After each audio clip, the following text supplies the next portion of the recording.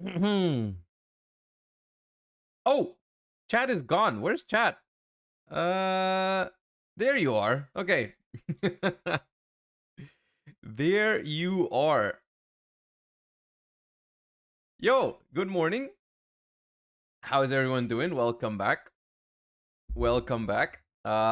Sorry for no stream yesterday. Sorry for no stream, but it had to be done. It had to be done. I needed some time to do some stuff, but we are here. We are here. How have you been? I've been good. I've been good. Thank you. How have you been? How was the weekend for you guys?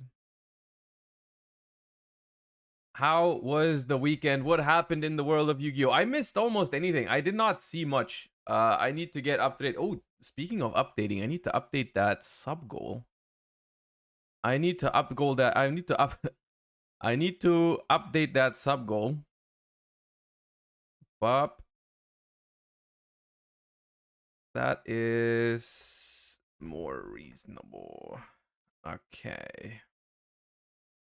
I got the yugioh. You should get it too. All right, I'll try. I'll try.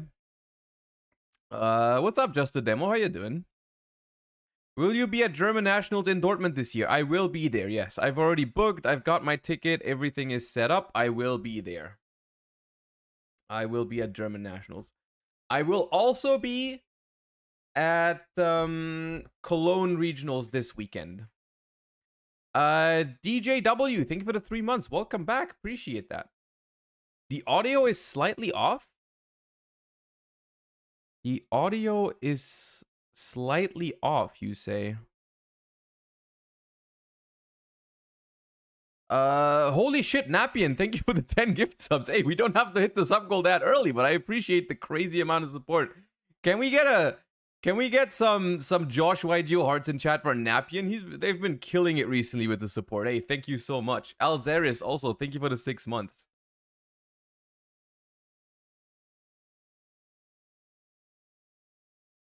Sometimes only the right and sometimes only the left speaker picks up the sound, but maybe it's me. Oh.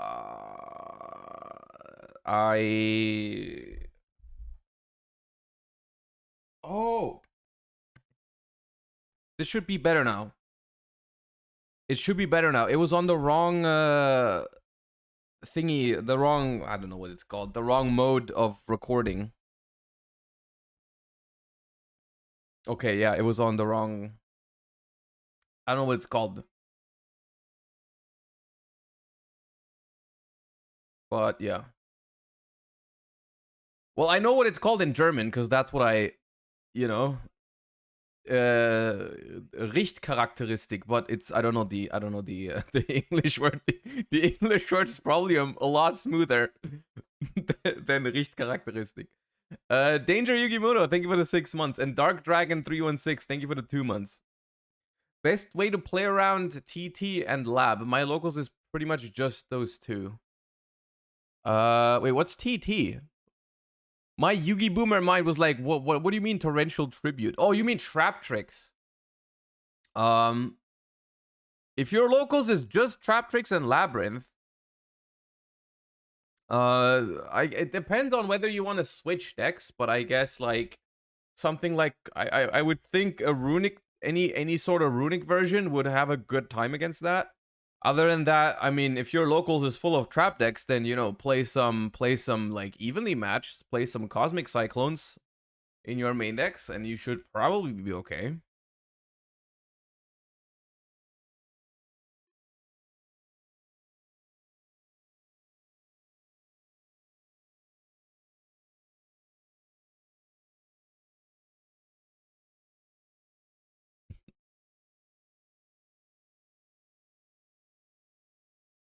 Okay. Thank you for the 6 months, Don Mind Freak. Thank you for the 6 months and for the wholesome messages. Appreciate that a lot. Thank you. All right. We have some plans for this week. If you are following me on Twitter, you've already seen some of it. Also, if you are on if you are in the Discord, you've also seen some of it already of some things that I have planned because there's a few things. Holy shit. Okay. Sam, not Samuel. Thank you for the 4 months. Appreciate that. Hey, we've hit the sub goal. Did we hit the sub goal? No, we haven't. Well, we've started a hype train level 5. 10 minutes into the stream. Okay, so thank you for that. Appreciate that. Anyways, what I was about to say is sub goal going backwards. Sometimes that happens because it's just the concurrent number of subscribers, and when there's one month ago and their sub ends, then they get reduced from the sub number. That's how it works, I think. Which is also why we lost like 200 this weekend. We lost like 200 this weekend because exactly 1 month ago there was the YCS Las Vegas watch party on that weekend, right? The Sunday and Monday, which is why a lot of subscriptions ended this weekend. So that's why we've gone from like over 1,000 last week to like 800, which is still a crazy number. Don't get me wrong. I'm not complaining. Hey, that's still a lot. Don't sag. Look, no sages in chat. What do you mean sag? 850 is still a whole lot of people enjoying the stream. Hey, that's fine. That's all good. Jin, thank you for the 4 months. Welcome back. All right. Anyways, let's do the warm-up, and then I'll tell you about some of the things we do today, and especially also some of the things that I want to do this week. All right. Card guesser first, so I need to be on the right side. Okay. Have you seen the Sprite Melfi of Ding Kong Fum? We will talk about that today as well. Please ban mine. Thank you for the 6 months. You need better emotes if you want more subs. I know. I don't think it works like that. But I still do want to give you guys some better emotes. You are right. I do need more emotes. All right, let's do card guesser. What you got here? I've seen this before. I feel like I've seen this. Actually, no, I was lying. I lied. I wasted time. I've never seen this in my life. Now, this, however... Is this Salvage Warrior? Camera Clops? Oh, yeah.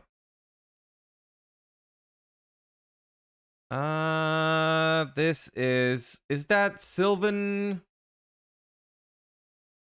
The Dance Spion, right? No? Oh, that's very close to it though, right? Oh. Dance Spion looks kind of like that.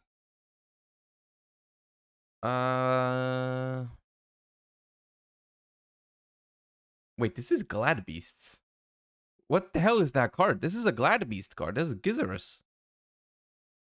Charge? Never seen.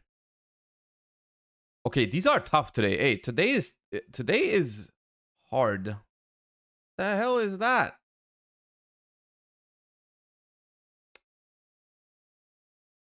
That is, I want to say that's Solid Soldier. That is Solid Soldier. Okay. I think it's called something Driller. This thingy, yeah.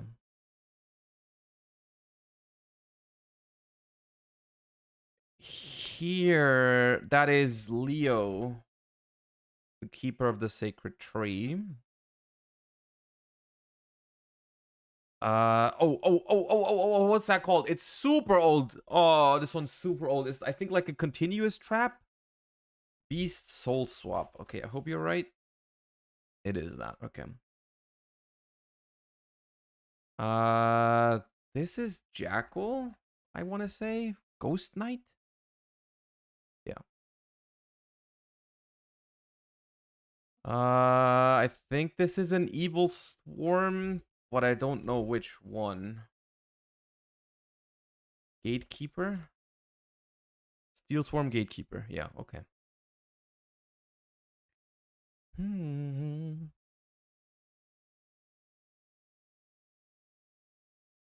Well, if it isn't number 48 Shadow Lich.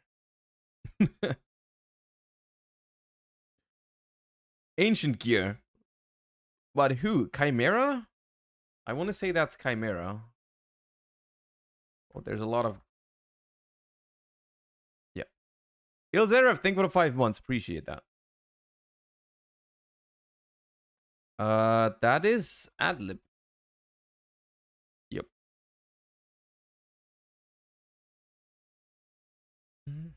That's a Blackwing, but I have no idea which one. I'm pretty sure that's a Blackwing.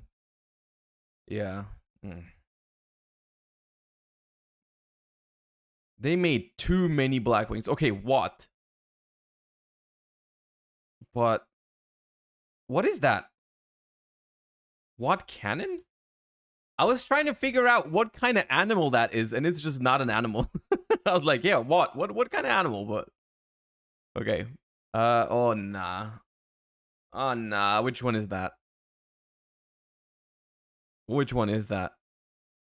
Is it clear, Karibo? I have to skip this. Oh, he's angry. Kuribe. This might be... Wait, no, it's not Lil D. It's Baby Dragon, right? Is it that? Please be that. Oh, no zoom. Easy clap. This is Hain.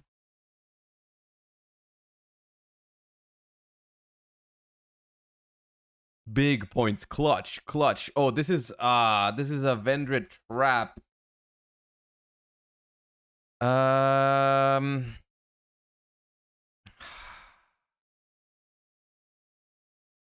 Revenants? Okay, it's not a trap then.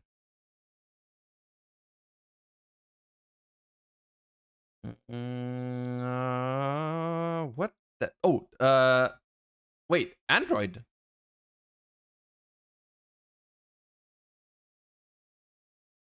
Wait, no, it's not Android. Psychic, but it is Android, but okay. That's Android on the card. I was like, that looks off. Okay, Lightsworn. Which Lightsworn has a blue background? Wait, which one is that? Right. Oh, the little fairy thingy. Shire. The one they play in Christia Sworn sometimes. Oh, this is Dystopia. Right? Yeah. Here we got this insect thingy. I'm not sure about what it's called. Like Goki Boar? Yeah.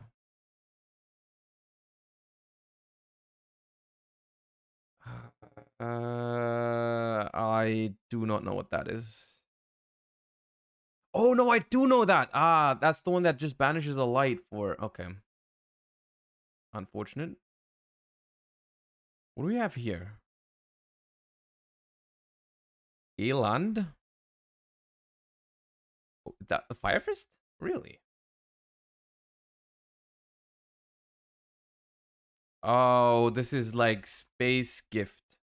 Yes. This is... Oh, we've seen this before. I don't remember what it was. I don't... We've had this before, I think. Forceful Checkpoint. And here we have... I feel like I've seen this. Okami. Nope. Ryo Okami. Ranker, thank you for the 6 months. Pog indeed, thank you. I want to say this is the world. Arcana 4 is the world? Nah. But it isn't... That's what I was thinking of. Oh, it's Light Barrier. That is the artwork I was thinking of. It's not the card though. Okay.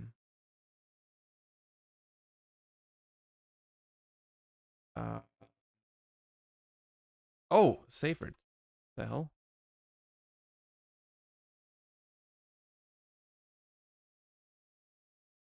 I've never seen this before. I think. No, I've not.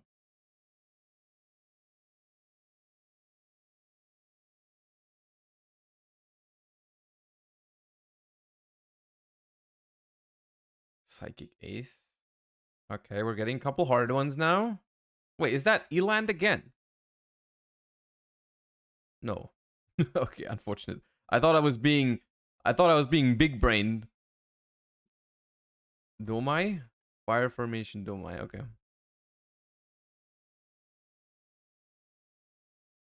Oh, this is one of the spirits. Is it Nikitama? Is it what is it? It's one of the spirit flames. It is Nikitama, right? Yeah. It is that. Okay. Uh I am not sure what that is. It's giving me scrap vibes. Oh no, it's Tackle Crusader. Tackle Crusader. Okay, well, 2 points. We take those. Red medicine, please. Yep. Trigon.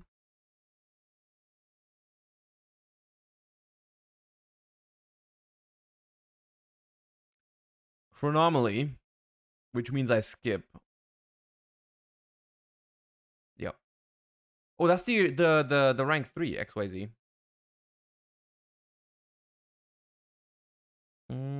Oh, fuck. We don't talk about it. We do not talk about it. I did not recognize that as a hand.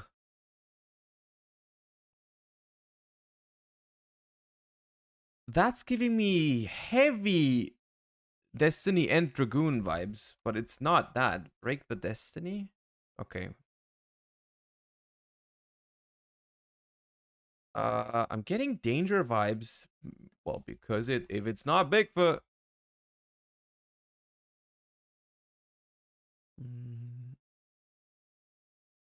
I feel like I know this card. I feel like I'm gonna be disappointed because I zoomed in so much. I think this is the Hyperion Synchro. Master Flare. Yeah. Somewhat recent. Well, it's some Tyrants. Tyrants what?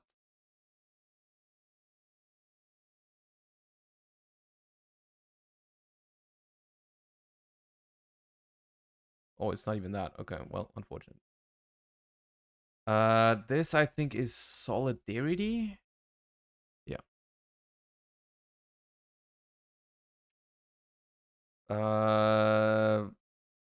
Yeah.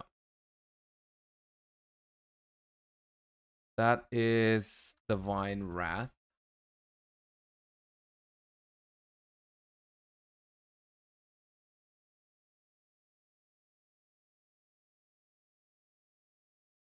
No idea. Earthquake Giant. Ooh, enemy controller. Ooh, enemy controller. Easy clap. I know this. Oh, yeah, I've seen this. What is that? Oh. Ledger? Really? No. Oh, the other one. Oh, the trap card. Ledger book. Yeah, you're right.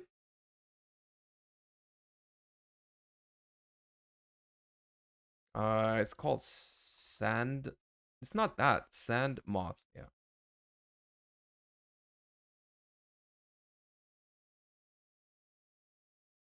Is that Landfo? It is.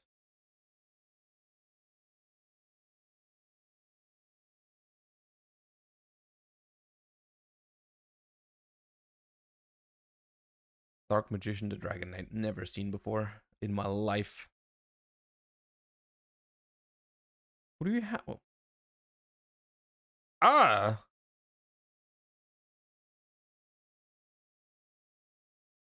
Oh, is that Final Battle? No, but it's some Subterror. Stugo Kraken? I don't know what it is. Burrowing? Okay.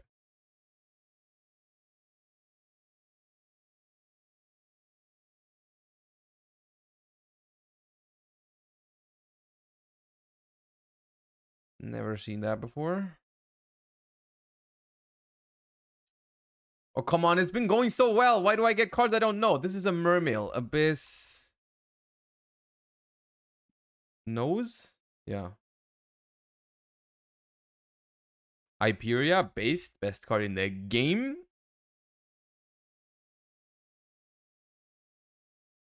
Who are you? Wait, isn't that the thing that Scrub always loves? Well, yeah, Puppeteer. What's going on here? what is that? Oh, is that Survival's End? No. Jurak Impact, almost. Oh, this is Sky Scourge. I want to say it's Invisiel. Yeah.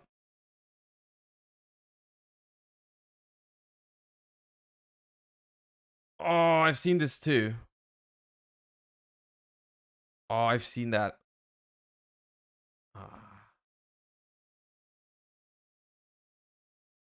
Oh, I've seen that as well, but I don't know the name. Oh, it's another skip angle. Some magician, yeah.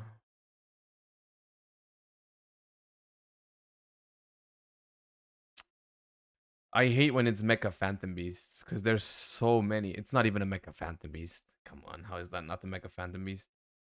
Tomb. Yeah. Oh, we're so close to 1,000 again. Oh god, I've won a YCS with this card. How do I not recognize it? But I recognize Go Giga Gaga Gigo. I recognize Go Giga Gaga Gigo, but I can't recognize Sprite Smashers. It's embarrassing.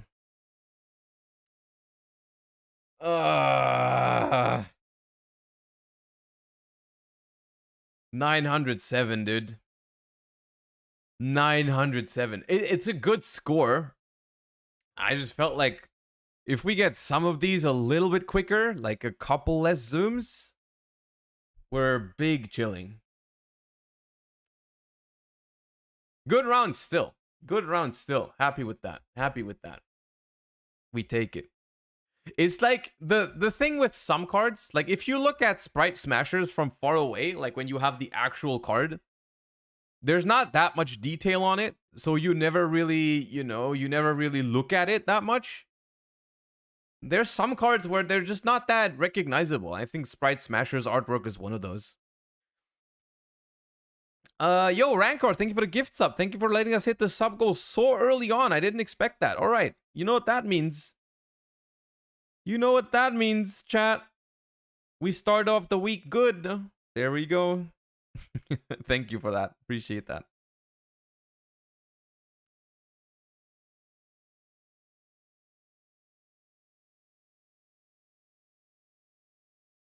All right. I'll let you finish. I'm gonna let you finish Pepe Ding, and then we'll move on to the YG Ortal, because I heard that's gettable today.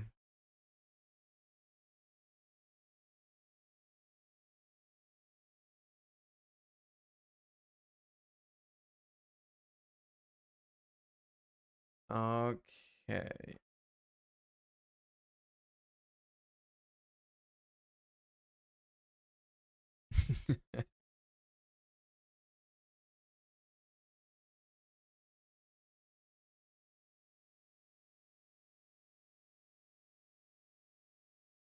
Okay. Wait, why did that sound so weird? Why did that sound so weird? No, that was not just you. That was me as well. Do I sound fine? Is my sound fine? It's probably fine, right? Stray Jewel, thank you for the 2 months. Appreciate that. Welcome back. Is the remix... Why is the remix broken? Well, we're gonna pay close attention to it next time and see how it it's the remix chat. It's the remix. Okay. We need to check right now. You're trying to trick me. You're trying to trick me into I see what you're doing. I see what you're doing. It will not be rewarded. All right, let's start with Lone Fire, as we always do.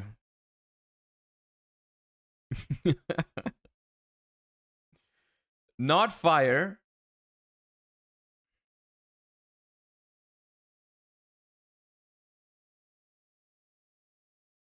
It is distorted, right?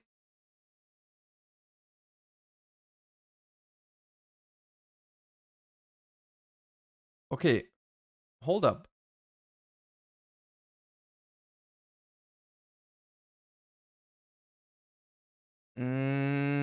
Okay, the remix is broken. We do need to fix it.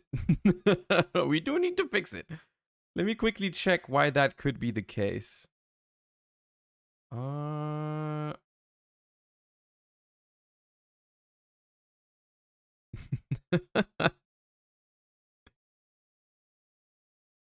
Keep it way better that way. Is it like, is it fine to listen to, or is it like actually bad?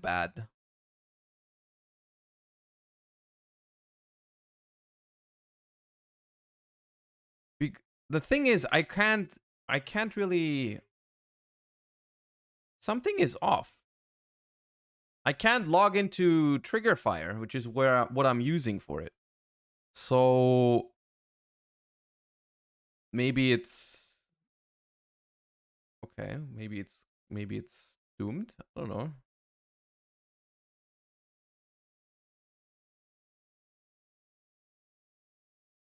It seemed fine at the end again. Okay, well, we will investigate further later. The start was scuffed. Okay, well, we'll you know what? I'm sure it'll happen again, and then we will find out. It might have been on their end. I don't know.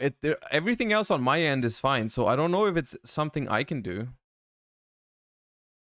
But okay. Anyways, what do we have here? I want a refund. Not possible. Because I've already checkmarked your request. Unfortunately, you have been scammed. Okay.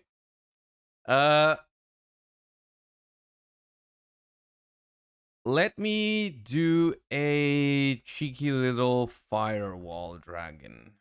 Okay, it is a level 4 effect monster with some defense. What about a skull crobat joker?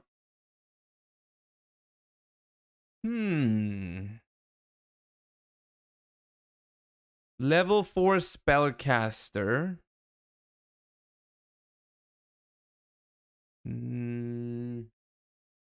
Okay, chat. It's from before 2015. Before 2015. It's not light dark fire. It has lower than 1800 attack. It is a spellcaster, but it is not just a spellcaster. It has to be like XYZ, tuner, flip, something like that. Steiny, thank you for the 5 months. Tuned Magician is not that old, is it? No. Oh, wait, it is? Oh. Okay. The Breed Dragon, it is a spellcaster. And I feel like the Breed Dragon has a different type in its name. Alright, not wind, so we have an earth or a water spellcaster. Earth or water spellcaster? Probably earth, more likely. There's definitely more earths. Maybe there's an Asa? There's no Asa from that time period because it has to be 2010 to 2014. So it is not Asa. I don't think there's an area either. Area from that time. No.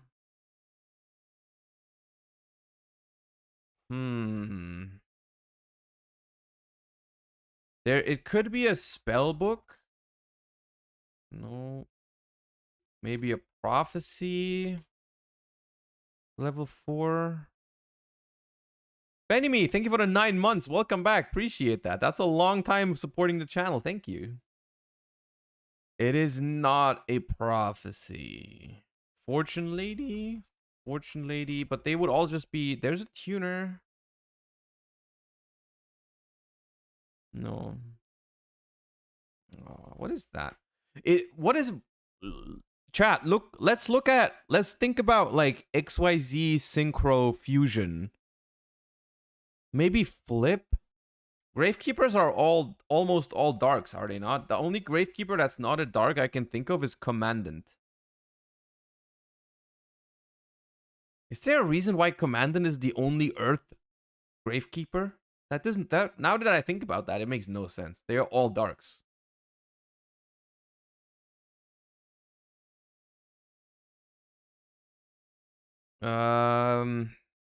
Okay, let's narrow down the attribute. Let's just put let's put like let's try Max C because that's from 2011. It's not an Earth. It's not an Earth, and it is from 2012, 13, or 14. And it's a water monster. A water spellcaster from 12, 13, or 14.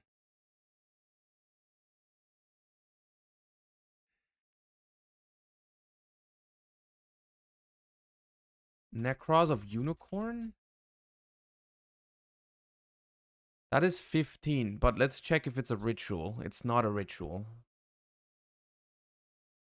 Lower than 1,000 defense. Gishki? I mean, a Gishki spellcaster? Do they have many spellcasters? Oh, this one would work, but it's from 2011. Which I don't think it can be. It can't be 2011, so maybe there's a Gishki... Ooh, there's multiple Gishki spellcasters. Okay, Gishki Advance, Gishki... Gishki. It was a Gishki. It was Gishki Amelia, and it was a spirit. It was a spirit. That's why it was not just an effect monster, because it was a spirit. Who exactly? Cannot be special summoned. During the end phase of the turn, this card is normal summoned or flipped face up. Return it to the hand. When this card is normal summoned or flipped face up, negate all trap card effects on the field until the end phase. You must control another face-up Gishki to activate and resolve this effect. Okay, so it's like Gishki Denko Seka. No, Gishki Jinzo. Alright. I'm not gonna lie. I think on my own, probably not guessing that. I'm gonna keep it 100. Probably not guessing that.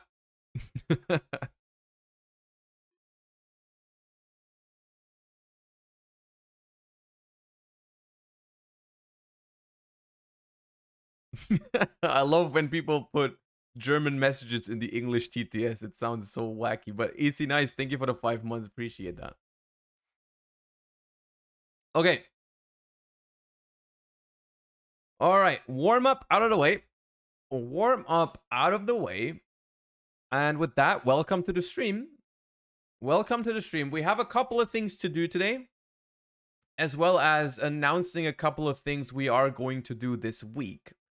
Let's just start off by doing that, I guess. Let's start off by doing that. The first thing that we're going to do this week is the Deck Doctor.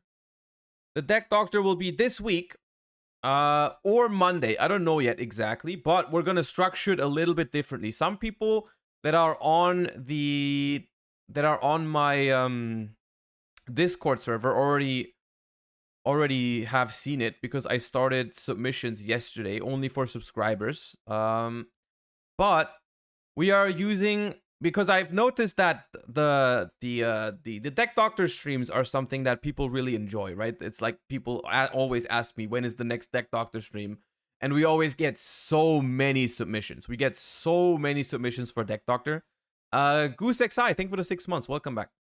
So I decided to do it a little bit differently because we have way too many decks every time. And so this time around, I have made a Google Sheet, a Google form for submissions.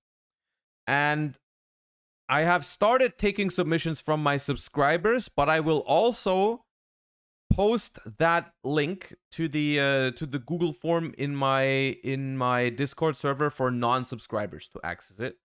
Probably tomorrow. And then the way we're gonna do it is not every single deck submission is gonna make it into the final stream, but my mods and I are gonna look through and pick a bunch of decks that we're gonna work on during the Deck Doctor stream. Like, you know, and I wanna have a healthy mix of like a bunch of meta decks and a bunch of like interesting stuff that's not meta.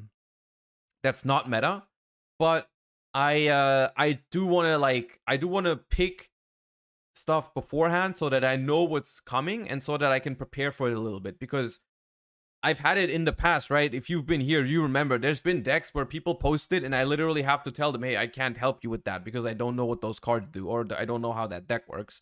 So I'm going to handpick the decks, basically. I'm gonna handpick the decks and be prepared for it the next time we're doing it.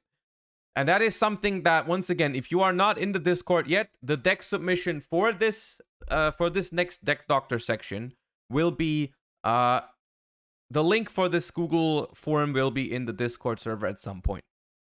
So, you know, this one is not going to be for Master Duel because I see that question in chat a bunch of times. We might do one for Master Duel as well at some point. Probably will. But this one, because YCS London is coming up soon, in 1.5 weeks, this one is going to be TCG focused, current format. How can I enter the subs Discord? If you are subbed on Twitch, all you have to do on Discord is go to your profile and connect your Twitch account to your Discord account. And then it should give you the role automatically. That's how it works. I haven't done it myself, but I'm pretty sure it's quite easy. Actually, I think I did it like a couple months ago. Anyways, that's that. Why didn't you attend the UK Open Saturday? Because I am from Germany and the UK is quite the travel for a regional, which I currently don't need the World's points, so I did not travel there. That was the one thing, and then the other thing I wanted to show you, is, or tell you about, is one thing I've been working on.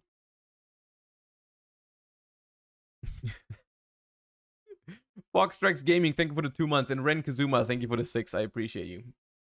I tweeted this yesterday. I'm planning a series on my Twitch, YouTube, where I take a rogue off-meta strategy and spend some time on optimizing a list and seeing what potential it could hold. I've been really thinking about how I can stream and create content for YouTube at the same time, because we don't always do that, right? We don't always. I just stream, I just do my thing, and then at the end we just like randomly select some highlights for YouTube. We don't do a lot of like recurring formats, interesting formats, and I think this is a good idea that really combines like streaming and making interesting competitive content for YouTube at the same time. And it also, I think, makes for a really good series that has like infinite like content, right? There's like literally within like, I've posted this like, when did I post this? 18 hours ago. There's been like almost 400.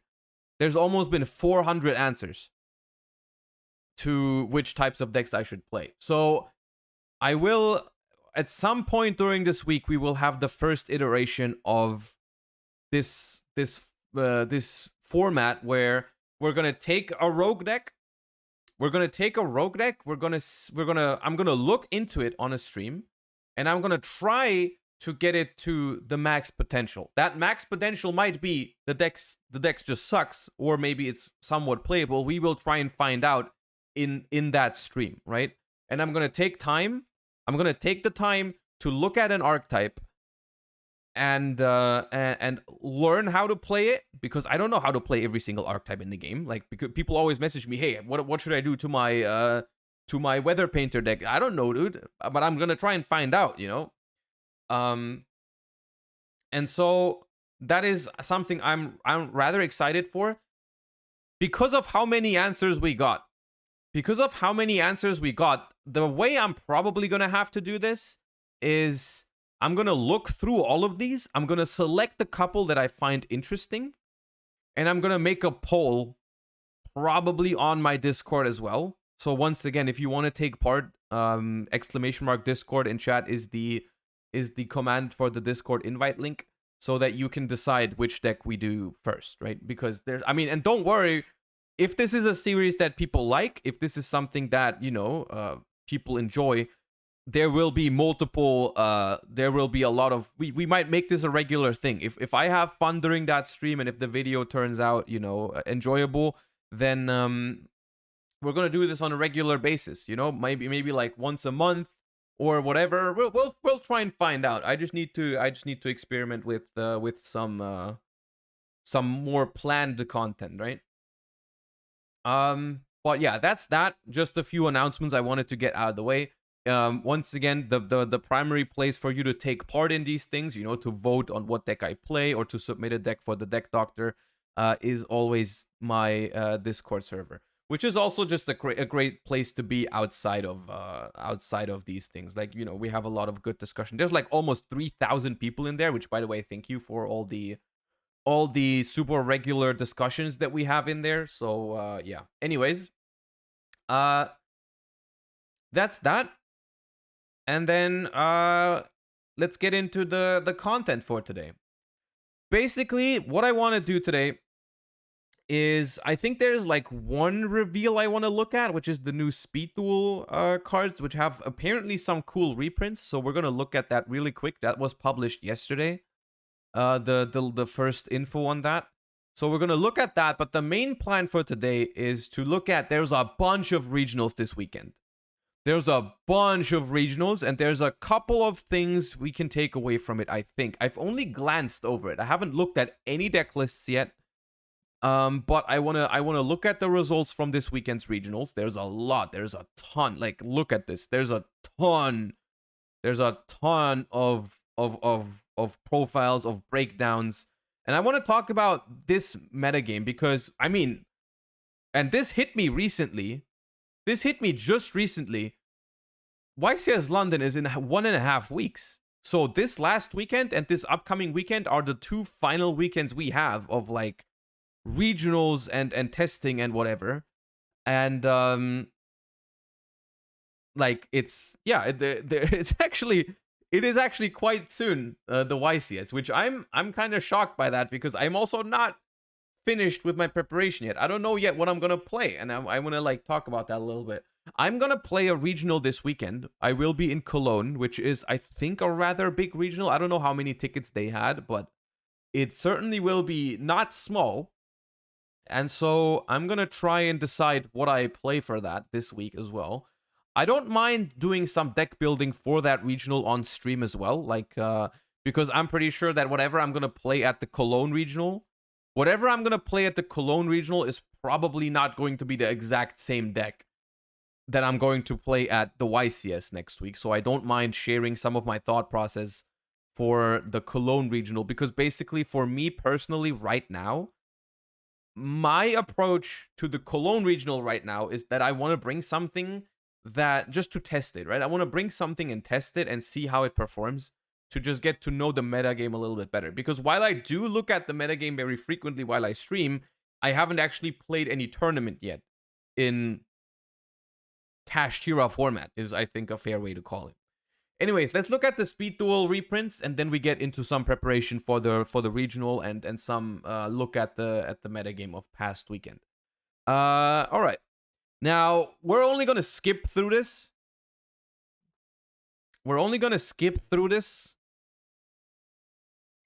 When was your last tournament? My last tournament was YCS Lyon. I don't think I've played in a tournament since then.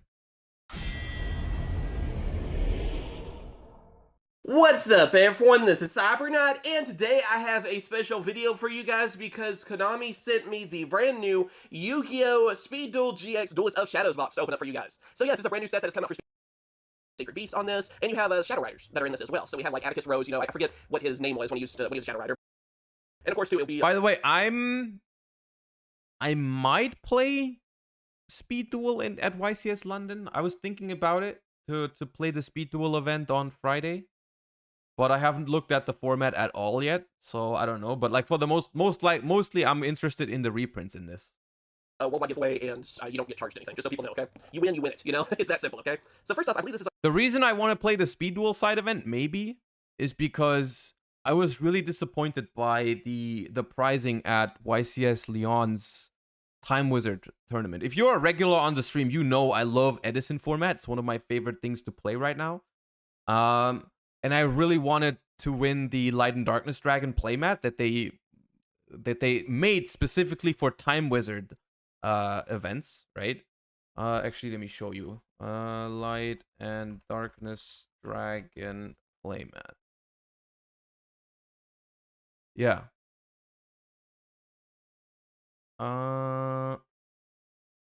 So they made this, right?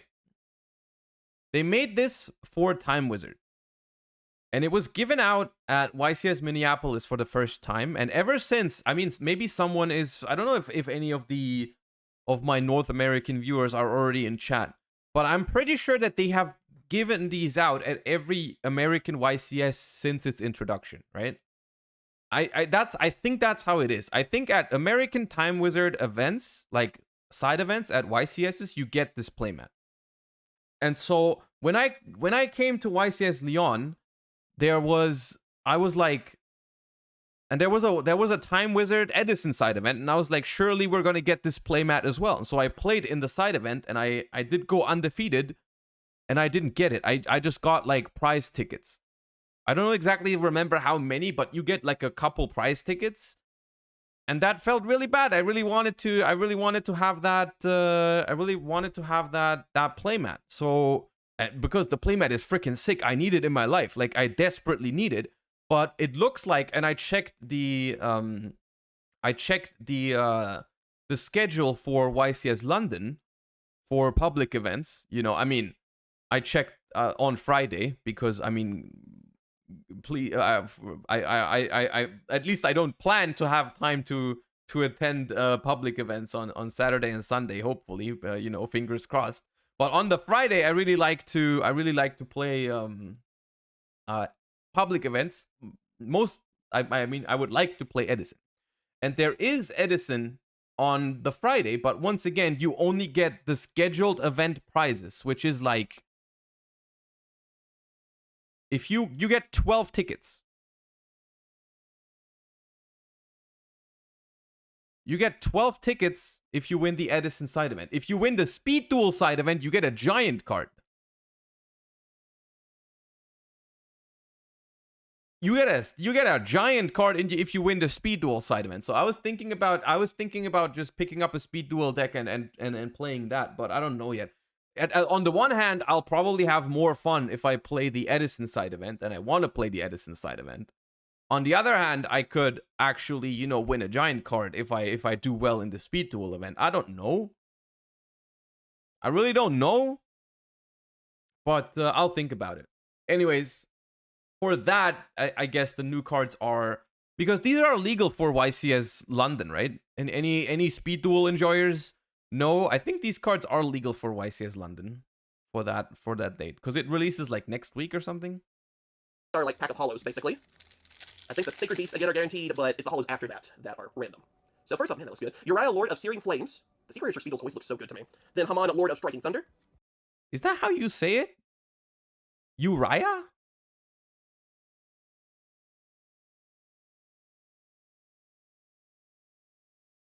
I've never heard the English pronunciation of that card. That doesn't sound as intimidating. In German, we call it Uriah. That sounds cooler. Raphael, Lord of Phantasms. Uriah is kind of like... Ooh, Amazon Swordswoman. Amazon used to be very powerful in Speed Duels too, so new support for them is kind of scary. Are Speed Duel cards legal to play in normal tournaments? Yes, this is why this matters. Like there could be reprints in here that like impact normal TCG. The other way around, it's only the other way around. In Speed Duel, you cannot play regular Yu-Gi-Oh cards. In Speed Duel, all of your cards have to have Speed Duel printed on them. Here we go. That's one of the main ones I wanted. Dark Fusion. Yes, we have Evil Heroes because Serene King. So, yeah, it kind of makes sense, but I don't think it's ever been a secret rare. Amazon is Queen as well. Pretty good reprint, too. Remember when those were tough to find. Aqua Chorus. That's an old game promo, I believe. That's neat. And Ill Blood. Oh, dude.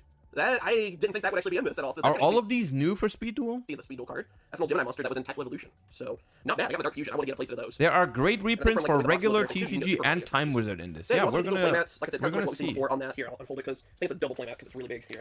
And this will give you rules. I think it gives you, it looks like some deck lists that you can go with and a little bit of everything, as you guys can see. So, yeah, a lot of info here. So there's like the rules. I personally, I don't know about you guys, but I personally am bothered by the Speed Duel watermark. I know I'm picky. You guys know I'm picky with my rarities and with how my cards look. But I personally don't love playing with Speed Duel cards in my normal decks, in my TCG decks, because I just don't like that they have the watermark. I don't know. I don't like that. I don't know. It's just I'm bothered by the small thing. You know? On this side, trying to get it all in front of the camera, but there you go. And then on the other side, we have the playmats, which look pretty nice. We have Banner, like I said, right here. I like him as a character. Okay, it's a paper playmat. We have Supreme King on this one. Stop! No, stop showing me paper playmats. Show me the cards. Yeah, you basically get a bunch of them. That way you and your friends can actually play. So this is one of those boxes you can basically buy, and you and a group of friends can play Yu-Gi-Oh! That's really cool. Also, what I like about this too is in Speed Duels, you can use these cards in regular Yu-Gi-Oh! But you can't use, regular Yu-Gi-Oh! Cards in a Speed Duel. So that's how it works. You can use like that Dark Fusion, Ill Blood, and all that in standard Yu-Gi-Oh! That is all fine. And also, I believe that Speed Duels are a great way to teach someone how to play. So I think that's awesome. So let's go with skill cards, I guess, first. Ill Blood looks nice. I picked one up for Edison, I think. Ill Blood is one of those cards, if you're an OG, you remember how freaking expensive that card was? To me, that was always confusing because the card has never actually been good. Ill Blood has never been a good Yu-Gi-Oh card. That card has never seen play. Why was that card like 100 euros back then? Like, holy shit, why? Ill Blood was meta at some point. It was not meta. It was not meta. They played like max, some zombie decks maybe played one. But it was never like meta. It looks cool, don't get me wrong. It's a hella cool card. I love Ill Blood, but I never understood why it was like 100 euros. I've been teaching my wife how to play Yu-Gi-Oh! And Speed Duels have been like the best way. That card was expensive. We have Ruthless Means. Looks like this goes with our Evil Heroes. I'm not gonna read off everything. If you need to pause, okay? Forged Steel. Oh, cool. Okay, we don't need to look at the new skills right now. Setting Sun. I guess any Speed Duel enjoyers in chat can tell me if there's like one super broken skill in here, then we can look at it. But for the most part, Rises. So this goes with our like the sarcophagus cards, Spirit of the Pharaoh. I'm just gonna see that because I think that's like one of the coolest artworks ever in Yu-Gi-Oh. Cold-blooded Tactician. So that means it's a video game promo. No, Ill Blood was not a video game promo. Ill Blood was a regular secret rare in Tactical Evolution. I want to say the Rainbow Dragon set. Then Dark. It's rare. I know it's not easy to pull, but still, like there's been secret rares that were like not even close to that expensive. Creation, even when you Bell's cards, that's cool. And then, yeah, we have, I think these are the extra cards, basically. So you can build the Dark Scorpions, basically, out of this, and Pharaoh's Servant. So with this, it's not like a full deck, just giving you cards to build, basically, some other decks, too. So we're getting all those sarcophagus cards. Oh, Gaga Dio, okay, that's kind of cool. Fight one. Obsidian Dragon, pretty good, actually. Oh, getting some of the Dark Worlds. What's the, just out of interest, what's the current benchmark for a good level 4 monster in Speed Duel? Because I know in Duel Links that changed over time. Like... What's like if I have a level 4 beat stick, how big does that need to be in Speed Duels? Ring Rex even. Legendary Jiu-Jitsu Master, Prison Queen Archfiend, Ill Blood, so you do get a common one. What else we got here? Vampire Hunter, that's kind of cool. Aqua Spirits, Garuda, okay, those two would come in handy. Got Helios Duo Majestus and Trice Majestus, Sheep Cloud. Then Elemental Hero Shining Flaring Man, this is the one I've been pretty excited about. Terra King Salmon, ooh, that'd be good. Legendary Ocean. Arm Dragon at level 10, because we have our dragons. Ooh, the Dark Cyber Dragon. Or Dark Cyber Dragon. Still light, but you know what I mean. Vampire Koala, Allure of Darkness, which has already been basically good reprint. Book of Moon, same. Counter Cleaner, what's he got? Flash Within Spell, Aqua Chorus, Chaos Trap Hole, Human Wave Tactics, and Nightmare Wheel. I think that's a good reprint. Same with, Zone of the Spirit, I think that's a really good reprint too, because I remember these being kind of tough to find. I think it was like in the Merrick Bakura starter deck, something like that. It's been a little bit, so having a newer printing is going to help out. And these are the actual decks, basically, so let's get through the plastic on these. Okay, so starting off, looks like we have our vampires, our zombies, so Vampire Genesis, I was hoping they would go with him. Vampire Familiars, we actually want some of those, and Lady, and Lord, Retainer. Oh, vampires! I remember vampires being a very, very meta-relevant deck in Duel Links. There's Curse. Zombina. Oh, that's pretty good. What's the name of the zombie. Speed Duel box? It's called Speed Duel GX Duelists of Shadows. Everything, really. I like seeing Koki. Remember him from back in the day? Call the Mummy, Book of Life, Foolish, always good. Soul Exchange, Vampire's Desire. I like seeing all the vampire support that came out. Actually in this. Now for Amazonis. Also, me and some of my friends are actually going to record some duels, by the way, with this. So probably a little bit later, maybe a day or two. And yeah, we'll try out these decks and see how they run. I'm just going to play them as they are. I'm not going to make anything different yet.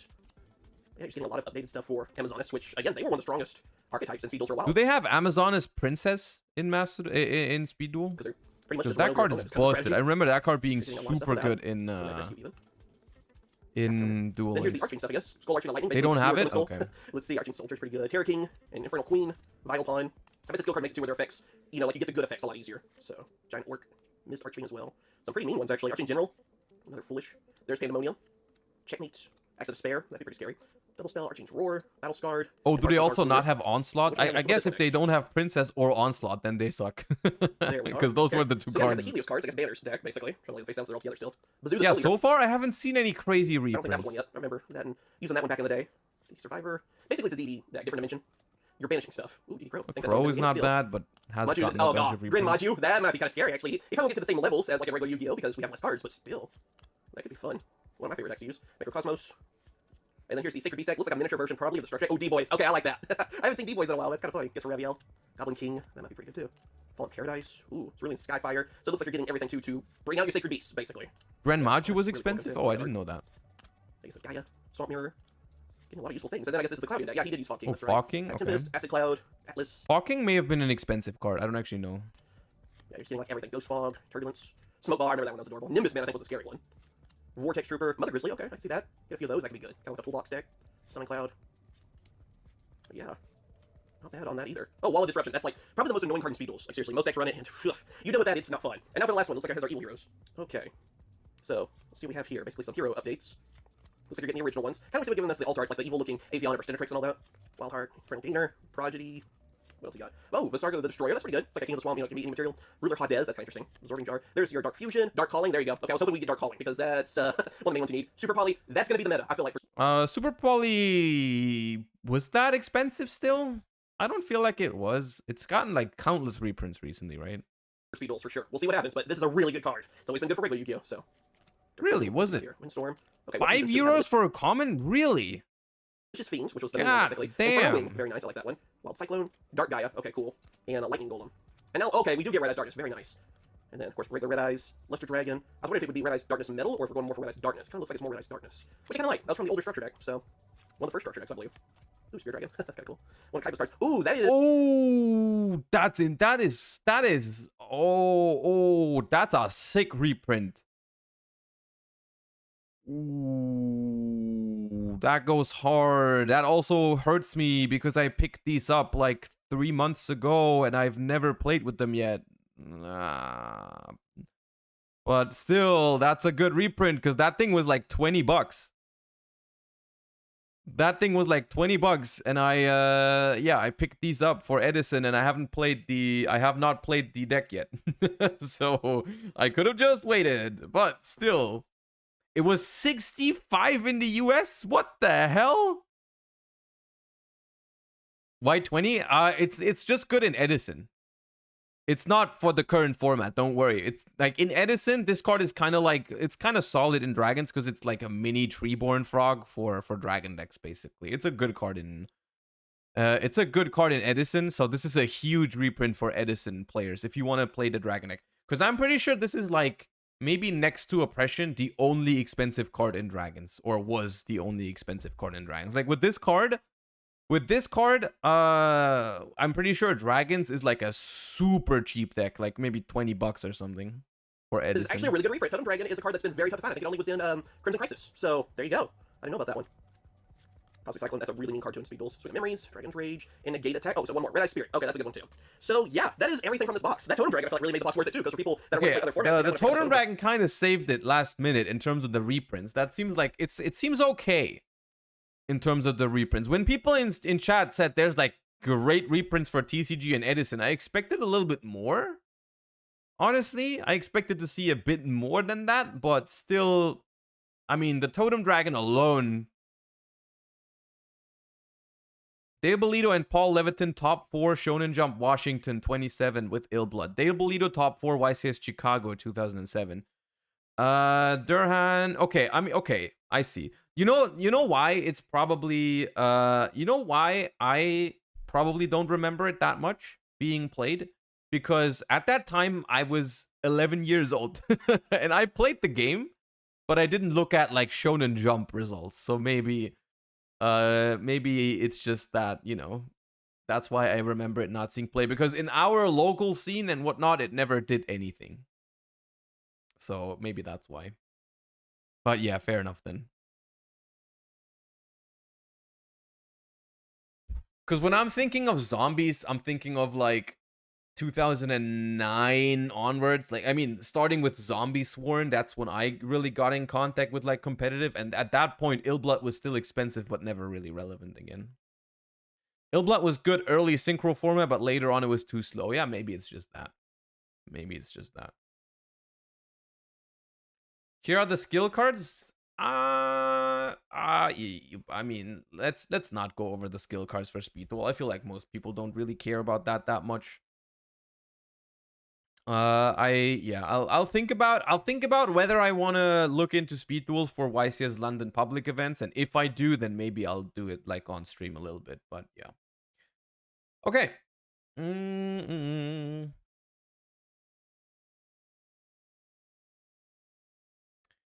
Let me get back some music.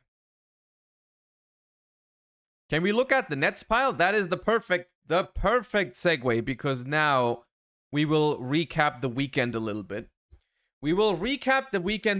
And this is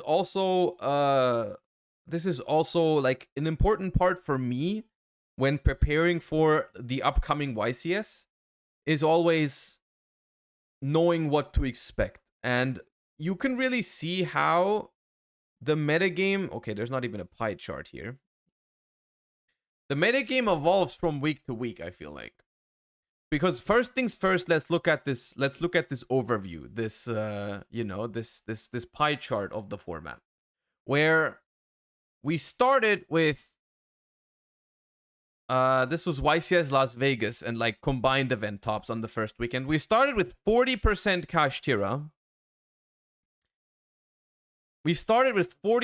Kashtira. And I feel like afterwards, we got a lot of people experimenting, right? In the weeks after the YCS, I feel like a lot of people started experimenting with other stuff. Like we see here, 26% Kashtira in week 2. For week 3, there's not even a spread. Week 4, we only saw 28% in YCS Lima. We saw like the huge surge of Rogue at that YCS, and everyone was like, yo, Rogue is good in this format. And now week 5, we're back to 41% Kashtira.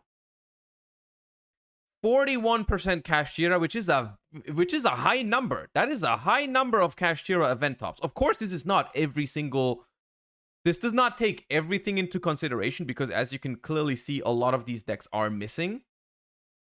Right? A lot of these decks are missing, but it still paints a picture.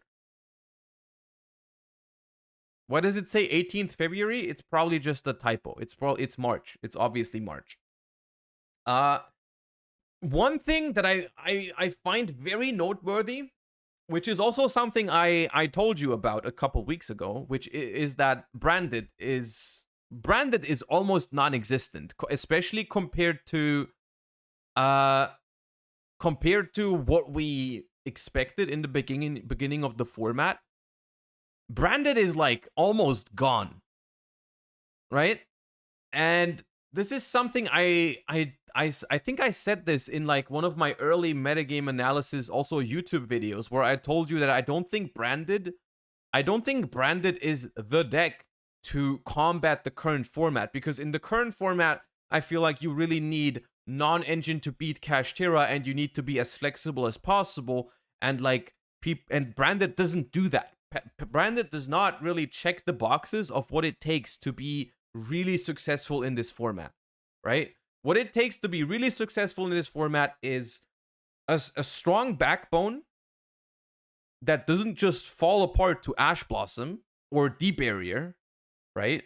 And also a good amount of non-engine, and also like a good plan in terms of like your deck needs to be able to play well when it draws 2 to 3 non-engine cards, right? Like you want to draw, like in this format, you want to pick decks that can realistically draw like 1 or 2 engine cards and 3 non-engine cards and be fine like that, right? And that's something that Branded does not do. Branded does not check the boxes for this current format, in my opinion. And I think this is why we are seeing a continuous drop in Branded. I mean, it wasn't even present here. In like, while it was like the second most played deck in the first 2 weeks, or the second most topping decks in the first 2 weeks, it's just completely fallen off in week 4 or 5, which is the first observation that I'm making when I'm looking at this, which is something that I'm not surprised at all by. And don't get me wrong, Branded is a good deck. Branded is a good deck, and it's probably some of these decks that are not listed are probably Brandeds, right? Some of these non-listed decks are probably Brandeds. Branded is an okay deck. However, I'm not surprised by it falling off in popularity, simply because a deck can be good, but there can simply be other decks that do it better in the current format. And I think Branded just like Branded doesn't do anything outstandingly well, right?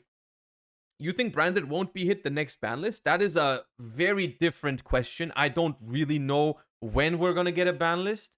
And I don't know what exactly they are going to do to and what their philosophy is going to be, because it really depends on whether I would hit Branded or not in this current metagame on a potential ban list is completely dependent on my philosophy when making the ban list. Like, for example, the only deck right now that I think a ban list would, no matter what you want to do with the ban list, you always have to hit Kashtira. That is like out of the question. I would argue every other deck in this pie chart right here is something that you could hit, but you don't have to. Right? And by that, I mean, like, what is your goal? Like, do you want the meta to completely change? Or do you want to just, like, weaken Kashtira a bit so everyone is, like, equal? Because if you could say something like, oh, if I hit Kashtira, then suddenly Sprite and Branded and Labyrinth are the best decks in the format, so I want to preemptively hit them a little bit, right? That is something you could do, but you don't have to do that. Karu, thank you so much for the Prime. I appreciate you. Thank you for that. Banning Diablosis would be fine. I would really, I think, I'll say one thing to that real quick, because I've seen that take a lot where people say, hey, if Diablosis was banned, that would be perfect. And I do agree with you that they should have banned Diablosis with the last ban list. Because I'm going to be honest, this current format without Diablosis would be pretty freaking pog. I think this format without Diablosis, pog as hell, because no 5 zone lock. Like, that's the most concerning thing is like the 5 zone lock, honestly, for most people. And like also honestly for me as well, like the fact that you have to play multiples in your extra deck, the fact that you have to sometimes deal with having some stuff from your deck get banished face down, the fact that like sometimes your zones get locked, that's really annoying, right? It's really annoying already in deck building, right? Already in deck building, I'm like, dude, why do I have to put 2 copies of Linguribo in my extra deck just to be saved from Ibli? Why can't I just play 1? It's so annoying, right? And that's like, for this current format, Diablosis ban would have been perfect. It would have been the perfect. It would have hit exactly the sweet spot of making Kashtira fine to deal with. But what I will say is, if they do that on the next ban list, I would be against it. If they show up with the next ban list in like 1 month or something, and they just ban Diablosis and do nothing else to Kashtira, I don't think that would be fine. Because I think at that point it becomes like just like a ban list where the consensus would just be, hey, that should have happened months ago. And now everyone is just still going to play Kashtira, or like a lot of people are still going to play Kashtira, and it doesn't really change anything. Odin Tabris, thank you for the 5 months. It would kind of be like that one ban list where they banned Curious way too late for tier limits. The one last year that did nothing but ban like Curious and Snow, where that should have happened before tier came to the TCG, right? And now we're still playing tier limit tier 0 format, but just slightly different. Right? I don't know if they were the same ban list or whatever, like but let's move the ban list discussion. Okay, we've just started the format. Hey, look. We've just started the format. Let's move the ban list discussion. Let's postpone that to after we've had a couple of major events. Like let's wait for the 250th YCS to unfold and whatnot. Honestly, I currently am still I don't hate this current format. I really don't hate it. What do you think of Gimmick Puppet Lock? That one is also very annoying to me. Like, the thing is, when I say I don't hate the format, that doesn't mean that I agree with, you know, a Rysard being an okay card, or like the Zone Lock being okay, or Gimmick Puppet being okay. I think a format can still be good, even though it has some issues, right? And Gimmick Puppet is definitely one of those issues.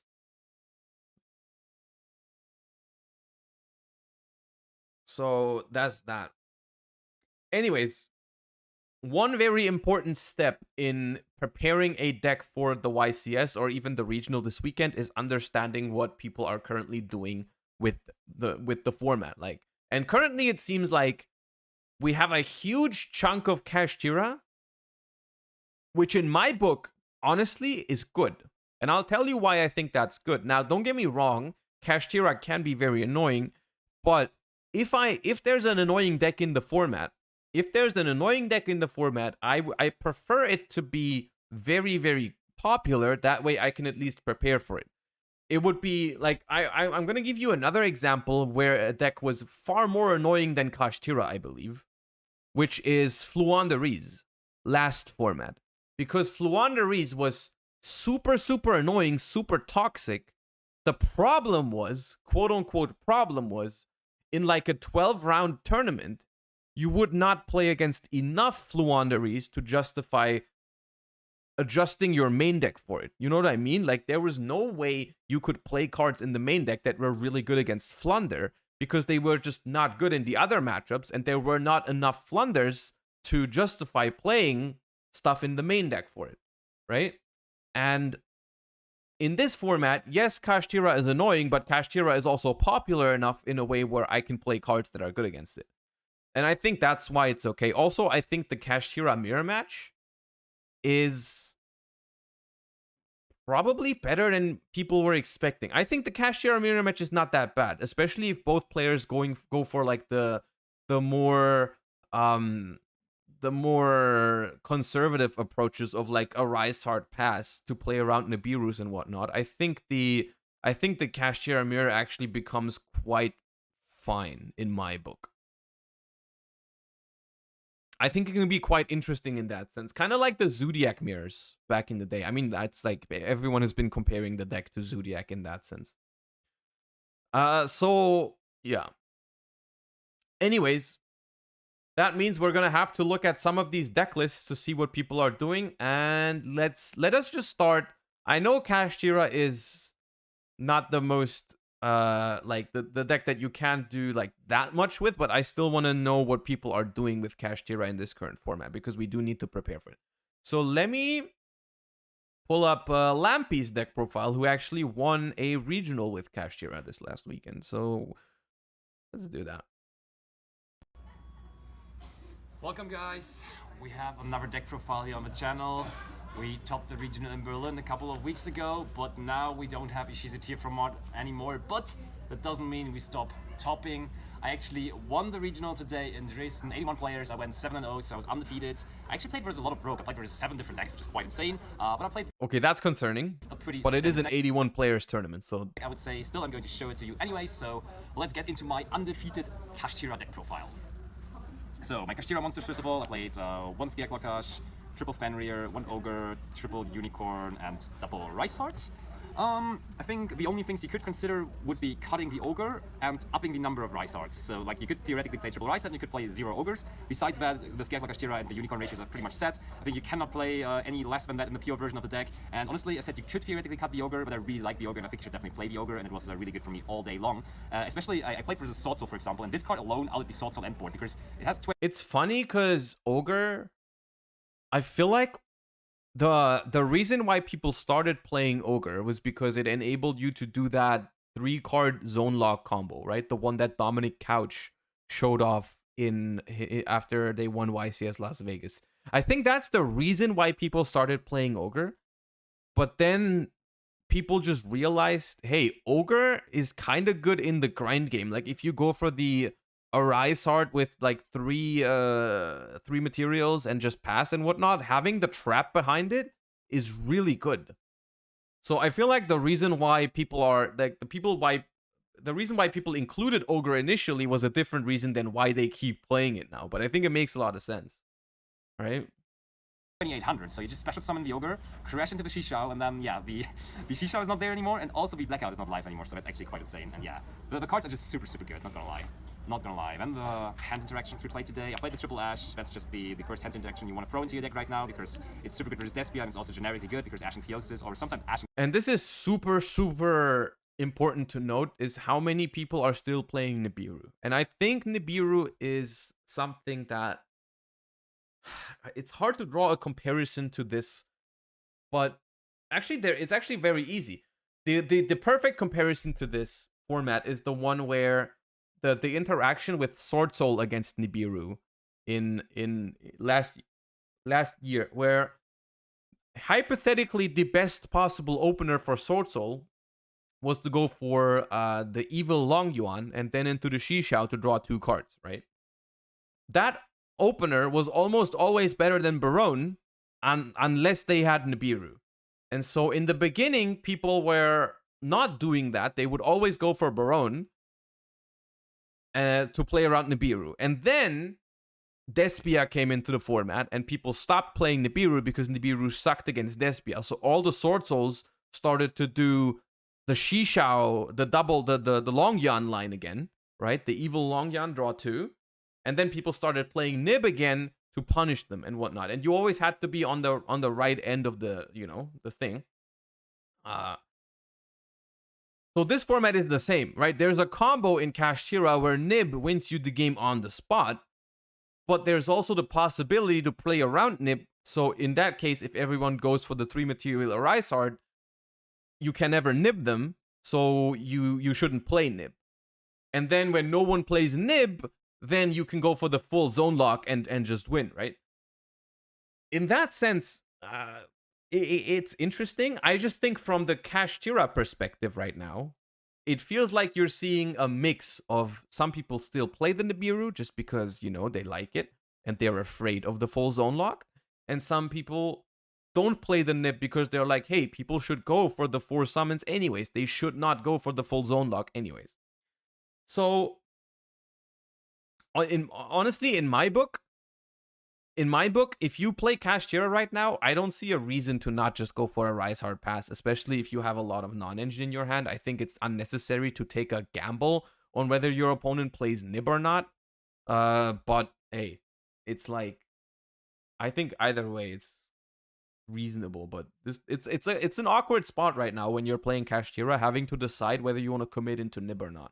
Unicorn even is really good. Then I went and it's equally awkward to decide whether you want to put Nib into your deck or not, right? Like I'm playing with the idea of, do I put Nib into my deck this weekend or not? And I'm like, I'm not sure if I should, because what if people play around it? Because like it feels like 50% of the meta is playing Nibiru and the other 50% is just saying fuck it. So like, I don't know. Forth between Nibiru, I really didn't know whether to play it or not, and testing sometimes. Would you go for the zone lock if your hand was only engine? Maybe. It's a decision that you don't have to always say, hey, I'm going to, always do it or never do it. You can make the decision based on your hand, I think. Like, if my hand has Ash, Forbidden Lands, Book of Moon, or something, I'm always doing the 3 material Arise Heart. I feel like that's a no-brainer. Well, in that case, if you have 3 cards, you can't even do the full combo. But like, let's say you have the 3-card combo and you have Ash and Lance, right? I think in that case, I would go for the Arise Hard Pass. Like, I would not commit. If I have Ash and Lance backup, or Ash and Book, or 2 books, or Book and Lance, or whatever, like 2 really strong non-engines, I don't think you go for the full combo.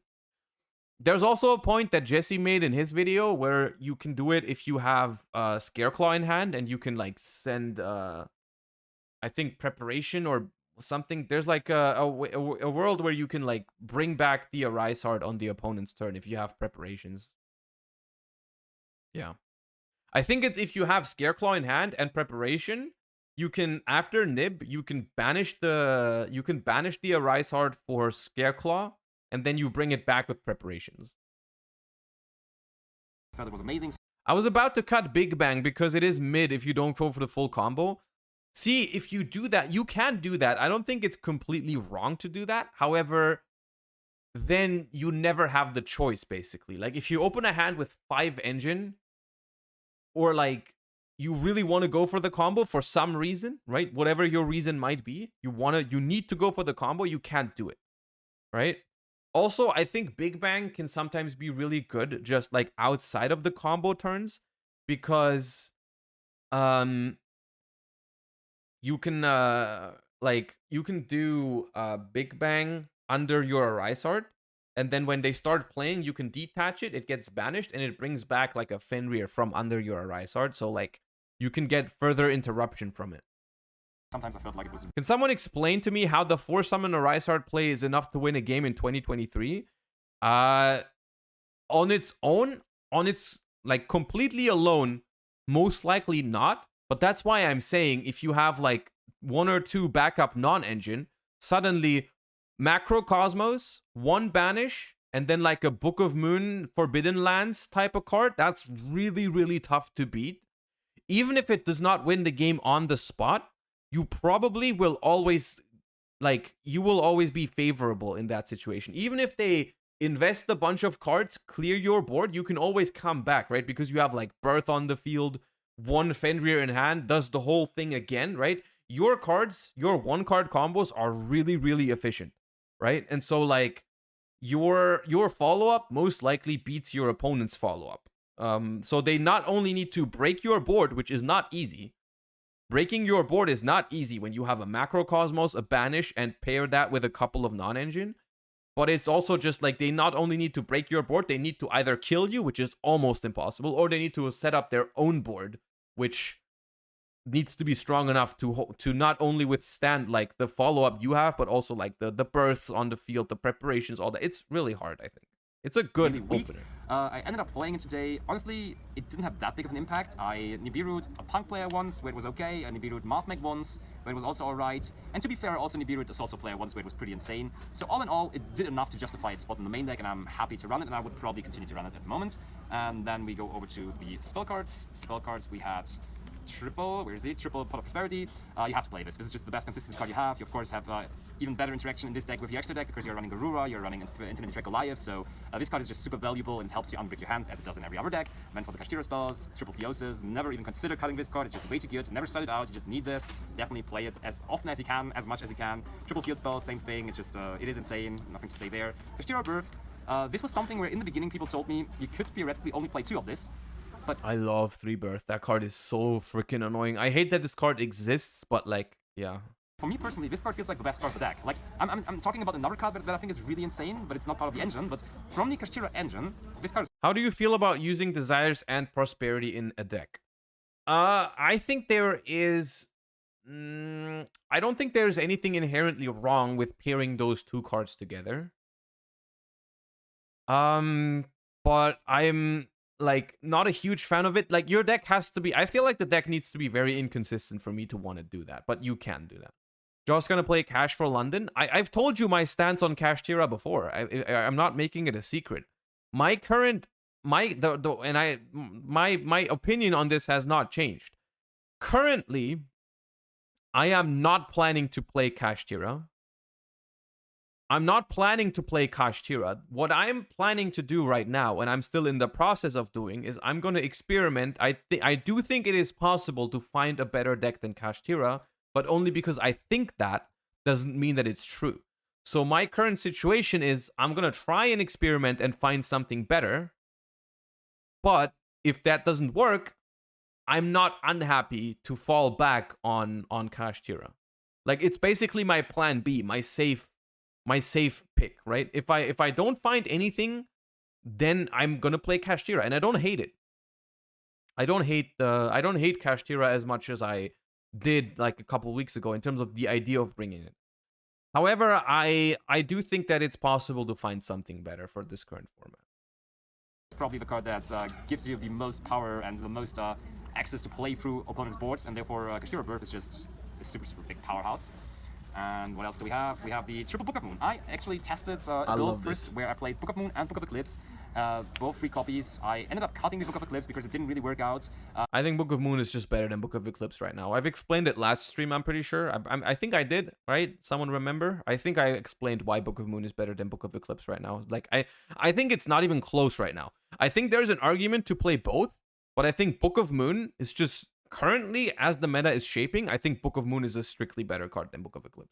I still kept on playing the Book of Moons, but I gotta say, have you ever played Cash on stream? We've played a little bit of Cash, but insane and that is also one of the reasons why I like having Kashtira as like my backup option, is because I think it's a deck that plays very naturally. It's a deck that, I'm not saying it's easy, that's why I'm using the word naturally. I just think it's a deck that, like, if you understand all the cards, if you understand the interactions, it's a deck that's not too hard to pilot.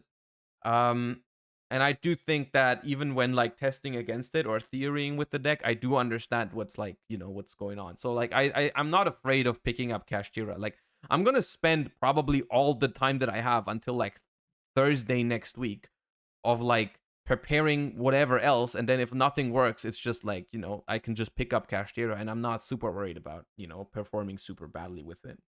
Probably going forward, I would actually just end up cutting them and probably play like more hand strips or something. You could even consider playing Veilers, you could consider playing Ghostborners or something. I think that's more valuable. Or something I also like and also considered before the event but ended up not doing it. You could also just main deck evenly, which is also super good going second, of course. And then the other card, which I think is like the best card non-engine wise in the deck, the triple Forbidden Land. This feels like a staple right now. It can't just be me, but I feel like everyone not putting Forbidden Lands in their Kashtira deck is throwing. That card is so insane. Your main goal of the deck right now is just to summon Rysart and protect it at all costs. That card's so busted, is a pretty big threat for basically all of the decks except Kashtira in the metagame, and this card helps you protect it even further from every spell trap card in the game, and therefore you feel super safe when you end on a Rysart and this beautiful card in your back row. And every time I had this plus a Rysart, I probably just won. And also it's worth mentioning that this card helps you play through back row boards. For example, you summon Zeus versus Labyrinth, and then they have Spearman already face up on the board. Hey, you just use this. It's like every single deck plays the books. Every single deck plays the books. It beats Imperm. It beats Skill Drain. It's just like, it's super good against Runic. So like, it covers Labyrinth, Runic, Mirror Match because of all the books and whatnot. It's just like such an efficient card. It's like, it's the perfect card. Good going first, good going second. Zeus, Chain of Forbidden Lands, and yeah, your Zeus will be unaffected. Even if Skill Drain is already face up, yeah. If your monster becomes unaffected while Skill Drain is up on the field, its effect works again. By Skill Drain, and therefore it will just wipe the board. So Forbidden Lands, super flexible card, I like it. Terraforming for the good field spell. Because I play Ogre, of course, also played Preparations, and this card is super good. Like, I don't know why people did not play this in the beginning, but every time I get Evil Need, I usually just keep this card because it's the most insane follow-up this deck has. You just can special summon every single turn from your banish pile, which you usually will have filled because a Rysart will banish all of your cards. So it's just insane. And Big Bang, yeah, the banish effect is huge. The on-field effect also came up multiple times today, so definitely a big fan. And yeah, more hand traps. Impermanence. I thought this card is not good because Trap Tricks is now a bigger part of the format, and this is not good for Sarah, of course. But I figured out against Kashtira and the Mirror Match, it's just too good. There's a lot of Sword Soul where it is really good as well, and therefore just one of I think Imperm is in a solid spot right now, honestly. I don't mind Imperm right now. the most generic and best hand traps in the game, and also part of my deck. Clean 40, going over. Why does Kashtira play Garura? Okay, what you do is, if you have Prosperity, you can banish those cards for Prosperity, and then you can attach them from your banished pile with Rysart. You can attach them from your banished pile with Rysart, and then if your Rysart ever dies by like Lava Golem, Kaiju, whatever, if it goes to the graveyard, then you get to draw off of Garura, you get to pop with Entis, or whatever. Like that's the reason. Can you explain more over a Moon over Eclipse again? Sorry, as you have already, but I wasn't in that stream. Okay, very TLDR. Book of Moon is infinitely better going first. Book of Moon cannot be ashed, and the Book of Moon always does something, And if they go for the full combo, like the full combo, both are dead, right? If they lock all your back row. Both are dead anyways. So I think the only fringe scenario where Book of Eclipse is better than Book of Moon is when you go second, which is only 50%. They play Kashtira or any deck that puts multiple big threats on the board, which there's not that many. Like Branded puts up one Mirror Jade. That's the thing you care about. Kashtira puts up an Arisard. That's the thing you care about. Like most decks put up one thing you need to book, right? The only time then when they put up multiple things you need to book is if they go for like the Kashtira combo, the 2 to 3 card combos where they don't lock all your zones, only some, which is a very, very weird line to do right now. Like you play into every single out that way. So you really shouldn't expect people to do that, right? Because they either, if you're playing Kashtira, I feel like you either go for the conservative Arisard pass or you do the full combo. Why would you do the middle way where you lose to every out in the game? And that's the only play, I think, in this format where Book of Eclipse is better than Book of Moon. Right? Rick Burp Sanchez, thank you for the 3 months. We appreciate that. To the extra deck, I played triple Arisards, and mostly when I resolved Prosperity, of course, banished one of them. Now I understand why everyone's citing Kaijus. The specific reason or the specific idea that I really like about Kaijus is that they cover everything, right? They cover... No matter what line of play they choose, Kaijus will cover it, right? Lava Golem is like great if they play into it, but what if they don't, right? Same for Nibiru, same for Sphere Mode, same for Evenly.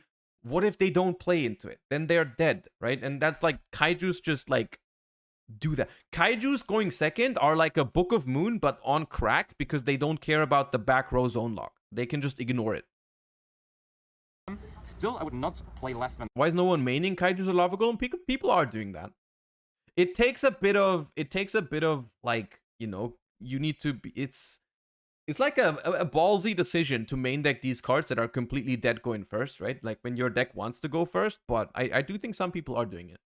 Free, because if you're playing the grind game, especially the mirror match, this card is your main win condition. You can banish opponents, Arisards with Unicorn, with Mindhacker, and so on. And if you don't have a Arisard in the mirror match, you're probably not winning, and therefore you just gotta have more in the grind game. In every other matchup, it's not that important, but in the mirror match, it's really... Are deck ceilings kind of low this format? It depends on which deck you're looking at, but kind of, yeah. I would argue that Kashtira, I mean, Kashtira's deck, if you can just ignore all the outs, then your ceiling is rather high, but like, because people do need to respect certain cards, what ends up happening is the Kashtira lines that people do choose are rather lower ceiling, but more consistent. The only deck with a super high ceiling, I feel like, is Branded. But like I said, super high ceiling doesn't always mean the best choice, so yeah. Really good to have triple Arisard, and therefore I want to run it. Double Zeus, of course the main reason is because they can banish one with Unicorn or with Mindhacker, but I have played multiple games. They can set up the Monster Negate, Branded Beast, one good Eclipse can out the whole field and stop entire monster interruptions. I mean, yes, there is... But the thing is, what I mean is Book of Moon, even in that situations, will still help. Like, let's say they open Mirror Jade, Mercurier, Branded Beast, and a Bestial. If you have a Book of Moon, that still books the Mirror Jade and outs the Monster Negate in hand, right? It's still good. It's not dead in that case. Like, Book of Moon is never dead. Actually, where I summoned both of the Zeus in my extra deck in multiple consecutive turns, and therefore you could even consider playing 3 at that point, to be honest. It's just a really strong and powerful card. Still, I played double Big Eye. In the beginning, I only ran 1, but I think it's a pretty big disadvantage, because if your opponent in the mirror match sees... What about the Sprite Melfi board? I know that there's a... I know that Kang won another regional with Melfi Sprite, and we're gonna take a look at that today as well. Zeus and triple Arisard. They're not going to banish either of those, but if you then only play one Big Eye, they always are going to banish the Big Eye, and therefore I wanted to prevent that, and I just ran the second Big Eye, so they never could banish Big Eye either. Then the double Shami Era, I don't think you need 3, I don't really see a reason to play another one. Dark Arm is good, Dracosac, in theory, is good versus like Skill Drain and stuff to out it, but I literally never summon it, to be honest. Mindtaker, part of the combo, really good cards. Because we play Prosperity, the Goliath, and the Garura, I tested the Entis as well, but I don't think it's super necessary, because usually if they out your Arisard and Entis, yeah, he won the Dutch Open. They're not going to have a board anyway, so Entis is not really there to pop anything. And then I played the Donner. Didn't summon it today, but in testing it definitely came up. And in testing, sometimes I even wished that I would have 2 of this, because some smart players will actually banish the Donner when you Nibiru or something, and then you don't really have a chance to play, and can be really awkward. Definitely a good card, definitely make sure to play the Donner. In the middle Kashtira line, the berth is held for after Nibiru is dropped. It's still technically a Rise Hard pass, and in the blind game one, it allows you info in the extra to know if you're in the mirror. But it is, even if it is a Rise Hard pass, it is a Rise Hard with not 3 materials, so you can only use it later. Also, they will have a Nibiru which can attack your Rise Hard, so you have to summon it in defense. Fam won 7 out of 8 dice rolls, had to play a role. Yeah, I mean, sometimes you just get lucky. Like, you don't win events without getting lucky. Honor, it is a crucial part of the extra deck, and the only link monster you're basically going to summon in this deck. And then last but not least, I did play the double ghost spell. Shout out to Tim, those are his ghost spells because I had to lend them from somebody from the tournament. This in theory is really good because it's super good versus Mothmech, it's super good versus Despia specifically to deny the Gimmick Puppet lock. I only cited 2, I did not draw it a single time today, so I cannot really say anything. I've been propagating Bestials recently because I just love the idea of using Bestials in the grind game against Despia. I think they're so strong. I think Bestials are so good against Despia. But they do take up a significant amount of side deck space because it would feel like a waste to not play 3 Magnamoots, and then you need at least 1 target for it, so it's like at least 4 slots. I think Bestials are really good against really good against Despia. But I do like, and this is another bit of side decking theory, I think Bestials are almost strictly better than Ghost Bell against Branded, but the Bells are also pretty good against Mathmech. Now, Bestials are also decent against Mathmech. Actually, Bestials are also pretty sick against Mathmech. Yeah, I don't know why it's Bell. It probably should just be Mathmech. About the fact is, I did play triple Gameciel, and I talked about that on stream a lot. Yeah. Bestials are also quite good. I mean, okay, the only difference is that a Bell works as your draw for the turn, right? It can be the 6th card against that, but like, in your opening hand, Bestials are also just great, right? If they full combo you, Gameciel is going to solve the problem because the zone lock is not going to be applying anymore if you kaiju one of the Shangri Eras. If they can negate Big Welcome, pass, which I usually do, this is even better because they just don't have a board anymore and all of their cards go into the graveyard. Just kaiju. So can Bestials. I mean, a Bestial as your draw is still okay against Mathmech, but they still resolve the thing. They just summon something else. It's still good. Yeah, maybe Bestials are just better. A Rise Art, so it's really, really powerful. I also cited this in versus a lot of other matchups. I Gameciel'd, Traptrix Rafflesia, and Yo, Mighty Crobat, thank you for the 3 months. Welcome back. Appreciate you. Other cards versus Sorcerer, it's decent. I think this is just the best answer to the Kashtira matchup currently available. Evenly matched, I think you are missing out if you're not playing this card in your side or main deck right now. It's just a blowout card. There's no... I'm not sure if that's true. I'm not sure if this card is necessary. I think people always gravitate towards these, like, how do I call it? Like these blowout cards, right? People always gravitate to these blowout cards where your idea is basically, hey, if I draw this one singular card and I resolve it, I can win the game. That is true, I think, for a lot of decks. But I think, like, you're playing a deck where you're already playing a good amount of hand traps, right? You're playing a good amount of hand traps. And then, like, basically you want these blowout cards when you're not planning to, like, hand trap your opponent, you know? But, like, I guess it's for the matchups where hand traps aren't as good, then maybe it's okay. Not that many negation around, so definitely just like, I wouldn't side this card in against Kashtira, for example, right? Because if I already have, like, a bunch of hand traps and whatnot, and there's a chance they just end a Rise Hard pass, why would I side evenly against Kashtira? I'm losing my battle phase to banish, like, what? The field spell? Maybe a birth? I'm not sure if that's worth it. It's usually just deciding the outcome of the game, and you want to play cards. It's good against trap decks, though. The outcome of the game. Then I played Triple Cosmic. I tested. What do you think of Hate Trunade? It gets rid of the entire back row and plays around Destruction Protection. The way I look at Hate, I think Hate Trunade is pretty mediocre. I've seen the card. However, I don't agree with it because of 2 things. First of all, it doesn't out Floodgates. And that's always what I'm most afraid of if I'm looking at, like, you know, Labyrinth and whatnot. Because Hate Trunade does not bounce face-ups. It only bounces face-downs. So the skill drain or whatever it is that you're losing to still stays, right? And they can also chain all of their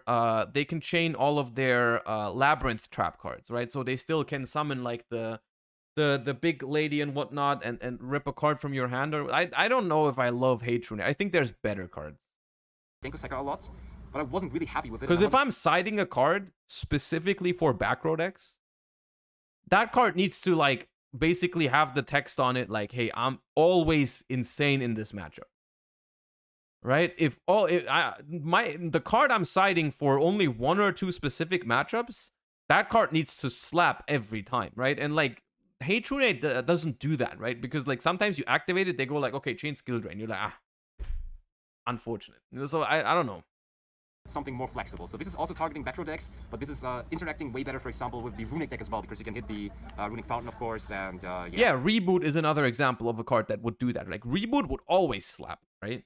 It's just all around better in my opinion. And then I played 2 tactics, kind of a weird number, but I ended up having the space for 2 tactics because there was also 1 Happy's Feather Duster in there. This is for back row as well. This is an all-around good card. I think you could theoretically also main the Talons right now. I don't want to play Book of Moon anymore, so I might as well test out Talons in main deck, to be honest. They were quite good. And then the 1 card for going first was be a pointer. I didn't. Do you think Royal Decree is worth it? It seems a little slow. Probably not, but I mean, if it works going second, you'd have to test it. If it works going second, then maybe, but I'm not sure about that. Really have that much space, and I also didn't want to sacrifice a lot of cards for going first, because I think my deck is good going first anyway, so I didn't really want to put in a lot of cards. Yeah, I don't know if you need a pointer. I mean, yeah, because like a bunch of the outs are also chainable. Like if you a pointer, they just chain Book of Moon. You're like, cool.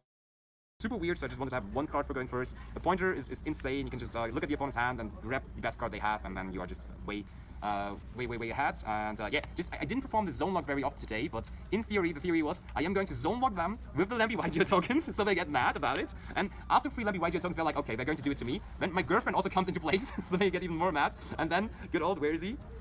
Oh yeah, and then Jens, shout out to our sponsor, is sealing the deal then as well with the Jens token. Alright, yeah, thank you very much. Okay. Rectaler Schmerz, thank you for the 5 months. Appreciate that. Yeah, I mean it's a somewhat standard Kashtira deck, but interesting regardless to see what text people are currently using in the deck. Oh, Matteo won a regional with Dark Worlds. Oh god. Nah. Appetizer Team, benvenuti, siamo qui con guest star Bertu. Cosa hai combinato oggi? Madonna, non so che cazzo ho fatto assieme oggi. Ero il terrorismo del torneo. Ho giocato Danger Dark World. E già lì. Matteo always plays the craziest stuff. Okay, oh nah.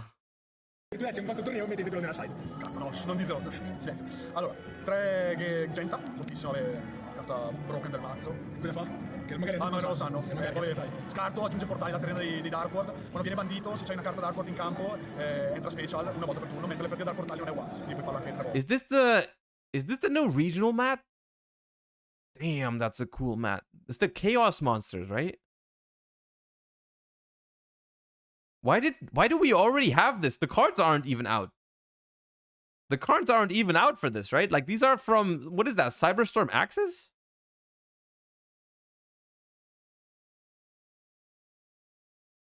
Oh no, they are out. Okay, never. I missed that. Okay. Are they all Photon Hypernova? But they get another wave in Cyberstorm Axis, or am I tripping? There's another wave of Chaos cards, right? Oh yeah, the Angel isn't. I thought this one was the Angel. That's why I thought it wasn't out yet. Which one is that? Is that not Chaos Angel? Oh, it's Chaos Goddess. Okay. Che forte. Vabbè, Snow, carta del Cristo, che si cerca qualsiasi carta Dark World. Mio fratello Silva, madonna, questo qua oggi abbiamo fatto man bassa. Che forte. Avete le minestre, cheat. Sì, lo luppavo infinito, questo qua ci serve. Gli avversari di Bertu non avrò mai le carte in mano. No, 2 carte, ma comunque mi ho negate, quindi ciao. Vabbè, fortissimo, sto a per la combo perché lui. It's really crazy how they designed Dark World and they gave them these like really huge like badass boss monsters. And what ends up being the game finisher for Dark Worlds is just this random ass level 5. Like yeah, I'm using Grapha as my just as a fusion material, and I'm using Big Rainbow just as a searcher, but like the one that I use to win is Silva. L'hai mai fatto la You fusione can't make that shit up. faccio Silva? No, mai. Io ci ho provato. Le domande di poi. Domande importanti. Sono le come perché non arrivava mai il turno dopo quello. Non sempre concesso più. Un bro ho giocato. Mono bro perché mi è capitato in testi che volevo avere più perché giocando tanti danger, volevo avere più carte Dark World che facessero vantaggio in mano. Però 3 Silva mi sembrava troppo. Snow già 3 ne gioco, bro era un po' il jolly che pesca, comunque poi è carino con portali. Era la quarta Snow? Sì, diciamo che è un po' è lo scarso di turno, poi mi sembra uno spazio da riempire. Giocavo una carta in più per il in second, però secondo me non puoi giocare troppe carte in second in questo mazzo perché sennò bricchi. Devi pescare full motore. Devi essere full motore. Poi vabbè, c'è lui per la combo, solo uno, si potrebbe giocare a due, poi giochi lupi anche l'ultima carta in mano all'oppo, ma te ne frega qualcosa? È un win more, non serve un cazzo, tu dici lo stesso. Another reason to play hella bestials inside right now, by the way. Tanto se no facciamo una carta in mano e gliela metti. Esatto, This deck. anche perché poi fa schifo, solo peschi. Bestials are really good against this deck. Glorious viewer, thank you for the 3 months. I appreciate that. Thank you. Il mio fratellone, lui è il mio fratellone. Il Rainbow figa fortissimo. Ci ho vinto, ci ho sculato. Is Dark World good now? I wouldn't say it's yeah, it's good. Unfortunately, unfortunately is the wrong word. Like, I'm torn on Dark World because I do like the archetype. It's a cool archetype that makes me feel nostalgia. However, I do have to acknowledge that these days it's like a really toxic deck. You know, the way it plays is like toxic. So I guess unfortunately it is.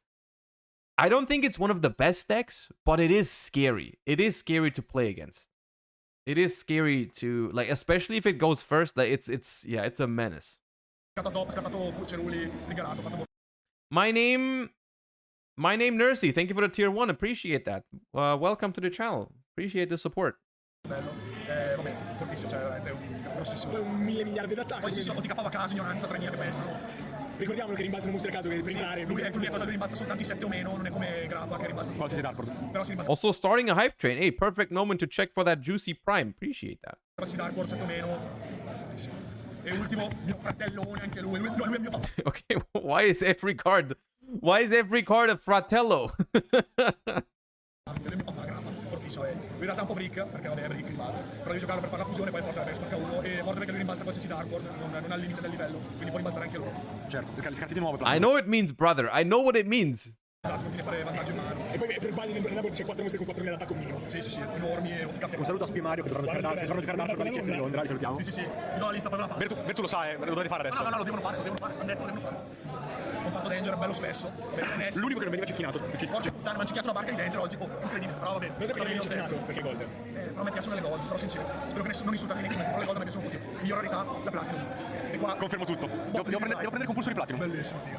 Allora, tra Nessi, spesso ho visto che la giocavano a 2 per, perché vabbè ci sta se peschi troppo. Okay, this one is not fratello because it's gold rare. This one can't be a Però fratello. c'è vantaggio in mano, è proprio forza, non voglio giocare. Tre Mothman, anche qua l'ho visto giocato a 2 per, però a livello 4 l'effetto è forte, comunque di triggerarti le robe, se te lo cecchinano. E basta perché a livello 4. Sì, non ci sono mazzi di preoccupare che passano più di te se... Poi Ciupa, vabbè, forte perché è demone, all'inizio è scarso, infatti io lo pescavo sempre come primo danger, vaffanculo, però di base è forte, è demone, livello 4, stesso concetto di Mothman, e poi vabbè se lo peschi dopo diventa un danger forte. Poi i migliori, li ho sempre odiati, però oggi sono stati forti, devo dire. Thunderbird, mio fratello Marco Perico, e Bigfoot il piedone, beh, forte, sono livello 8. Mangiatori common? Palese. Sì, palesemente common, più common possibile o gold all'inizio. Zion, thank you for the 5 Allora, months. un livello 8 di giocarlo per forza, perché ti serve da portare il Jackalope se te lo scarti per fare i ranghi 8. Certo. E poi ne ho aggiunto un altro perché appunto il mazzo deve continuare a pescare, scombare. Sono scarsi, se te lo prendono il primo turno piangi, però no, vabbè, questo è il tuo destino, super bello. E poi gli ultimi due, Jack e Tsuchi, molti hanno cattato Tsuchi ma non ha senso, comunque un bot in campo per fare Saruya o in generale, e vabbè lui fortissimo proprio di livello 8. È brutto il livello quando ti entro, però vabbè, sono tutto comparto dentro, bello spesso. Ne finiti i mostri, no? No, ci sono ancora gli ultimi mostri, gli ultimi 4 mostri del main, uno Zephyros. Che forte. They're always acting like it's such a, like, there's like science behind Danger Dark World, but at the end of the day, it's literally just get it twisted. Zephyros forte, rimbalza portali, gli rimbalzi Danger, livello 4. È infinito. Fortissimo. E come con second 3 radio. I like that. I like that. That's base. That's a good idea. Farai spasso con lancia, eccetera, e se giochi Lava Golem, buchi la fava. È un demone That I think that is way better than Lava Golem. È dark soprattutto, quindi non come Lava Golem che è fuoco e nulla. Poi ignoranza, gli tiri calcio, sempre spinato per un altro calcio sul tuo campo, bestie o capi. Poi qua diciamo che Berto sta giocando mostri, ha vinto giocando mostri enormi a caso. Sì, oggi ti cappavo. Più oggi ho sbattuto il coglione. No, primo lo cavo, il secondo ti cappavo. Facile. Ignorava le persone. Il primo locco, il secondo ti capo. Poi come spell Darkboard, portali, questa è una scelta un po' magari strana, però ho deciso di giocare portali perché spesso ci brincavo e mi aspettavo comunque Lancea che fa malissimo su portali e i virus. E quindi ho deciso di accattarla. Did you know 99% of Dark World players quit right before hitting it big? A 2, perché devi giocare per forza, un po' per la Rai, cioè un po' per la combo che ti fanno da top, e un po' perché comunque spesso lo fai 2 volte perché mi fai il diavolo di 100, lo rimbalzi in mano con i livelli 8, lo rifai ancora e quindi 2 devi giocare. Poi altre spell mono per Dark World, della spell fusione, mono perché è fortissima ma ti bricca. mono di questa, archivio, il ruling, quello che è andato al licenza in America è sbagliato, non è vero, che puoi attivarla a caso se non controlli i mostri, devi avere i mostri. Purtroppo ho chiesto solo oggi, ma confermato oggi. Salutiamo buon Patrick. Grazie mille Patrick e grazie Bozzi. Adesso arriva. È forte ma da searchare quando devi partire. Sei per appoggiare la carta più forte del mazzo, Bertu? No, questa è ho deciso di giocare mono affari perché volevo una carta strategismo che senza nessuna condizione mi triggerassi Darkord in mano e affari è l'unica che I'll tell you one thing, chat. The moment I queue into a game on like DB, or if I bring this to a regional, the moment I activate Dark World Dealings, it's gonna be a mirror match. I already know this. It doesn't matter if there's like one person on this planet other than me playing Dark Worlds. If I play Dark World Dealings, I'm playing against them. Like I already know this is what like 100%. questa cosa. C'è la specula che è un demoni al cimitero, ma comunque ti costringe a prendere dei demoni al cimitero, demoni livello 4 al cimitero, e quindi per me questa era la migliore. Poi pesco, quindi Un plus. 3 allure, vabbè, allure si vede sola, insomma, mazzo dark. Mono Upstart, gioco a 39, è il danger più forte, e l'ultima carta, la God Card Start. Same with card destruction. If I activate card destruction, I lose. Anche se oggi Non ha performato. non ha performato come... L'hai fatta in pescato di Biru. Sì, l'ho fatta, io ho fatto pescare Nibiru, ho tirato Nibiru, però ho vinto lo stesso. Perché sei infinito. Destra, grande, Va bene, extra? 40 carte. 40, certo. Extra, vabbè, 2 fusioni, vabbè, devi giocarlo a 2, non ho mai fatto il secondo, però se ti fanno Rise, se vedi che giocano, cioè se ti fanno la combo quella con il... Ti blocca. Diablosis, te lo tolgono, nel caso Where are the Graphas? There was one Grapha. Grapha is really not that great. The new Rainbow is kind of just like better than Grapha, and you only need one because you can search it. Ti prendi No More sul board, e tu c'è settato la spell fusione, la fai il secondo e c'è gioco una negazione, lui c'è una carta in mano. Hey, yeah, it's Telemans. Poi come Xyz, Bagusca, fortissimo, ci ho vinto una partita perché mi ero incartato, non riuscivo ad andare avanti con la combo, non riuscivo a rubargli le carte in mano a Castira, però gli ho fatto Bagusca con il link della... sto coso, Sì, insomma, la Mood Cracker, e poi notabile perché sono giù 2 livelli, 2-3.000 in campo con lei, Bagusca, e potevo alzarla in pratica. E poi si beccavo Shifter e magari andavo prima, pregavo di fare quello al campare. Mai successo, però prendevo più di Questo? poi questo qua è il God, cioè questo qua l'avevo sbagliato in culo, cioè pesca 2, scarta 1, trigger di più, c'è un cazzo di senso. E poi il padre di lui... Madonna, l'hai fatto qualche volta? Ho fatto, sempre andavo prima. Sì, sempre. Fortissimo, pesca 3, cioè cazzo. Pesca 3, palese. Tantissimo. Ma poi, vabbè, senso fortissimo, basta. Siamo intesi, fortissimo. Allora, poi come link ho giocato Boom Cracker, buono all'extra, potevi andare un po' a giocare quel cazzo che ti pare. Da dopo domani questa carta sarà 30 euro sub. L'hai fiammo di Cristo per tu. Fortissima perché anche questa è un'altra carta che ti tolgono con Diablosi, su Unicorn, quelle robe lì, perché avevano dei link più forti, e forte. Poi dopo se tipo ti tolgono il board in qualche modo misto perché magari non riesci a fare il loop, avere la seconda ti dà un comeback buono, link del Cristo. Poi come link 2 è un IP, se partivo broken facevo, chiudevo con una polla da 4 IP e fusione grafica. My body is Reggie. Thank you for the 8 months. Appreciate that. Tutto. Questo perché ti serve per la combo, questa che ti serve ogni tanto per la combo quando sei un po' storto, è stato buono. Poi forte anche quei Kai su lei, perché Akashic in this deck is ridiculous. Akashic in this deck is completely unreasonable for no reason. For no reason, that card is completely unreasonable. ti rimbalzi Kaiju di fai Kaiju. C'è uno fortissimo, lo link con una polla, la porta giù la battola, gli spacchi il link in Randomly so broken. Unicorno fortissimo.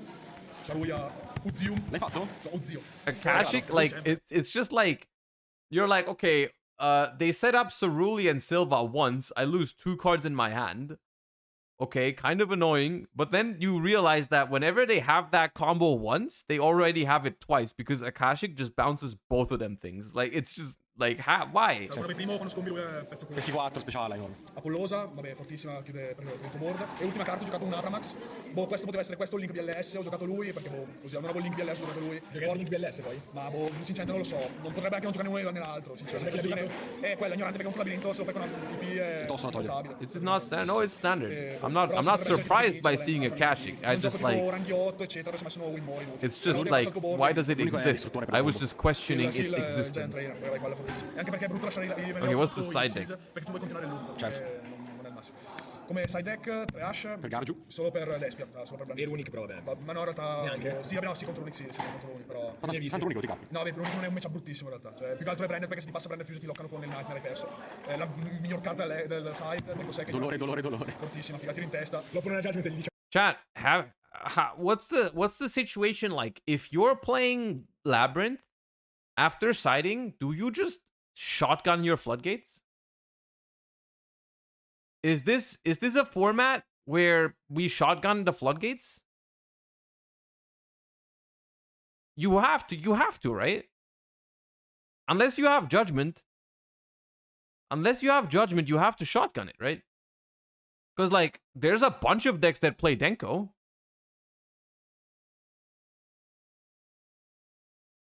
I always have Judgment. Okay, well then, you know, forget the question. Tanti saluti. But that makes the card a little worse, you know? Seconda carta corta è fortissima. Hot Sighting. È veramente fortissima. Tutte le cose sono enormi, sia Runic che... This Sighting is cursed. Poi che neanche gli fa proprio bene. Oh god, it gets worse! It gets worse! Le uniche 3 carte di quando andavo primo... A caso? Sì, no, più che altro perché toglievo i kaiju e volevo qualcosa che se mi beccavo tipo... Sachi, thank you for the 9 months. And Hidomeister, thank you for the Prime. A new Prime to the chat. Always makes me happy. Thank you. Roll, lancia che magari mi fermava, uscita che mi fermava, che vabbè, questo fermava quelle carte, però mentre pescavo queste, andavo a settare, a pregare di non crepare e poi... Comprarsi un turno. Esatto.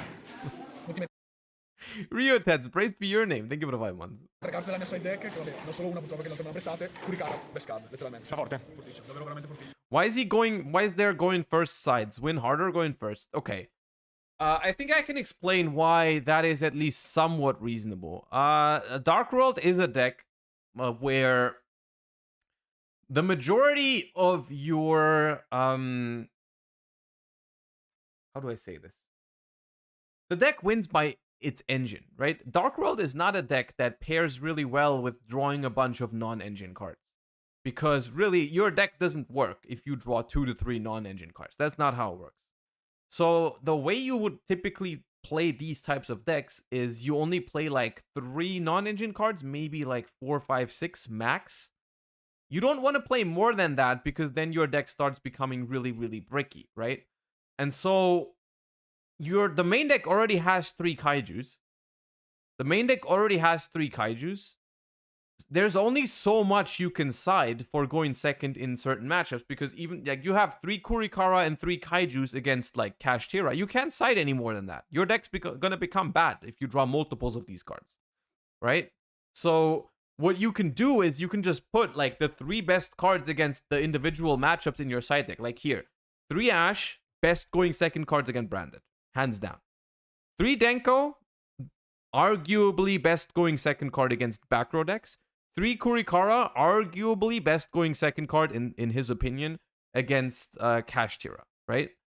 And you can't side more than that in those matchups. You can't. Your deck stops working. So you might as well put like cards for going first in case your opponents have hand traps, like in case your opponents have Bestials, in case your opponents have Shifters, in case your opponent play whatever, right? You can side cards like Skill Drain to win those games because you also need to take out the kaijus when you go first, right? So I think this is a reasonable side deck for this type of deck, right? There's decks where you want to side like 6 or more cards in some matchups, right? Those decks exist, but it's not Dark World. It is not Dark World. Dark World is not the deck that wants to side so many cards in each individual matchup. But yeah, I mean, the list honestly isn't that special. It's basically, we've looked at lists before, and I told you like, hey, I would play that list almost card for card, but I would play the Radion instead of Lava Golem, and that's what this is. So I like it. I think it's a solid list for Dark World. I don't think it's that good. I don't think it's bad. I hope I never play against it, but it does exist. Okay, what else do we have that's super interesting? Let's do some meta stuff before we go into the off meta. There's more plunders. Why is there a Drytron deck? Get that out of my Labyrinth.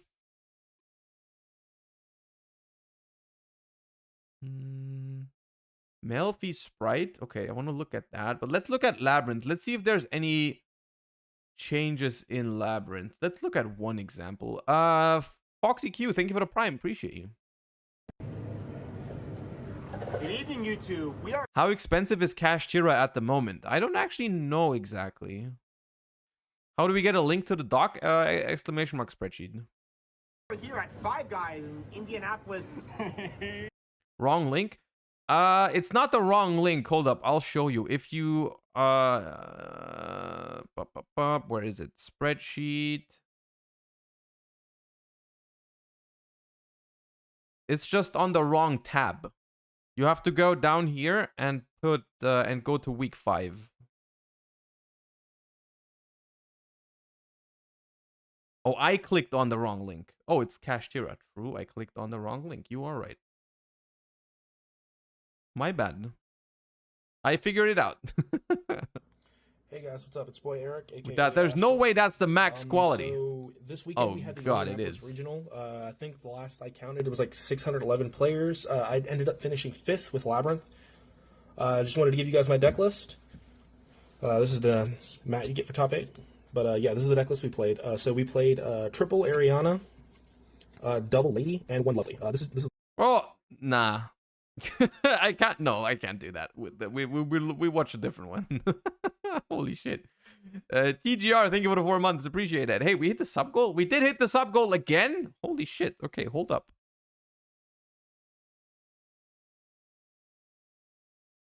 Okay, is it gonna be techno remix again, or is it fine this time? So far, it's fine, right? You're not allowed to answer because you can only do PPDs. But I think it's fine. I think it's fine.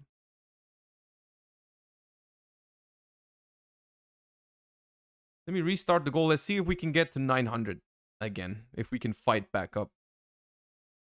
Wait, what? Why does this happen?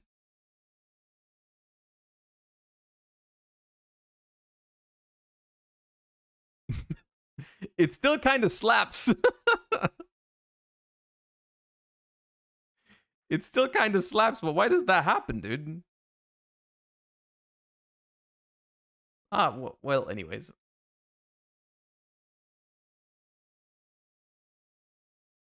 What's up, guys? Welcome back to the channel. We are here with the OTS champion, Rim. What did you play? So I went 5-0 with Labyrinth. Labyrinth, okay. Currently, I think it's the best deck and the control deck, which I really enjoy. So let's go to the list. Okay. So for the list, I play a bit controversially because I play 2 ladies, 2 Ariana, and 1 the good girl. I play 2 ladies because she does not.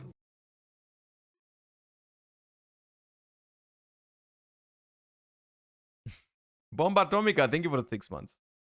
2 Lady Labyrinth. She does nothing, but she's a engine generator. So drawing her turn 1 with more than 1 copy, it's a brick. So I want to minimize the bricks with this deck because you want to trade 1 for 1 or even war with your cards. Okay. So we want to minimize the engine that bricks. So with that we played 2 lords and 2 ashes. So I think this ratio is incorrect. I would probably cut the lord for the 3rd ash because you really want to see the ash against the branded or any other deck that pluses. Okay. The lord is Who could have seen that coming? Who could have possibly known beforehand that when you put 2 ashes in your deck after the tournament, you're like, I kind of would have liked to seen that card more often. If only there was a way to know, like maybe everyone else playing 3 ashes because it makes sense. Like, actually pretty good because he protects, but most of all, he's 1 card OTK. So during the end phase, if you play anything, you can summon him and set big. So in battle phase, do 3k, do big, summon lady, return him to the hand. On resolution, summon him without set. So that's basically 9k. Nice. Pretty good card. So yeah. So for the spells, I played 3 Extrav and 3 Duality. Duality is self-explanatory. Extravagance was really good, but I just played because I don't have Prosperity. When I get it, probably gonna play that because it's better. Of course. You wanna see the specific cards? No, more cards. Dig 6. So, you play 3 Welcome and 3 Big Welcome. I'm not sure why this card is so expensive because this is the better one. It always disrupts with Lady, so turn 1. well, it's because this one is from a side set and this one is from a main set. So there's like infinite quantities of this one and no one really cared about this card when it released. When you set all cards and it's, let's say, game 2, he goes to battle phase, you can try to snipe with Big Welcome and Lovely a card from his hand so you can hit evenly. So this card is amazing and it's a quick play disruption, so really good. This is expensive because it's from a side set. Right. So 3 skill drain. This is the best card, but this card can be quite controversial as well, because sometimes you wanna first trade cards with your opponent and then turn it, so you get like lovely effects and Ariana, but don't be baited, skill drain first, and when they remove it, then play your other normal traps. Floodgates are a science. Noted. Noted. There's a science The behind range are better. floodgates. This card is insane. You just turn it around and skips turn any deck that hits it, and you can always reset it with lovely, so it's amazing. Nice. 3 evenly. Okay. Then for the spot removal, I played 3 compulse, Okay. 3 punishment, and 2 roots. This card is the only card that it's like omni removal, so you have to play it, and Boston Pony, thank you for the 6 months. Appreciate that. you can get unleash interaction with setting from graveyard like a Shtira. It's god card. This card is amazing because it's actually 2 for 1. It trades a monster and an Unt, which is on Omnipop. So basically 2 pops. A really good card. And 3 compulse. It's non-destruction removal, which is actually really amazing. And it is not once per turn. So drawing 3 copies of this, you will not break. Amazing. So for the last 2 is Trap Trick.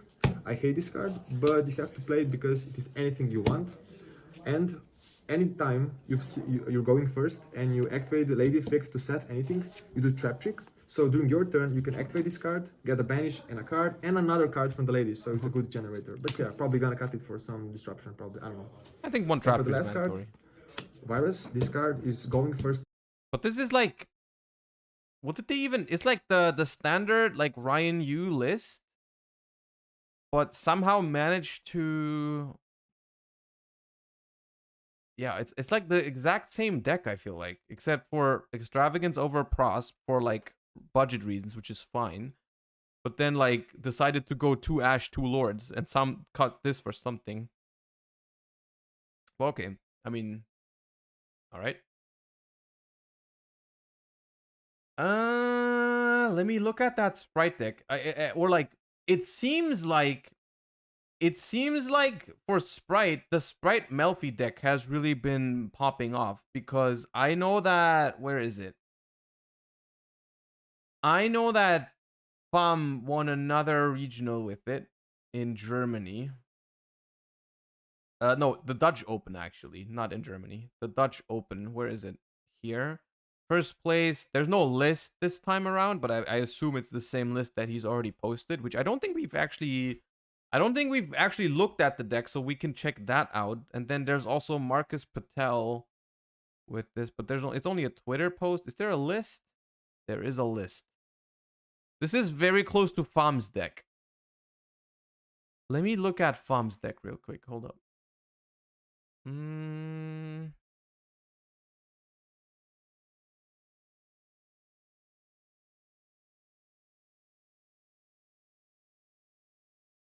Next to it. Welcome to my. Wow. It's also funny how FAM has made a YouTube channel, and literally every video is on Sprite. Next to it. Okay. Even better, I guess. The Nimble package, all the 5 cards. Then.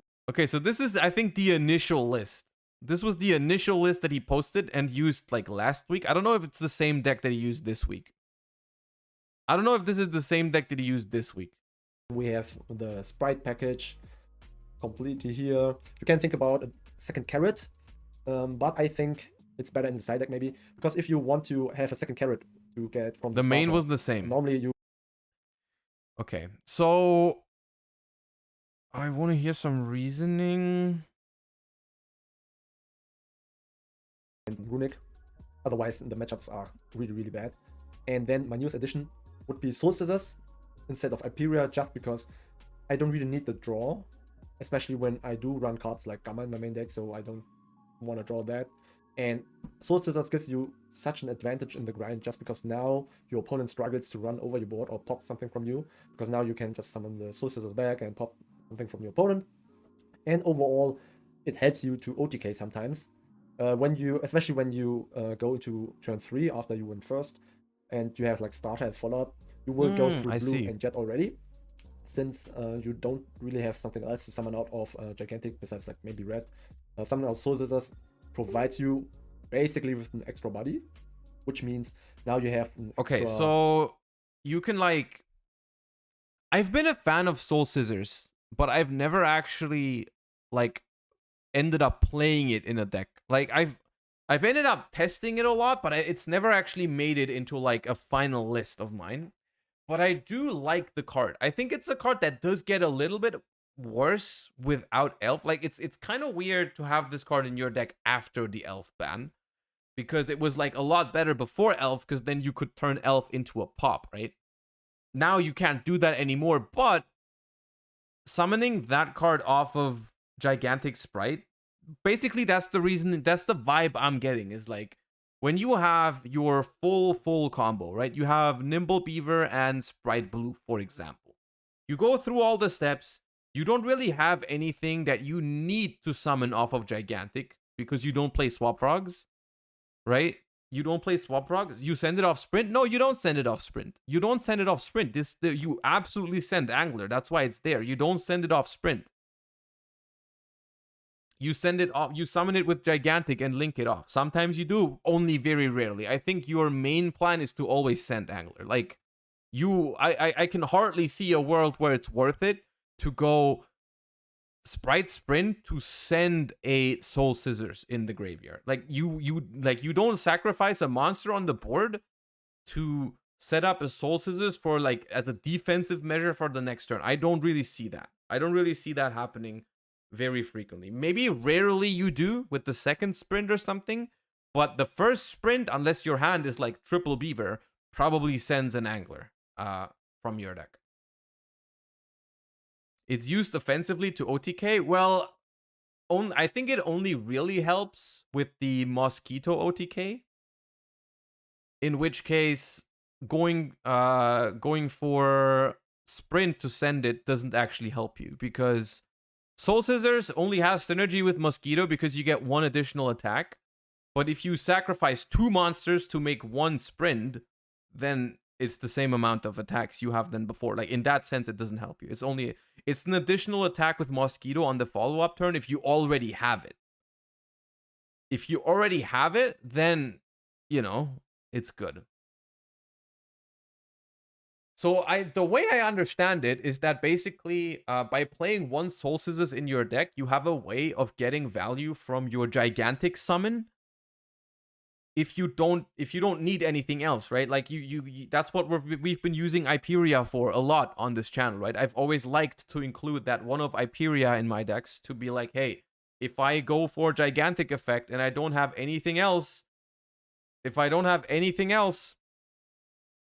you know, to summon, then I can just summon Hyperia to draw a card. And the argument to play Soul Scissor instead would be that instead of drawing a card, you could also set up a Soul Scissors in your graveyard, which, first of all, doesn't conflict with Prosperity. It does not conflict with Prosperity, and it gives you guaranteed follow-up and like a little bit of a disruption when people start attacking over your shit. And it can help you OTK on the follow-up turn, which are the arguments for including the card. I don't hate that reasoning. I honestly also think that Soul Scissors isn't even that bad of a draw, right? You can like you can normal summon it if you don't have Beaver, and that's fine. If you have like normal summon Soul Scissors, special blue, like that's a reasonable opener. I don't hate that. I would like it to be paired with, I would like to have IP in the deck, honestly, because if you can go like IP into Cerberus to discard Scissors to pop and then bring Scissors back immediately would also be quite cool. But still, I think it's a reasonable card to have. I still want to know what the reasoning on the Melfi's here is. Attack, I'm sure we're gonna get it with the Mosquito, or you just have another attack for the Gamma Burst. What about the double cross? My opinion, I mean, I've talked about double cross a lot on this channel. I think double cross was very bad before the Elf ban to play in the main deck. I think double cross was bad because the deck was already really strong going first with like Elf, Toad, and whatnot, whereas double cross was a terrible draw going second, and it only helped you be better going first. Now, without Elf, there's an argument that the deck is not strong enough anymore going first if you just go for Smashers. If that's the case, if the deck is really not strong enough going first, if you need double cross to back up your board, then double cross might be necessary. It's still something I would need to test, though. I would still prefer in an ideal world, I would still prefer to only play smashers and no double cross. You pop your opponent's monster like with the Cerberus. He will also summon back, of course. Then you just have more bodies to attack with. Pot of Prosperity is such an insane card in this deck because it not only gives you consistency, you can get board breakers like Book of Eclipse, Gamma. When you are playing against like a Rise card, you can get Gamma. That's a cool interaction. The fact that you can go second against Kashira, full board, activate Prosperity, take Gamma, and they can't play around it. They can't prevent it. It's like that's kind of nutty. So of course you would trigger. You will just use Gamma on the Rise card, and now he's gone, basically for free, because now you also getting 2 bodies from Gamma and Driver, and you can just combo off from these 2 bodies alone. You don't even need more hand cards to do that, and then you will just establish a board.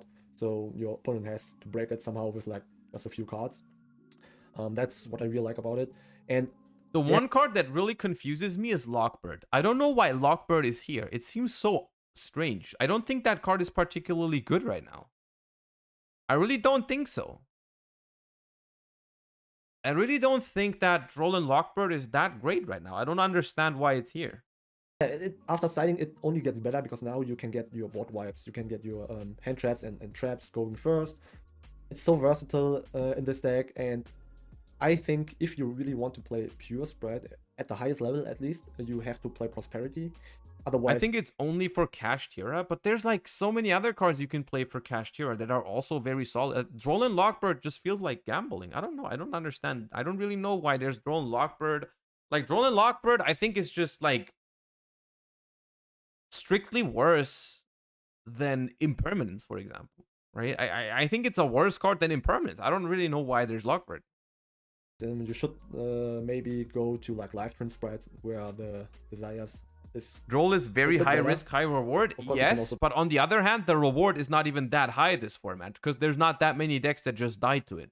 Play Prosperity in Lifetron, but I think yeah, if you want to play pure and have like decent results, you always have to play Droll is so good against Dark World, Kashtira, some branded hands, runic versions. Most of that is not even that true. Like, I think it's only good against some Kashtira hands. I think it's only good against some runic hands, and it's only good against people that, like, if runic knows that Droll is in the format, you can make a lot of your searches in draw phase, which you should do most of the time anyways, because Veiler is also in the format. So you always, if you go like runic to summon, discard Sacred Tree, all of that should happen in your draw phase. So against like Naturia runic, if they play it even somewhat correctly, most of the things you don't prevent. Like, they still do almost all the things they want to do. They still do almost everything. Then, for my non-engine, I decide to play Melfi's instead of the mannequin cat targets because the targets are kind of bricky. I mean, drawing Ryu was fine, but drawing Goliath wasn't that great. So I want an engine that was like small, 2 cards max, and consistent. And since these are level 2, fortunately, we can combo off if we hard draw them and have like no other way to play. I will show you the combos later in the video, but right now these cards are just super consistent. The Catty can summon itself in the end phase if you hard draw it, so it doesn't matter if you hard draw it. It's literally a toad if you just have Catty in the hand, because you can summon it in the end phase, and if your opponent normal or special summons a monster or targets this card for an attack, you can bounce it and search Penny. And Penny says if a face-up beast monster you control was bounced this turn, you can quick synchro with the Penny and the Catty in your hand and go into like an Omni Negate like Herald, or into Mary Melfi, which is basically just bouncing a monster of your opponent, or face-up monster. And this tool is just so consistent right now. I mean, it's not the strongest, to be honest, but it's consistent. And when I build my decks, it's all about consistency. Sometimes I include high rolly stuff like Gamma right now, but that's for certain matchups. But overall, I just want to have a consistent engine that baby, thank you for the 2 months. Appreciate summon that. out. For example, if I include Swap Frogs, I have to rely on hard drawing them to play around hand traps, or I have to play into Nip really hard, because... Okay, so the argument is that we're choosing Catty and Penny over Swap Frogs because we don't need to rely on gigantic to get them. I don't hate that logic. PMU Abyss, thank you for the 5 months. When I built my decks, it's all about consistency, set with 3 droll main in the form. Yeah, I think that's cap. But regardless, the reasoning behind the... I don't think the reasoning is consistency here. They don't have much to do with consistency. I like the reasoning, even though it is worded very weirdly. The wording is off, but at least how I understand it is that we're playing the Melfi's here because the Melfi's don't require you to resolve gigantic, right? You can play around Nibiru. You just go gigantic first. And if they have Nibiru, that's before you have 5 summons, right? Before you have 5 summons, you go gigantic. And you go for gigantic effect. And so you get hand trapped there, right? Because you can't set up, like, you can't really play around hand traps that way because you don't have, like, all of your sprites yet. Unless you have an insane hand and you can put up, like, red or carrot beforehand. But you basically want to check for hand traps first with gigantic to play around Nibiru. And if your gigantic gets hand trapped and you play swap frogs in your deck, you don't get to your toad. Right? You don't get to Toad unless you hard draw the Swap Frog as your normal summon, which you don't really want to do. Swap Frog isn't really a great normal summon ever since Ronin was banned. So the reason is the Melfi's don't require you to resolve gigantic, so you can use gigantic as like a hand trap bait kind of thing. You don't rely on resolving it to make your end board good, right? And that's a good reasoning. That's a good reasoning. To play the Melfi's. And the reason why that's true is because if your gigantic doesn't resolve, you can still do everything you want it to do. You can still go sprint, send your angler, summon your beavers, make a rank 2, and add your Melfi's from your deck to your hand. Because gigantic is not the monster responsible for putting up your Melfi engine, right? That's another XYZ. So you create multiple choke points, multiple points of play in your turn. If you ever draw Caddy Penny too, you get your Caddy search on your opponent's turn to be Beaver for follow-up, which is neat, so they're not really big bricks. That is something I was thinking about earlier. However, I think that math doesn't always quite add up, because I was thinking, what if you don't have a target for Caddy in your deck, so you can't bounce it in the first place, and then you can't use Penny either. And then on the next step, I was like, wait, you can add Beaver though. You can add Beaver. That is true. However, there is a certain amount of combos where you don't have any Beavers left in your deck, right? Because if you open Beaver, you go through all three Beavers. Wait, Caddy is optional? Oh, you don't need. Oh. The Tracker, thank you for the 4 months, and thank you for reminding everyone of their free Prime. I appreciate that. Adding is optional. Okay, that changes things a little bit. But I will still say, whenever you open with Beaver, you don't have any Beavers left to search a Beaver. So that's kind of annoying. It would be cool to have another target, although I don't know if there's another beast you can add that's worth it. Probably not. They will try to negate gigantic every single time, right? And if gigantic gets negated, yeah, well, what can you do now? Your board will be like carrot IP or something, which is not strong enough against Kash, for example. Only Kash engine will beat that. And if you are playing cards like Melfi or the Mannequin Cat, you will always get into the generic XYZ somehow, right? Because our sprint will always generate 2 beavers in most cases, so we can end on the Melfi or the Mannequin Cat every single time. And that's how I like to play Sprite. I did it before when everybody played Swap Frog. I played Mannequin Cat with Anubis, and now I play Melfi basically. I don't like to call this like Melfi Sprite. It's literally just pure Sprite with the side engine. It's like with Anubis, right? I also didn't call it Anubis Sprite all the time. Why did Diva fall off? I mean, Diva was almost never better than Beaver. Beaver was always the choice ever since this was released in the TCG. I've never played Diva in the deck. Like, Beaver is just a strictly better card because it can summon from graveyard. So you can never run out of targets. There was like Halka Firebrax lines in the beginning to play Diva, but I mean now with Sprint and Angler, like it's literally just better. Marcus played Diva in London? Really? I thought I opened that somewhere. Let me check. Oh, true. Diva and Beaver? Oh, we'll get back to that. Hold up. I'm only sometimes when I make profiles, of course, but this deck is literally pure sprite where you can switch out the side engine. Why 2 Angler? Okay, okay. 2 Angler is correct. For the very simple reason that if you only play 1 Angler, here we go again.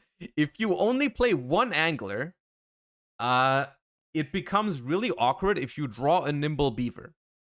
Because you still want to be able to go Sprint, send Angler, summon 2 Nimble Beavers. So what happens is if you summon Beaver and you have 1 Angler in your deck, if you summon the Angler, you don't have Angler anymore for Sprint.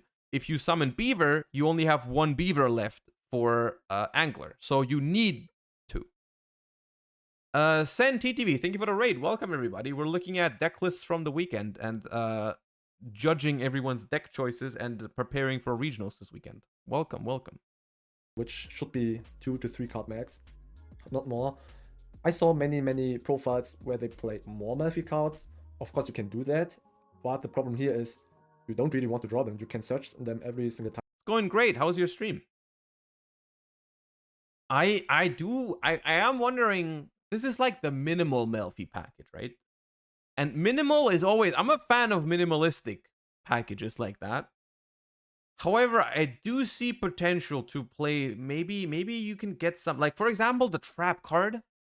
The trap card seems very neat if you're already playing some amount of Melfis. The Melfi Playhouse, that seems like a good card.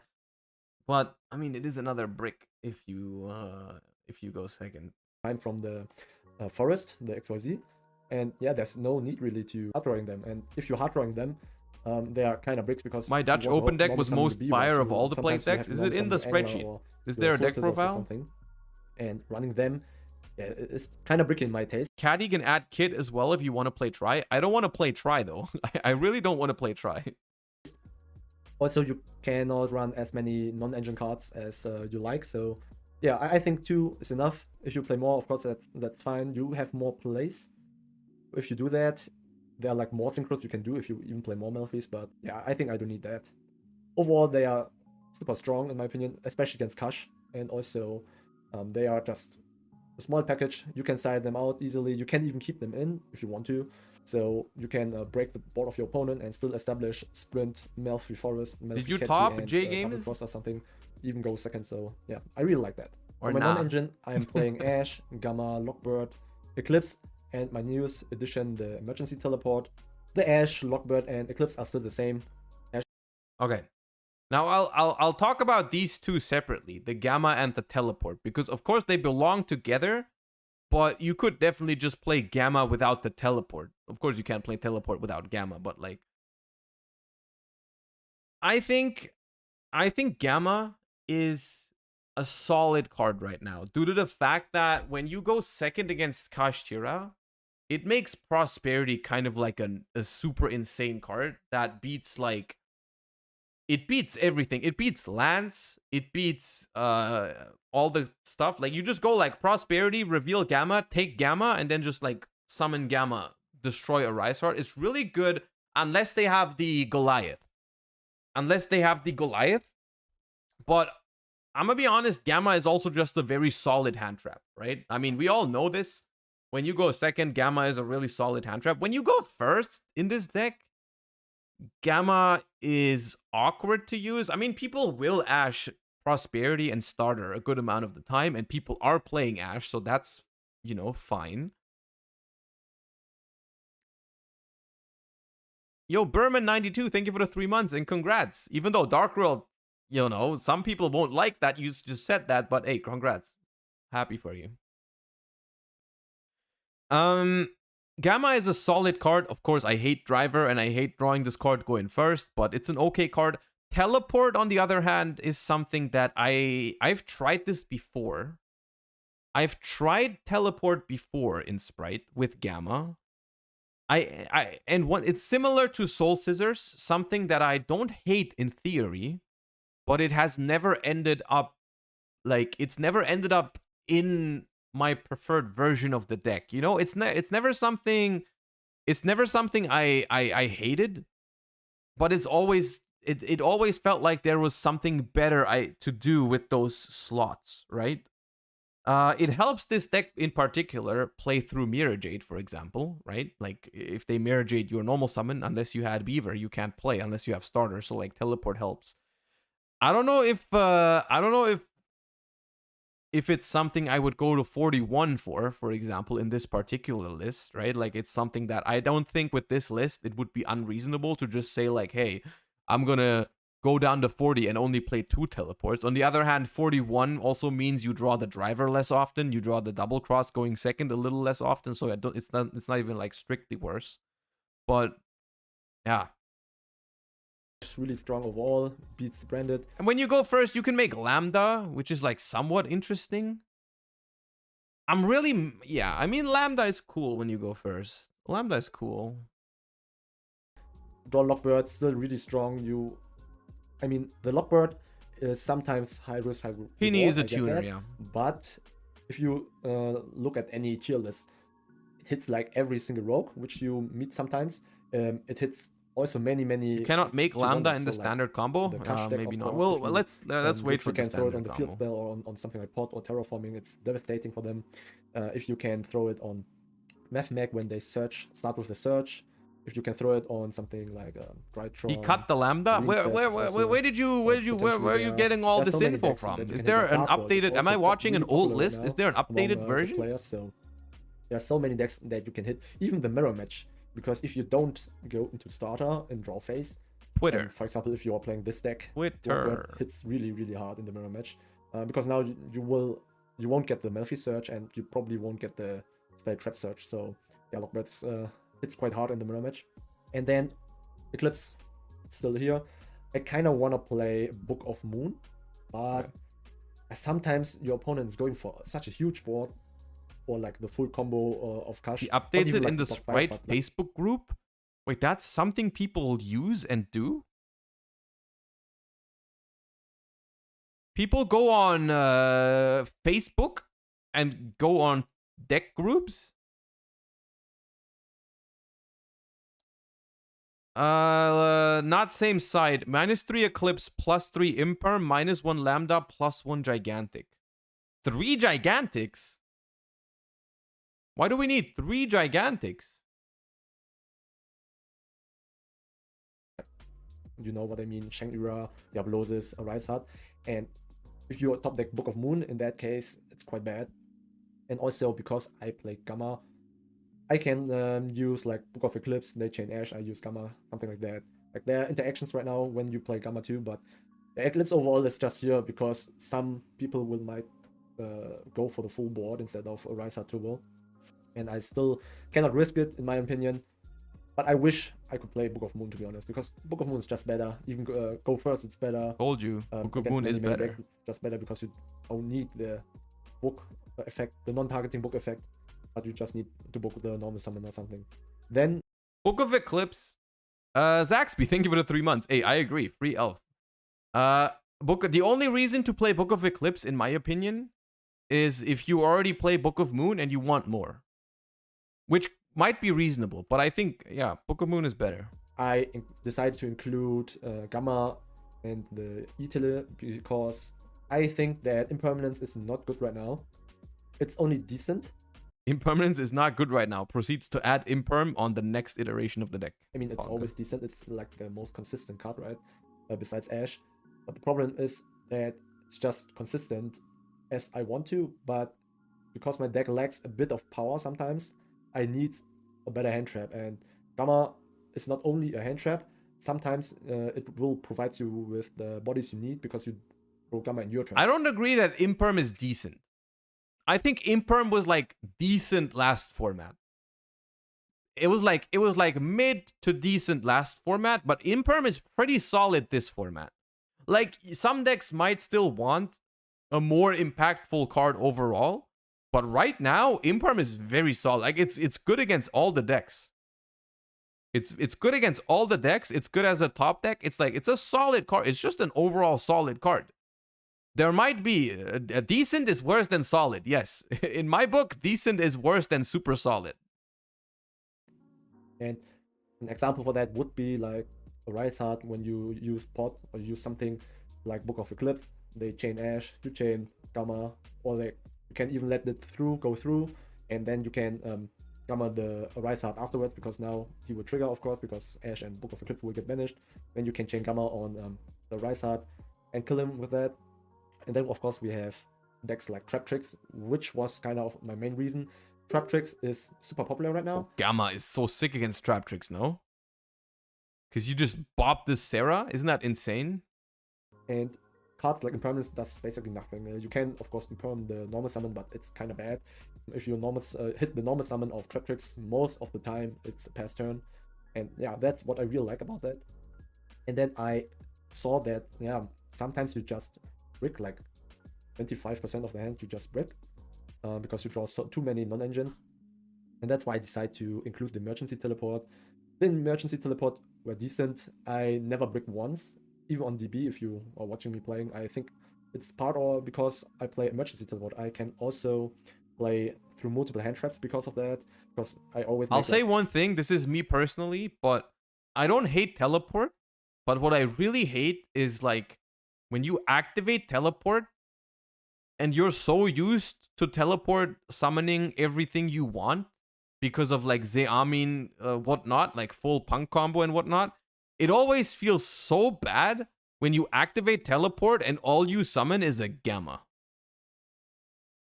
All you summon is Gamma. It just feels so whack whenever I do that. It's like activating instant fusion and not summoning Kid Kalos. It's like you activate the card and your opponent is like, God damn it, not that card. And you're like, oh, I'll just summon Gamma. Summon Gamma. And it's just like, it's not bad, but like, yo, that's not how it's supposed to feel. You know, I've done better things with teleport before, yo. It just feels wrong. It just feels wrong. It's like instant fusion into like Darkfire Dragon just for like a level 4 dragon or something. It's like, nah, that's not what I want to do with that card. That's not fair. That's too fair even. Gigantic first. They ash it probably. Yeah, me when cards are fair. Complaining. Teleport not good enough. Match. Into emergency teleport, go into sprint. I still can establish like Malfi of the Forest. But like, you know what I mean, right? It's good that Kid Kalos is banned, but hey, instant fusion just feels mid now. Why does it feel mid? That's the card. Everyone complained about this card forever, and now it's mid. Why? So overall, this card was really strong. Also, sometimes your opponent doesn't know. We can never be happy, dude. We can just never be happy. We can never be happy because like when they ban the cards that make other cards broken, like we are also just like sad about it. I just realized that. Hey, they banned Chaos Ruler and now I'm here complaining why teleport feels mid. Or doesn't expect rather that you're playing it, so you can go like normal starter, they stop everything. You go into emergency teleport, you can just come off from emergency teleport and something like blue alone, and that's kind of crazy. Okay, don't tag instant fusion in chat and tell him he's mid or they are mid. Don't do that. That's not what I meant. They've been subbed for multiple months. They don't deserve this. They don't deserve this treatment, chat. And sometimes this also helps you to make hard summon Herald, so you have the negations already on top of your field. And sometimes it helps you just to make Herald, so you have an Omni negation directly before you are continuing your plays. And that's also kind of nice. Overall, emergency teleport was really solid. I never wished that it was another card. Sometimes Imperm or enemy controller could have been better, I guess. Overall, the consistency boost was just more important for me. But of course, you can switch it out if you really want to play the standard 15 go second card. Then you can switch out Gamma and emergency teleport for like hand traps. That's Do we test fine. some sprite ideas today? We might. I'm like currently. This is like Sprite is the deck I want to bring this weekend to the regionals. Kind of. I kind of want to bring Sprite. I'm definitely not going to bring Kashtira because like I said, Kashtira is only like my backup plan for the YCS. So I don't want to like test it and see if it's good enough because I know how it's going to perform.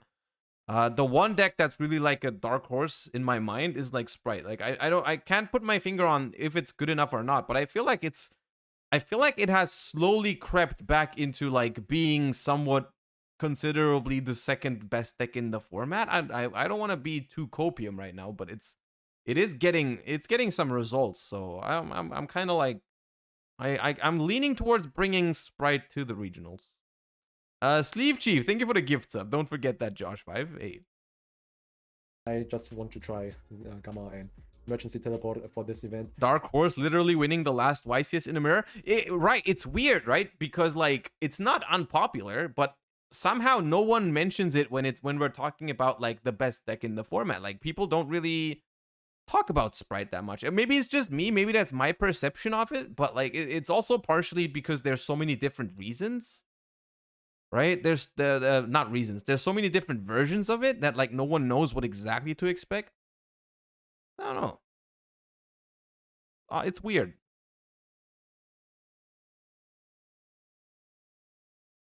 Sleeve Chief, thank you for another gift sub, and Maximus XYZ, thank you for the 2 months. Been playing the Sprite Runic Life Twin list with 1/1 of the twins. Yeah, that's solid too. And yeah, they both work fine. How did you find Runic Sprite? I think Runic Sprite is fine. I think it's not dead. My problem with Runic Sprite is a similar problem than I have with Despia, is that Runic Sprite is a deck that has to win almost exclusively with Engine. Almost exclusively with Engine. Okay, Sleeve Chief, thank you for another tier 1 gift sub. Appreciate that. There's only so much non-engine you can play in Runic Sprite before it becomes bricky. And in the current metagame, you really, like I said earlier, you really want to play decks that have room for non-engine. And Runic Sprite doesn't really do that super well. That's like its one downside, is it has to win by engine. And it turns out it's really hard to beat Kashtira with just engine. It's really, really hard. Almost impossible because of like a Rysard being so good. Every 1-card combo is incredibly efficient. Kashtira Birth just randomly fucks up Runic. It's really tough. Top 8 Synchro Sprite. Ooh. Say no more. I'm checking that out. Oh. Hagebeck, thank you for the 6 months. Appreciate that. Then for the side deck, I have Lancea. Okay, Bell, let's skip the Lightning side Storm, deck. the Lone Duster, Change of Heart, Pointer, and Judgment. And also, yeah, sometimes decks with like a loop never comes up. Show me the Most of combo. time I go into Gigantic because nobody is Angler. And now I'm gonna show you my standard combo. It's literally the same combo as always. I go for Beaver into Angler, and at this point I always go into Gigantic. Sometimes, of course, you can summon out the blue first, but most of the time I go into Gigantic because nobody is running Ghost Ogre, so normally you should go into a Gigantic here.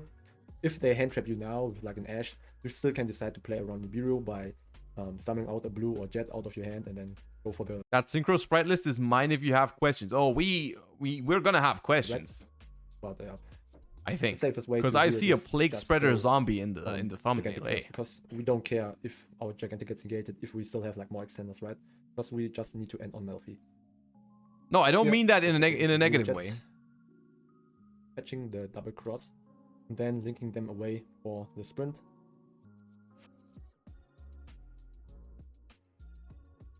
And then we summon out the beavers in this case. By the way, this is already pointing out why he prefers the Melfi cards over the Sprite cards, over the frogs, because if you resolve your Gigantic, you don't actually need to draw any Sprite monsters to get into your full end board, because you don't need to summon Swap Frog. Like I do remember facing that issue a couple times with previous versions of Sprite where I summon Gigantic and I don't have a Sprite monster, and I'm like, damn, I have to choose now between getting into my Sprite cards or getting into my secondary engine / end board piece, whatever you want to call Swap Frog, because it's not really engine, it's not non-engine, it's like some complementary like thingy. I have to choose, right?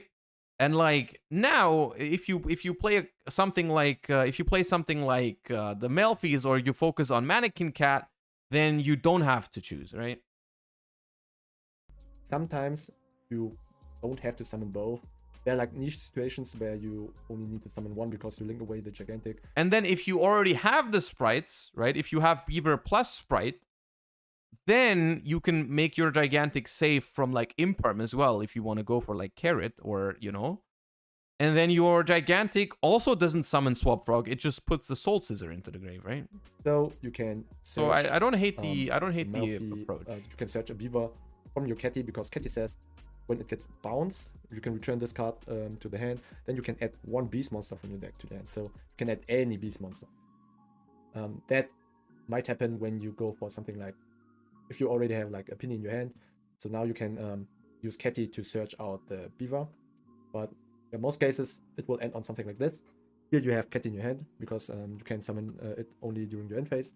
Okay, so what is this? This is off of one Beaver. We have a Sprint Bounce, a Double Cross Take, a Summon Catty into Penny, into Herald Negate. That's not bad off of one card. And then you go into the end phase, fall Catty effect, and summon. The cool thing is that the one card combo is pretty solid, but if you have any more, like your 2 or 3 card combos, also extend really well, because like I said, if you already have a sprite monster, you can just not summon the Soul Scissors from Gigantic or whatever you want from Gigantic, and that's also really neat. Now this entire combo is only Beaver alone. We have the XYZ is also a negate, right? When something else is bounced, or what? The Sprint bounce, we have the Catty as a disruption, we have the Double Cross as a disruption, we have Gigantic as... It's really weak to Dark Ruler, but people don't really play that, right? And you still have Double Cross after Dark. Follow-up, basically. So we have like 1, 2, 3, 4 things. And the Melfi Forest is actually also a really decent disruption. You can detach one material from this card, add a Melfi card from your deck to your hand. If another face-up Melfi monster you control returns to your hand, you can target a face-up monster your opponent controls. It cannot attack. Also, its effects are negated while it's face-up on the field. Oh, that's really good against Kashtira. Because it's a trigger effect, and so are the Kashtira. So if they summon a Kashtira and you return a Melfi to your hand, they can trigger the Kashtira, and then your Melfi will be chainlink 2 to negate to stop the Fenrir or whatever, to banish. So that's good. Which many people forget. And negates it and stops it from just baiting your stuff by attacking the hand, which Catty will do. It will trigger. You can target one face-up monster your opponent controls. It cannot attack. Also, its effects are negated while it's face-up on field. What does it mean? It like protects the Arclight from the first Kashtira. So the Arclight can't be attacked over, and the Arclight can also stop any potential extender that they might have, like the Theosis or whatever. Does Arclight negate activation? Probably, right? So they can activate another Theosis if they do. Summon something out like Fenrir, if they have Unicorn. to. You can straight up go to the Catty effect. It will go to your hand. You will add Penny in most cases. And then you will ask your opponent, do you want to trigger anything? Because now they have the opportunity to trigger Unicorn or Fenrir. If they say yes or no, you will always chain your Melfi Forest, because now you get the priority to activate the trigger effect. And then you go Melfi. Oh, Theosis is use. Okay, then bad example. Of the forest, negating the Fenrir or Unicorn, and now it cannot attack, and also the effects are just negated as long as they are staying face up. And that's so strong against Kash, because now everything that they summon next to it, in this case, of course, you will always go shotgun into the Herald. So we end on this board. This is also particularly cool because if you set up the Herald, if you do have the Soul Scissors in the grave, using the Herald to negate and pop triggers the Soul Scissors. Soul Scissors is only on monsters though, right? You have to negate a monster and destroy that, right? You can't bring back Soul Scissors on the destruction of a spell trap. So you'd have to negate the monster with that. But... And now they have, of course, a Kash, and everything they will summon next to it. You can bounce, you can steal, you can negate. Doesn't matter. Like so you have, it's a good board. You can go straight up Herald. Then you can keep the double cross for the next summon, or you can summon out the Herald again if you want to. It does become a little more convoluted, let's say, if you don't open Beaver. Like, Beaver makes it really straight up a solid combo, right? It's really, really solid. If you don't open Beaver, you do run into some other choke point problems depending on what you have, right? Vikinger, thank you for the 9 months. What does YCS stand for? Yu-Gi-Oh! Championship Series, which is like the biggest tournaments we have on a regular basis. And you still have your bounce, your negate, and you still have 4 hand cards. This alone was just 1 Beaver, right? 1 Beaver. But this is like 1080p. You're capped. And, this is 1080p. No shot. And you still have 4 hand cards. Okay, yeah. Which, I was about to say. I was and about then, to riot. If you want to, there are many lines where you can go into other plays. Of course, you can also decide to not use Herald, but the Merry Melfi to bounce anything. This board is with every 2 monsters, even if they negate blue. Yeah, it's not that hard to make this. Back because it bounces on special summon. It bounces. There is a few things I like about this board. Sirad, thank you for the prime, and the construct also thank you for the prime. I appreciate that. First time primers, hey, appreciate you. There's a few things I like about this board. One of the first things that comes to mind that I really like about this board is the fact that it keeps Sprint on the field. I've been labbing different sprite versions, and very often it felt so suboptimal to me that you use the Sprint to overlay into Gigantic, because, brother, Sprint is a super good disruption. It's a super good disruptive card if you can manage to leave it on the field. However, most combos don't really work like that, because you either don't end on any XYZs, or you need to overlay the Sprint to get it out of the extra monster zone, or to have enough materials, or you end on Jin Buster and you can't detach from Jin Buster because it needs both of its materials. It's like, and this feels good. It feels good that you just have Sprint on the field and there's 2 XYZs that have material, right? In this normal combo. That's just nice. I like that. I like having Sprint on the field, right? Scream, thank you for the 3 months. Appreciate you. Thank you. Up monster from your opponent, or like rather every monster. Doesn't have to be your opponent's, but yeah, you can decide if you want to go for Omni Negation or something like the bounce, and then you have like multiple bounces. And yeah, as you can see, the engine is really consistent. You have multiple choices you can do. Not only in Omni Negation, you have bounces. You can go into a weaker bot if you want to keep more follow-up.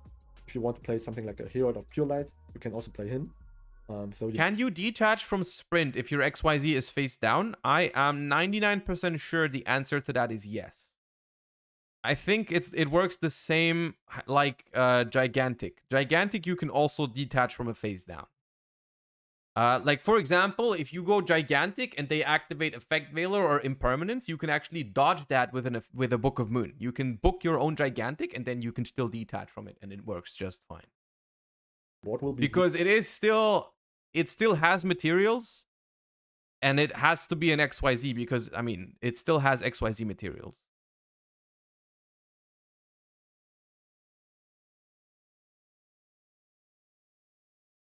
I'm pretty sure you can. Once again, don't quote me on this to your local judge. I'm 99% sure you can, because there's no, like, the game knows it's an XYZ because it has XYZ material. Like, it can't be a different card. Like, there's no other cards in the game that can have XYZ materials. It has to be an XYZ. So I think you can.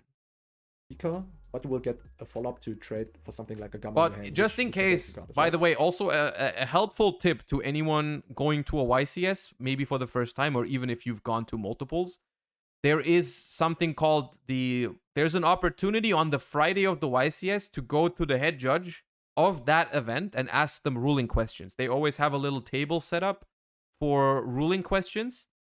And you can just go there and ask if you're not sure how something is being ruled, and they will answer it to you. And then you know how it's going to be ruled in that tournament.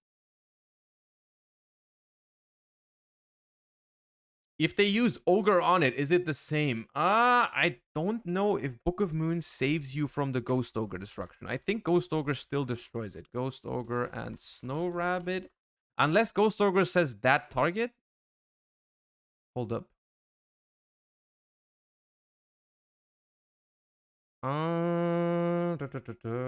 Does Ghost Ogre... Ghost Ogre says destroy that card on the field. Destroy that card on the field. Wait, it's not target. Of course not. If you book, I think it doesn't destroy it, so it should work. It should work. I don't think Ghost Ogre destroys the card if you book it. So, because Ghost Ogre says, hold up. Ghost Ogre says, you can send this card from your hand or field to the graveyard. Destroy that card on the field. I think if you book the card that Ghost Ogre tries to destroy, it is not considered to be that card on the field anymore. Because setting a card resets the card. I don't think it's considered that card anymore. So you should, in the same way, be able to dodge Ghost Ogre with the Book of Moon on Gigantic. In this case, yeah, the board for me is quite resilient. It's quite strong. My best board would always end on something like Carrot and Scissors in the graveyard. Like this is. I think that's wrong. Best case, and really, hold up.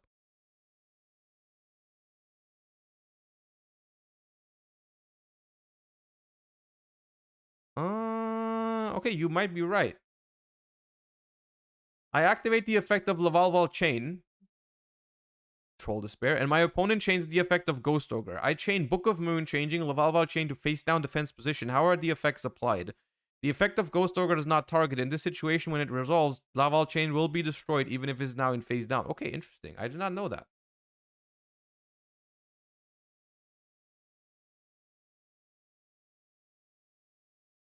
Sorry for the delay. You cannot detach from a face-down XYZ you control with Sprint because it is not considered an XYZ monster. Gigantic works because you only have to detach from a monster, not an XYZ monster specifically.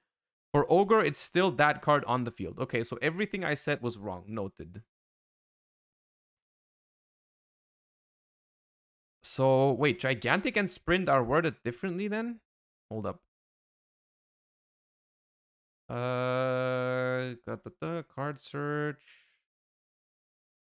Sprite. Gigantic Sprite. Detach one material from a monster you control. Okay. And Sprint is detach a material from an XYZ monster you control. Okay, and that's the difference because the face-down monster is not considered an XYZ monster. Okay, I did not realize they were worded differently. I just figured that's so confusing. Like, why does this thing even say monster? Why does this thing not say XY? Why does it specify or like red like the? Anyways.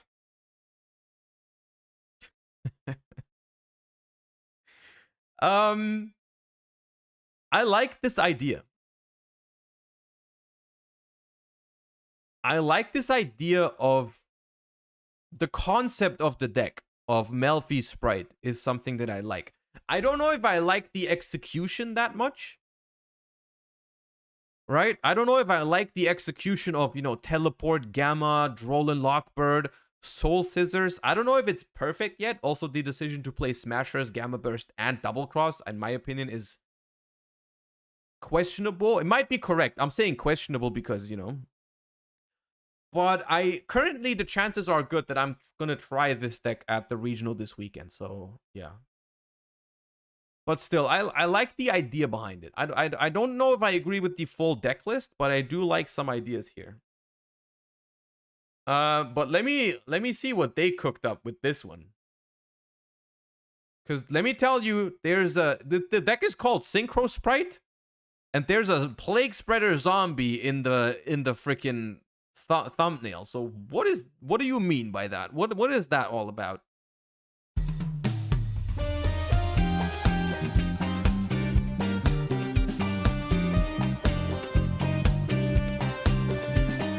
Hello of Banished Pile. We are here in Omaha at the Omaha Regional. We got Bruce here who got 7th place, and you were playing... A synchro pile. A synchro pile. I think it's a little bit more than that. Please be good. Please be good. Please convince me that this is good. I All want right, it to well, be good. you know what? I'm going to let you hold your little spice secret here, and then Yeah. let's get into the deck profile. So I'm essentially playing Sprite with synchro. Honestly, I think it's a route that needs to be explored more, especially in the next couple of sets. There's gonna be a couple of cards that just make this deck even better. And the fact that I topped with it now just shows that that deck's gonna be so good in the future. I mean, I know it's good in the OCG with like Bestials and Assault Synchron and Chaos Ruler, but that's like very different. But into the deck profile. So we ran 3 blue. Oh my god, give me those blues. I want them. 3 jet, 2 red, 1 carrot. This is like a super necessary ratio. 2 red is super necessary because like if it gets banished off of like cash stuff, like you need that red. But the thing that happened most with red is that I would summon it, I would pass my turn, someone would attack into it, and I'd be like, cool, starter, summon the other red, and then like they wouldn't be able to play. So it was just really nice having Ulti 2. Blue is one of the best ultis I've ever seen from an OTS pack. No, like hands down. You don't even have to be a Sprite enthusiast to realize how freaking good this card looks. You never need 2 carrot. This is a perfect ratio. That's I was thinking about running insane pixies that for a they did while, but it wasn't good enough. Then of Also, course, why is there Swap Frog and Toad? You said Synchro Runic, Synchro Sprite. What's happening? it's a 3 starter, 1 Gam Burst. I added this in literally 2 days ago, and it's won me so many games. Just the fact that you can search something that ends the game is insane in this deck. Smashers, Don't worry you about need to it. run it. And then 1 Double Cross. Double Cross is necessary in this deck because you run the Newman lock, and you Ooh, need this Newman. in order to like get that rolling. Well, that's what the Swap Frog is for. I hate that. Is this 60 cards? There's adventure cards too? What is happening? And then we're running, so the Newman lock consists of Swap Frog, Newman, and Dupe Frog. Being able to summon Swap Frog from deck with Gigantic, sending Newman to grave, and then you make Toad with the Reproductus, which is in my... I mean, look, hey, the idea behind this deck apparently is if you can't decide between the engines that you could theoretically play in Sprite, hey, just play all of them. Just play all of them things. extra, and then you that way you will not have to decide. Semi-phase of your opponent's turn. So they can't attack in a Newman, they can't summon over 1800, and it says 2000 defense. So it's just like, it just completely locks them out of the game. Next up, we're showing one of each life twin. Players who don't know, what does this card do? So this card says neither player can special monsters with This is Commander Sprite, dude. What's your commander? 1800 or more attack. And so not only does this have 1800 defense, it just completely outs them. Into cash, the only thing that they can do is activate Birth and then normal summon. But since you're like putting up a Toad on top of it, whenever they activate Birth, I tried the life twins, but there wasn't enough extra space. Hey, I was joking. Why do you answer that? Max TGT, thank you for the 6 months.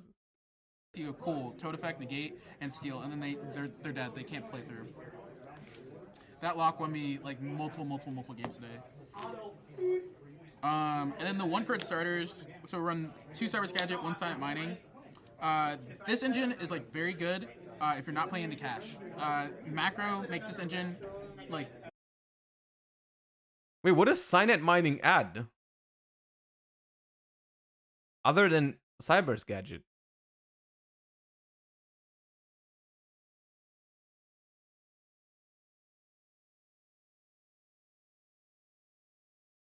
Why is it not 3 Cyber? But if you're not into macro and you're not into cash, this engine is the best engine to start with. It always gets you into a Lingerybo, which is insane into most decks. You have like an out to Imperm. Oh, it's for super thrust. early in your turn, and it gives you a level 2 token, which is just absurd. And then Signet Mining, there's a lot of cards in this deck that you're cool with discarding, and so like this is not a neg in the deck at all.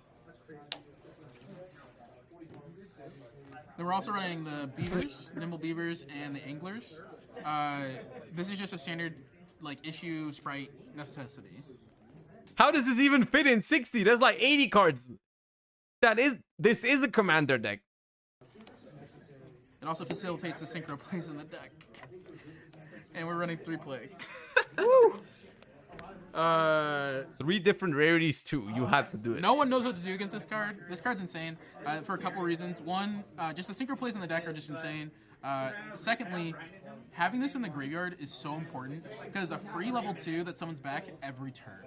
And that is insane because you can only summon it back, go into an XYZ, detach it, it's in grave, it's an extra body. There was one time today that I did that, detached the Plague, special summoned it back out, so I had an extra body for Gamma Burst to go for game.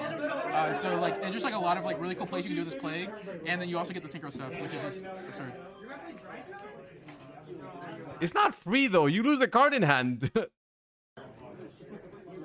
And then we're running Cupid what?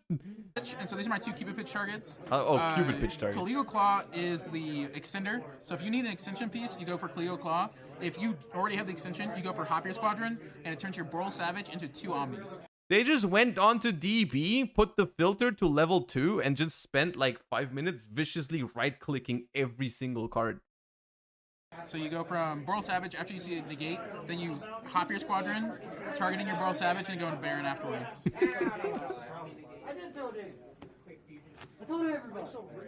And then we're running Adventure. So 3 Water Enchantress, 1 Griffin Rider. This engine is insane. There's only 1 card in the whole deck that conflicts, and that's Beaver. And in those situations, I usually just normal summon Beaver. Beaver will net you much more advantage than this engine. I'm not roasting. I'm enjoying this. This is funny as hell. And then, of course, the 3 Rite of Aram is here. The Fateful, Dracoback, and Foolish. Now, Foolish isn't just an adventure card in this deck, because you are running the Plagues, the Nimbles, and stuff, so you should have a lot of different power cards in the deck that you can send with it. And this card, opening this card is just... I'll be honest, Foolish for Plague, activate effect. If you think about it, like, that feels so bad, because, like, it's even worse than teleporting for Gamma. Always insane.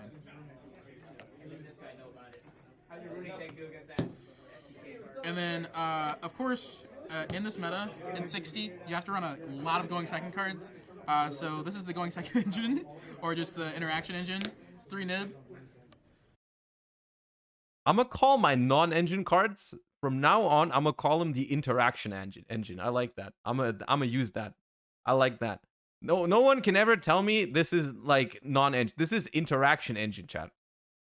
3 Ash. I'm gonna use that. 2 Droll. Oh my god, 2 Drolls in 60. Did you ever open that? Did you open this card and it was good? Did you open a 2 of Droll and Lockbird in 60 cards? You did. Oh, of course you did. 2 Book.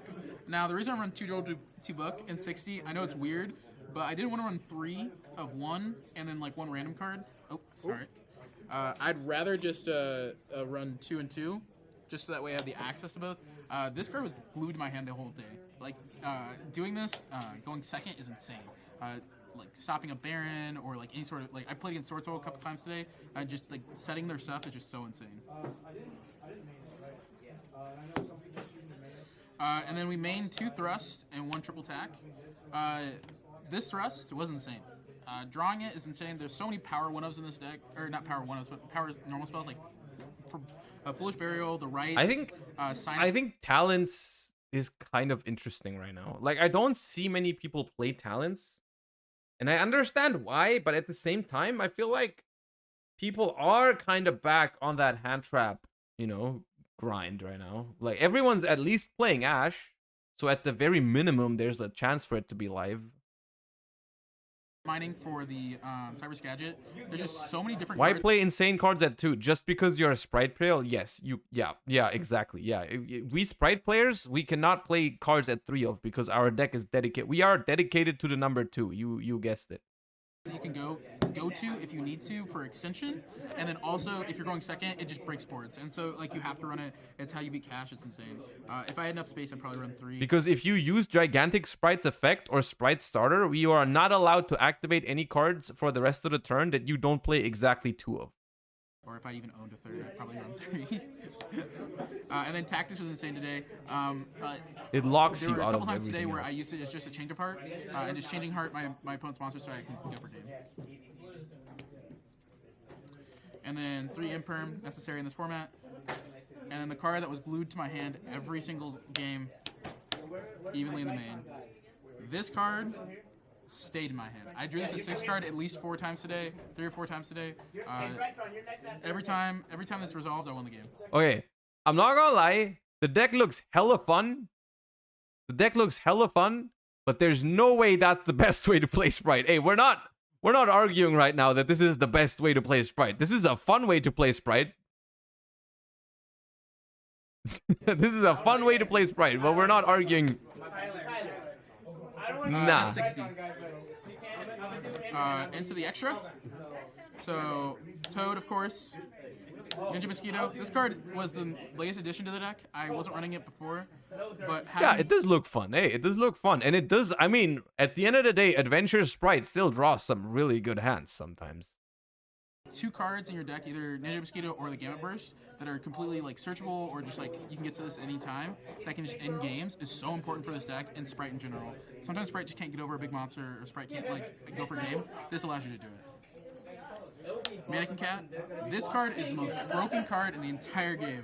This card won me so many cash matchups, won me so many just random shit, like being able to like summon someone's Ash to their field, so that way they can't imperm evenly or anything. I feel like this is really nice against Kashtira randomly, because the only way they can play if you somehow give them something bad is like they can only play with Birth, right? And then you gotta summon out Carrot or Red from deck. That's insane, just having that bit of extension. But also with Ash, which I did a couple times, you can do this, summon your opponent's Ash, and then you can summon Plague from deck because it's a zombie. And so okay, you did not have to say that. Actually, I'm glad you said that, because that's hilarious. I was like, when they said, hey, you can summon back their Ash, and then you can like, I thought you said like, hey, you get a free Sprite Red negate or something. Nah. We summon Plague. We summon Plague from that, of course. My bad. Hey, sorry. You can get into synchro plays with it, or I expected the wrong card. Plague or level 2 kind of in the field and use it for like gigantic and stuff. And then 2 gigantic, which is necessary. Is there a matchup where you can summon Newman from this? Not really, right? Unless Imagine Kashtira starts with like Ogre, because it's water, and you just like summon a Newman on them. You need to run 2, especially in this format with Cash. I think I would always run 2, but it's so good. And then the 1 Zeus. I never made this today. Really? Yeah, of course, because it's always gone if you only play 1. I don't know, like, I feel like it's annoying, but I feel like in any Sprite deck that isn't Runic, you just need 2. Time I played against Cash, they would look at my extra deck, I would laugh, and they would take this out and banish it. Yeah. Because they didn't know what else to do. Yeah. I mean, what do you mean they didn't know what else to do, bro? You just banished the Zeus. That's the right thing to do. I was running 2 Sprint, necessary. This card is like a power card in the deck. Being able to send Plague, Nimble, and like anything else that you need is just super good. Reproducus, this is for the Newman lock and just for the making Toad. Which rank do you have to top to get this playmat? At regionals, the playmat is always for top 8, no matter the size of the regional, I think. I'm pretty sure the size of the regional does not matter. It's always top 8 for the playmat, by definition. And then the 2 necessary pieces that lead into kind of the bullshit of the deck. Lingaribo and Almirage. Now, the reason why these are necessary Frike, thank you for the 6 months. Is because of the fact that you're running Almirage. Boral Savage in your deck, and so you have to have a link monster engraved for it to be relevant at all. Oh, I see. And since we don't have like all the cards of like the next couple sets, this is the only way to make that card live and make the engine like work. Okay, now show me the synchros. And then we were running 1 Cupid Pitch that led you into 1 Boral Savage. That if you had the Hoppier Squadron, or just depending on what you had on field, you can go to Baron. You can like, this is like the main synchro pack. This is unhinged. Steel Yugioh, thank you for the prime. All this stuff is insane. Cupid Pitch, very nichely relevant. Burns for 800, which I won in time in locals before, but it didn't come up today. I was just like, I had it almost every game if it got to that. Imagine losing to 60 card Plague Spreader, Zombie, Newman locks, right? Because they Cupid Pitch burn you in time, dude. Oh god, dude, that it hurts extra. It hurts extra hard. You like, they summon Beaver and you keep your hand trap because you want to like hand trap the Gigantic so they don't get the red resonator, and they just like somehow like Cupid Pitch on you and you can't do anything about it. Dark Reaper, thank you for the prime. Appreciate that. Welcome to the channel. But this engine was insane. Mannequin was insane with Rite of Aramis here was because I would get drolled. I would make Mannequin summon back Droll, summon Griffin from deck. How does that happen? How do you even get Droll, dude? No one should play Droll in this format. Why does this happen? How? This is not... Oh, God. Ask Chrissy. Thank you for the prime. Appreciate you. And then Why one is this a thing? The Arclight. I never summoned this today, but I run this for Sprite.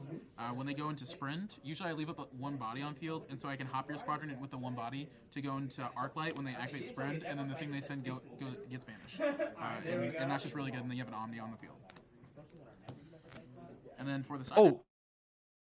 This is unrelated to this deck, but this is related to the Sprite Melfi deck. One thing I find really annoying for Herald of the Arclight, this specifically relates to Emergency Teleport. If you teleport out a Gamma, and then ideally you want to make a Herald first, but then you cannot go for Sprint anymore. That's annoying to me. That's annoying to me. The fact that you cannot make a Herald of the Arclight before you combo. That is one thing that I really hate about Teleport, because otherwise Teleport would be a really good extender, because if you already have combo, you can just make Herald of the Arclight, but that ruins your combo. That's one thing I really don't like about Teleport. I forgot to say that earlier. 3 Lancia to start. This card I added in last night, and I was like asking my buds for this. This card is absurd. This won me every single cash matchup. I would side this in going second or going first as well.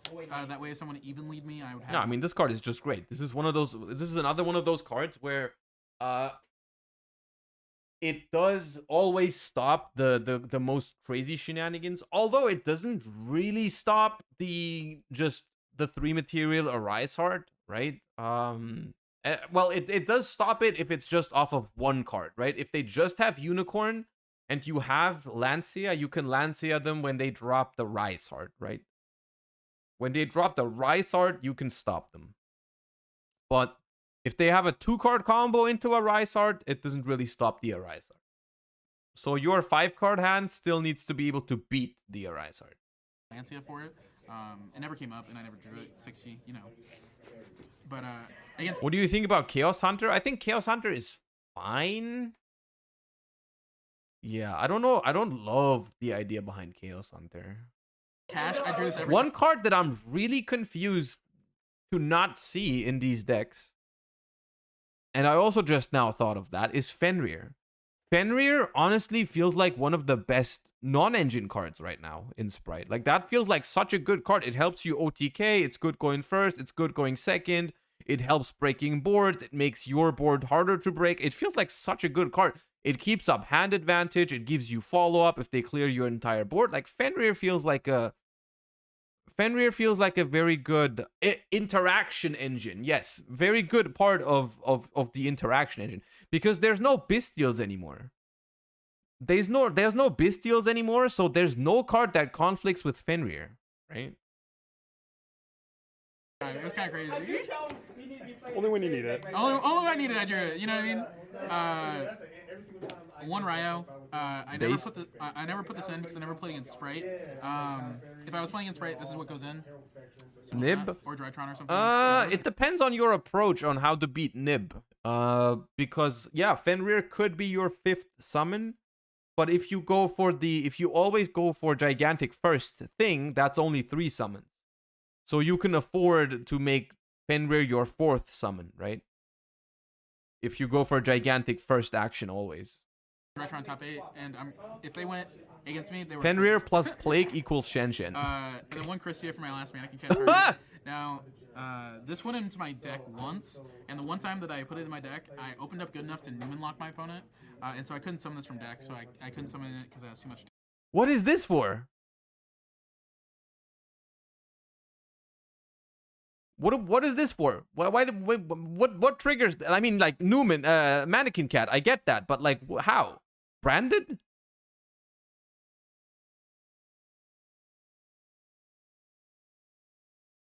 Aluber is a fairy, but hold on.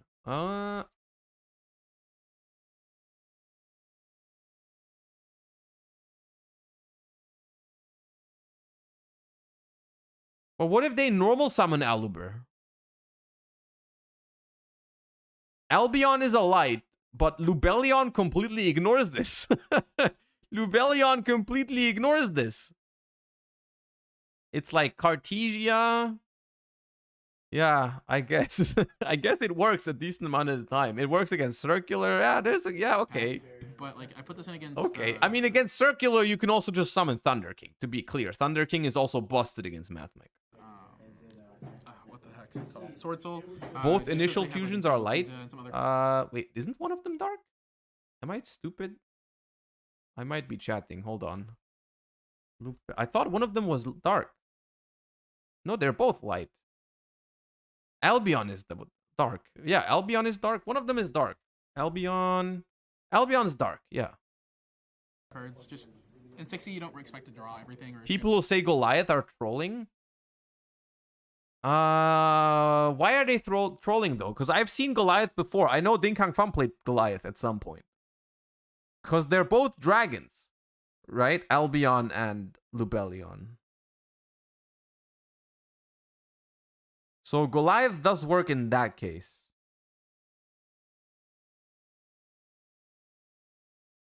I guess Goliath doesn't work in some other matchups like Mathmech or whatever. Christia shuts them out of branded beast shenanigans.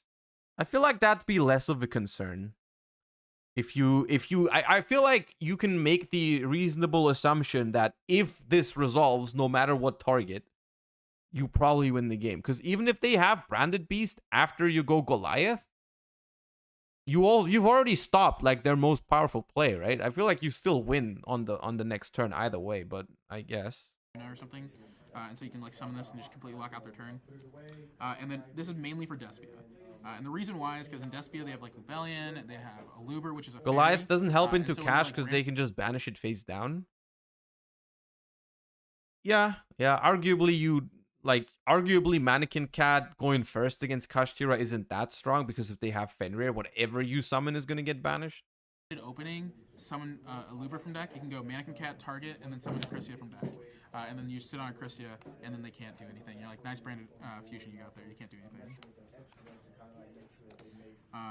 And then one Red Resonator. This won me one game today. It's also nichely a tuner, so you can do tuner plays with this deck. Okay, I need to know, did you actually synchro summon with that card?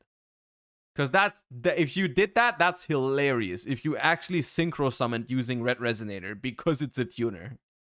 Oh, god damn, you did? Oh my god. Nobody really recognizes?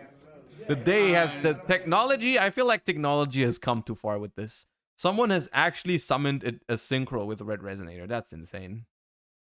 Then 2 Lightning Storm, 1 Feather Duster. I got it to grave so I could Mannequin Cat it out. Oh god, those are some words you just said. Those are some words I never expected to hear in that context. That's crazy. You just Trap said decks that. like Trap Tricks and Labyrinth. Those decks are just really hard to beat from this deck. And Technology has gone too far, dude. Oops. And then I'm running 2 D-Barrier, 2 Eradicator, and 2 Trap Trick. This engine was insane today. Just Okay, being that's able nice. to side in. I like that. Trap Trick is like a card you can often do cool things like that with, where instead of running 3 and 3, you can run this, which is the same number of slots, but you technically have 4 copies of each, which is really nice. Like going first, 4 of one of these is absurd. Just being able to The FTK engine, yes. This is you can take out some of your interaction engine when you go first and take some trap FTK engine into your deck. like constantly see one of these and just completely blow out your opponent depending on the matchup is so important. And so this engine I would never change, especially in 60. It gives you 4 copies of the card. Yeah, we take out some interaction engine and we put in some FTK. So I'm engine. gonna say a little bit. Also against the back row decks, we can take out interaction engine for some back row removal engine. How are we summoning this guy here? Because I know you showed me this, but yeah. some people might not know how that's gonna get off. So in this deck, the way that you do it is you just summon Gigantic with a sprint underneath or something. Insane technology. How does he do it? Never seen before. There so you that go. way it has 3200 attack. All right, and it's easy as that. Yep. Well, okay. Well, so you said that there's going to be some port coming in the next couple months. What Yeah. cards are you suggesting we look at? So I mean, there's Excel Synchron that's out right now. I can't run it in this deck because Plague banishes itself, and that's like pretty important for that. But like the Apple Worm card and the next set is gonna be really good, and then Assault Synchron is gonna make this deck just completely blow up. I really hope that Synchro Sprite is a thing here. I don't know if it will be because we have no Elf and no Chaos Ruler. I'm not sure, but I really hope it is. That deck is so cool. Bestial Sprite Synchro pile? That's awesome. I want that. I want that to be a thing. I really want that to be a thing.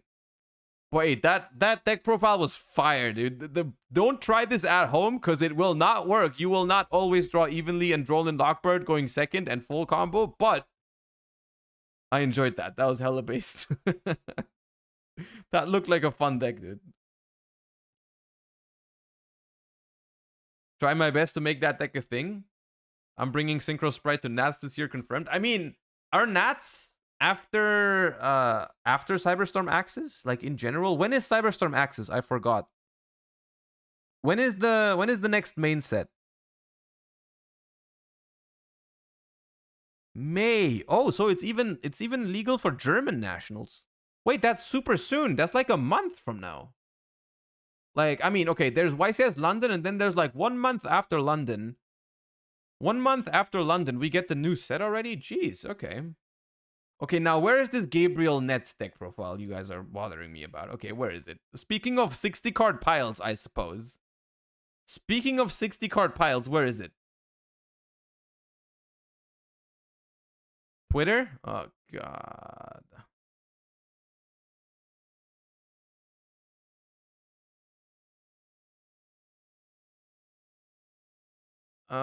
Southampton Regional. Is it on here? Doesn't look like it. Oh, there it is. Southampton, Gabriel Nets. Oh, Lord. Good Lord. 60. Oh.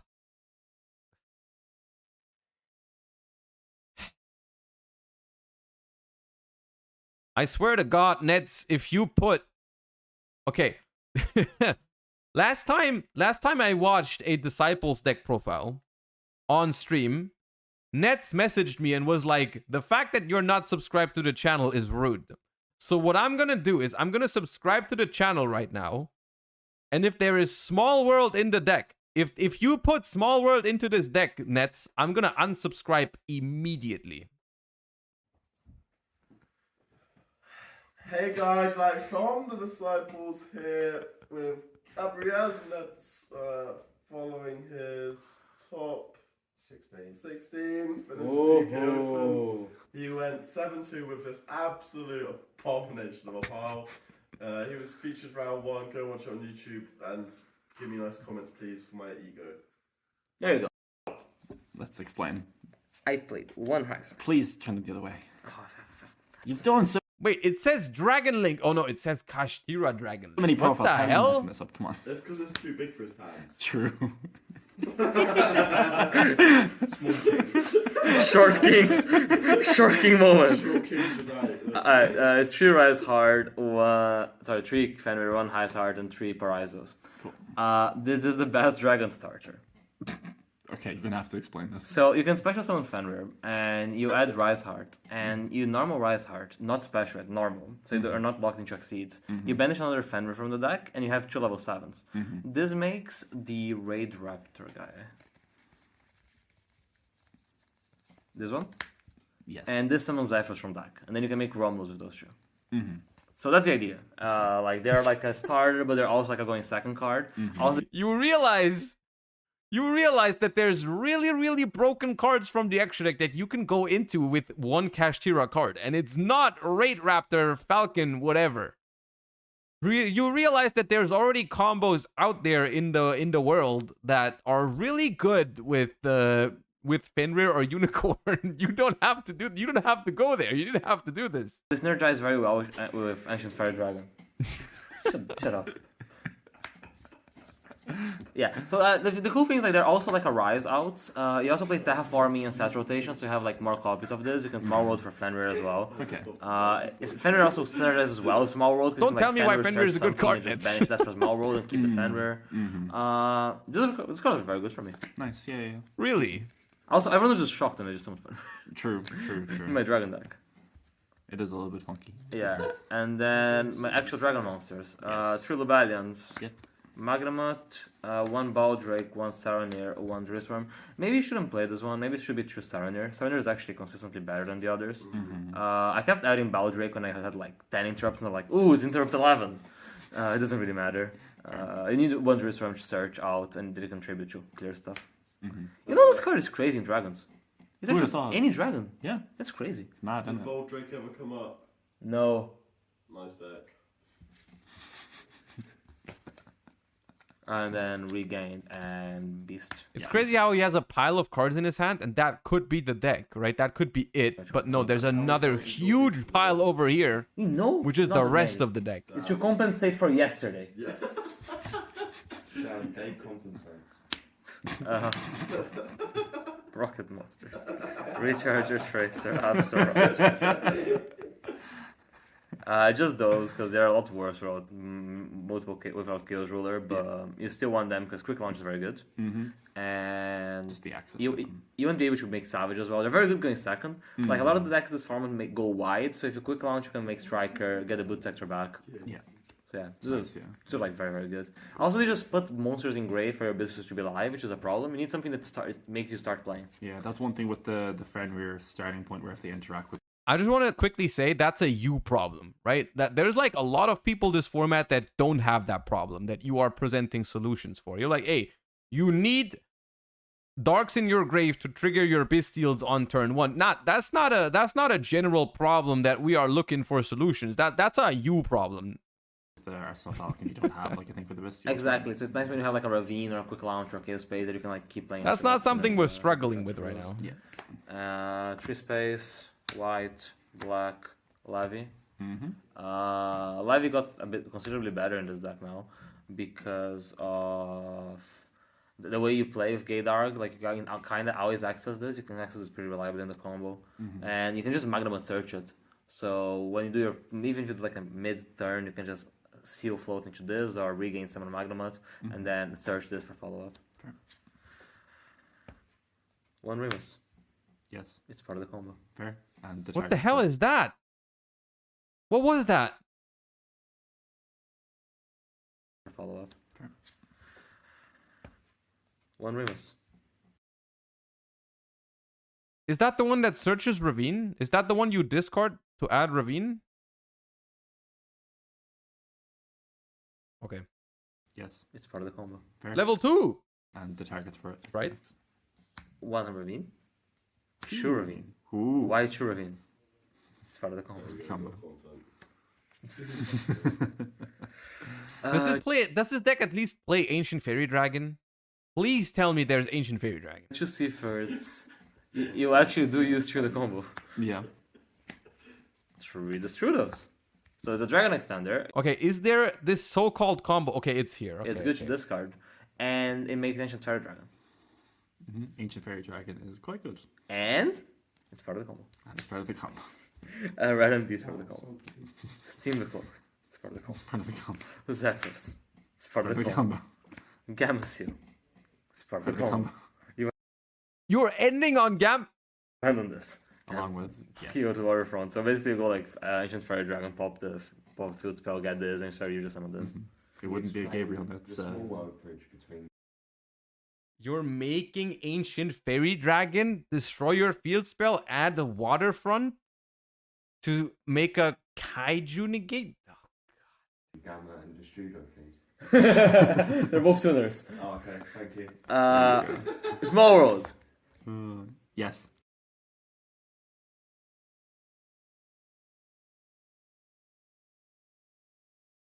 I was checking bridges before round 1 as usual, but Scar's actually kind of cool in the deck because there's always a missing part. So what I did some hands that I couldn't like do the full Zephyros thing. I just searched Zephyros with this, and I pitched it for Ravine. So I still got to do the combo even without starting Fenrir. Okay. And going second is out a Rise Heart because you can just search Gamma. Yeah. So you just search Gamma, and then this triggers, and then you can just Gamma the Arise, and you just So synchro them. funny. Small worlding for Gamma when they have a Rise Heart. That's not real. After. Oh, I was just playing a Lava Globe damn. search off it. So yeah, it's pretty good for me to hold it. And I wouldn't. Why does Josh hate Small World? I don't hate Small World. Okay, let me clarify. Let me clarify one thing. I think Small World is not a bad card. But every deck that plays Small World sucks. Because if your deck needs Small World, your deck sucks. It's not Small World that sucks. It's just if your deck needs it, your deck sucks. And I will die on that hill. I will die on that hill. If your deck needs Small World to be consistent, your deck's probably bad. So MathMech sucks? It sucks. Yes, it does. Junky G-Notes pile without a small world in it. It's part You guys are saying, what about MathMech? When MathMech is the incarnation of sucking. The branding. It Exactly. also allows for the bad non-engine decisions I've made. You guys felt really smart when you said, what about MathMech? Yeah, that deck sucks, dude. Makes sense. Foolish for the one destroyed or router things. Terraforming searches one of your 4 field spells. Same for this. You do. You need to play 4 field spells. Mm-hmm. And then Trash. Yes. Schmidt. Yes. One Veiler. Yes. So one Lava Gold. Yes.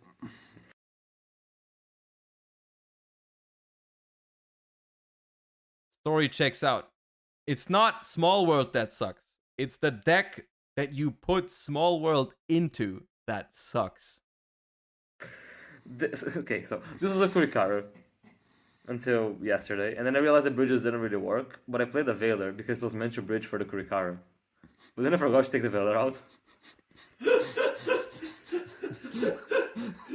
This is such a G-Nets moment. If I'm honest, Just Lava Golden Bridge is a bit better than Kurikaru does because like you can go through Rebellion. You can go through like a bunch of like the level 8s to kind of seal bridges with that as well. And then these are like the hand traps I wanted to play, so I just sided the 3rd copy of them. Teams meeting hand up. Hi Alex. Are you sure about that with the Veiler? It sounds like you're coping here. You just No, it was important for Kurikaru when you're playing Kurikaru. Because it was a bridge between like light monsters and the Kurikara. But then I cut the Kurikara. But I forgot to cut the Veiler. I don't think I drew this Veiler a single time, so... Yeah, of course not. It's one Veiler and 60 cards. Free effect Veiler and an Ash Blossom, and he still lost to Branded. Mad. He got called by like, oh, okay, these cards don't do anything. Imagine, but no. Luke just played through all 4 of them. It was crazy. What? Yeah, he just Despia passed. beat Ash Blossom? He passed with Cartesia on board. It was crazy. That's insane. And then... Goat. The goat. Kashtira shivers. Yeah. Why not 1? When it sees Gamma. Or Small that's World. crazy. You do anything. That's off brand. Why is it 3? Gamma? Gamma. Also, like, it's very cool, like, if when you're in the mid board, if you're not, like, seal Branded Beast, you seal float into Magnamut, and then you preview the Magnamut, and then the Gamma's live. So you can kind of keep this going first, because it covers Draw and Shifter. And it's a light for kids. Why not 2 drivers? Hear me out. Why not 2 drivers and 2 Gamma, so that if you draw Driver, you can use it as a Small World bridge against a Rise Heart. You banish Driver from your hand, and you bridge into a Gamma somehow, and then you can still Gamma them. Didn't think of that one, did you, huh? Yeah. This card is very, very good. This is like the best card in my deck. Jamly Crazy, so. Gamma's pretty good. That's 60 cards. There you go. Side deck. Yes. 3 talents. Yes. That's very good. Okay. Even these are very good. Sure. Duster didn't draw it. Did not draw it. Mm-hmm. One Saturday. As you do. They don't transfer. As you do. I said this thing going first. Reverse pretty good going first. And it was like for Despia, Mathmac, stuff like that. Yeah. I won't lie, I didn't do siding patterns. Not surprising. Yeah. Third dash, third nib. Yeah. And Scarlet. As you do. I just not gonna lie, I never summoned this in time, but I summoned this to clear a board like twice. So I just sided into. I mean, Scarlet is a randomly good card. Honestly, Scarlet is one of those cards where I feel like, if possible, you should just play it in your extra deck and not in the side deck, because it's like a randomly good card. It's like that card just comes up. You know, like something like Cowboy or something that never comes up, so you don't want to main deck it. But like with cards like these, hey, they just come up. So like, so just you throw just them in bought there. every time that I went second. Everyone just kept thinking I was hiding Super Poldy or something. It was great. Somebody tells me that's how you just would have just been better off having. No, Scarlet. no, real talk. This deck is actually better if you don't like play Gamma Seal and Waterfront. But it's not as funny. It's if you funny, don't. exactly, yeah. Like the content comes from Gamma Seal Waterfront. Yeah. I did full combo a decent bunch of times. The combo is actually kind of cool. I'll show you. Yeah, we'll show it at the end of this. Extra deck. Yes. Striker. Yes. Pisty. Yes. True Heretic Seal. We'll get into this. It's part of the combo. It's part of the combo. Romulus. Dark. Yes. Triple burst. This is like usual dragging stuff. Yeah. Access code. And then Saryuja is for the combo. Yeah. Borrowland is just good. It's very good in Chikash. Chikash struggles out this. Yep. Gaydar, you do it in the combo. Ancient Fire Dragon, you do it in the combo. Savage, you do it sometimes. Atom is just nice because you play a bunch of rank 6s. It's also part of the combo. And when you're playing like this, you control hands, it's good. Yep. And the Arsenal Falcon for the Kashtira could play. So that's 15 cards. Here it is. Now, let me find the combo real quick. I guess I'll just play the deck this way. It should be fine. Yeah. Show me the combo. Where the fuck's Fenrir? Probably at the back, right? Because it was at the top. Oh of the shit, you're right. Alright, There so you you need one Fenrir. Yes. And like a discard. Sure. Special Fenrir. Yep. Effect. Yeah. It's probably at the top again. Half the cards are face down, so it's a struggle here. Just have the deck like face up. It's probably easier. I guess, yeah. Skip here. It's like 1 a.m., okay? You normal summon this. Yes. Important. You don't special. You have to normal summon it. Rise Artifact. Yeah. You banish this, and you banish 3 cards from the top of the deck. I banished someone's Albus today. It was very fun. Very good. You go those two. This is my side deck. Into Arsenal Falcon. Nesh, we're not arguing that this is good. This deck, there's no way this deck is good. Like, Arsenal Falcon. stop. They're just playing it for the memes, dude. It's not good. Stop coping. I can cut this part. This can stay here. Cool. You're not gonna edit it, let's be real. No, of course this is not edited. This is raw footage, baby. I apologize if I start scoring. Go Romulus. Yep. You Romulus get Ravine? Yep. You activate Ravine. Yes. You dump whatever the discard is. And you add Remus. Yes. Yep. Then you activate Remus. Yep. You get Ravine number 2. You Zephyrus Ravine number 1. And then you summon Remus back. Yep. You go Zephyrus and Remus. Wait, what the hell? Why is Remus on the field?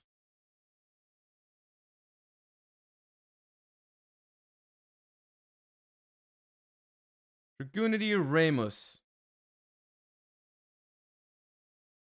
Discard, add a Dragon Ravine from your deck to your hand. If you control the Dragoonity, you can spare summon this card from your grave, but banish it when it leaves the field. Also, you cannot spare summon from the extra deck for the rest of this turn except dragons.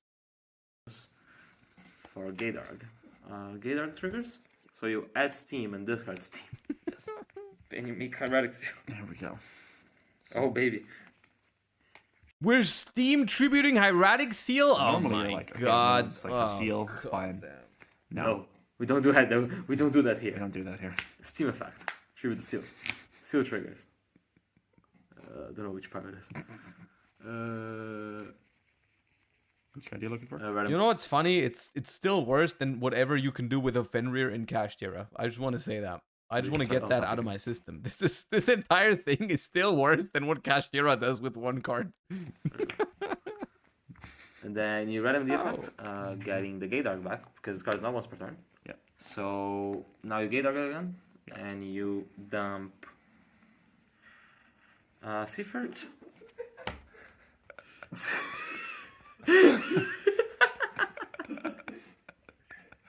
I really promise we haven't been drinking. Honestly, I wish I was. Just shawarma. Just shawarma. Straight up unaltered shawarma. Yeah. So you add Seaford and Seaford. And here you have a couple ways you can do this hand. If you have a Destrudo Axis, if you have something else, you can get your Lavin here. I'm going to show kind of like the vanilla one. Yeah. Like you'd go like Ravine, pitch Ravine in this hand. A lot of the times this is not how it actually goes. But this is like the YouTube combo. Yeah. The one card YouTube combo. Yeah, exactly. So Fenrir is full dragon Fenrir combo. is full dragon combo. 2023. So you get Lubellion, and then you Lubellion for Magma. And you Wait, how did we get Lubellion? Lubellion? How did we add Lubellion?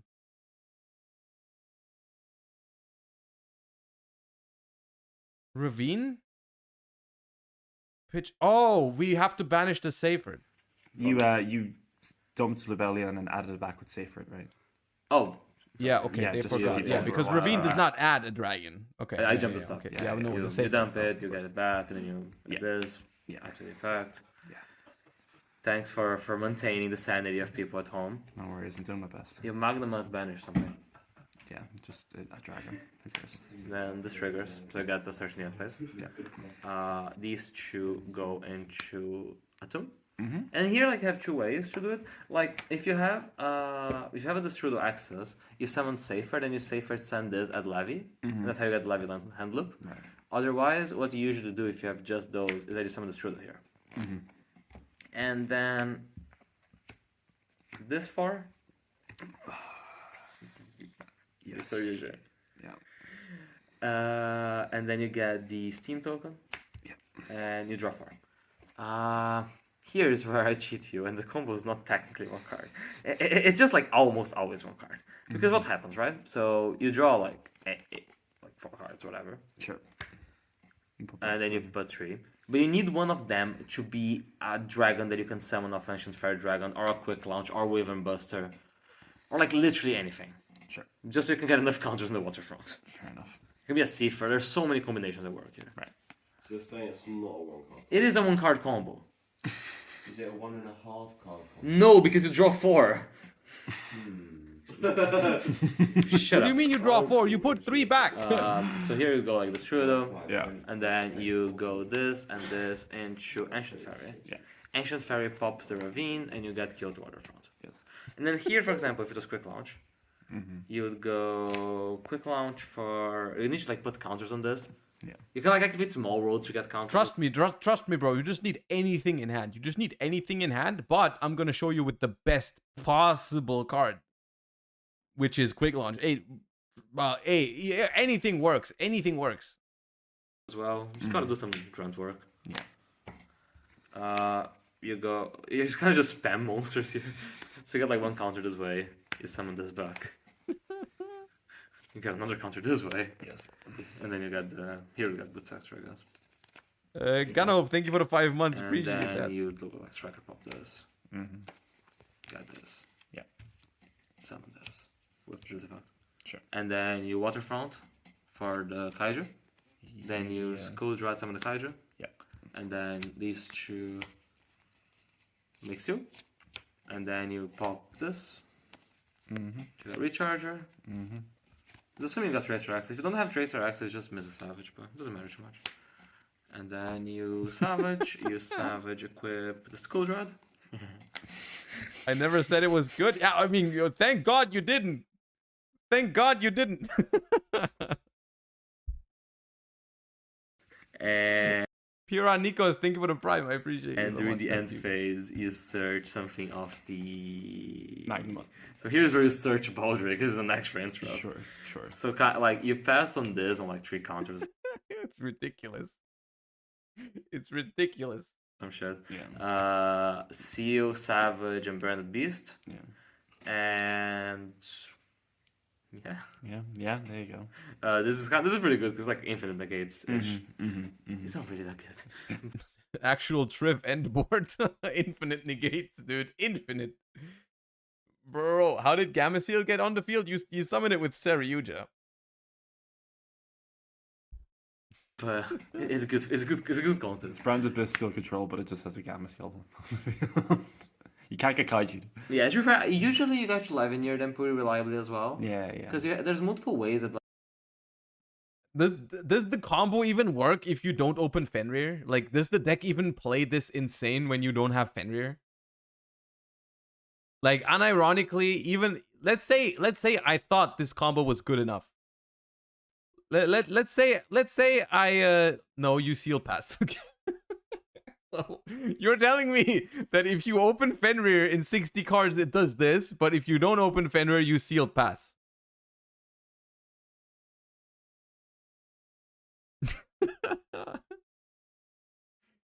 God damn. You kinda can. You kinda can. It depends. Okay, what does it depend on? Does it depend on if your opponent takes part in the game?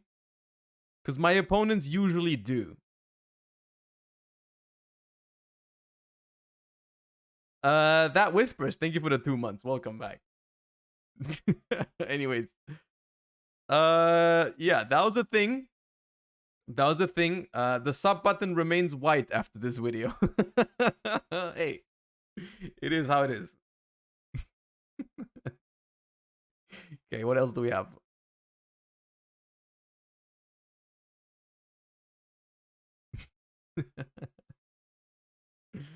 Okay. We looked at Dark World. We looked at Kashtira enough. We're not going to look at Mathmech. We don't need to look at Naturia Runic. That deck's relatively standard. We could look at Sprite Life Twin. We could look at Plunder. I actually do want to look at Plunder. Can you link the spreadsheet? Exclamation mark spreadsheet.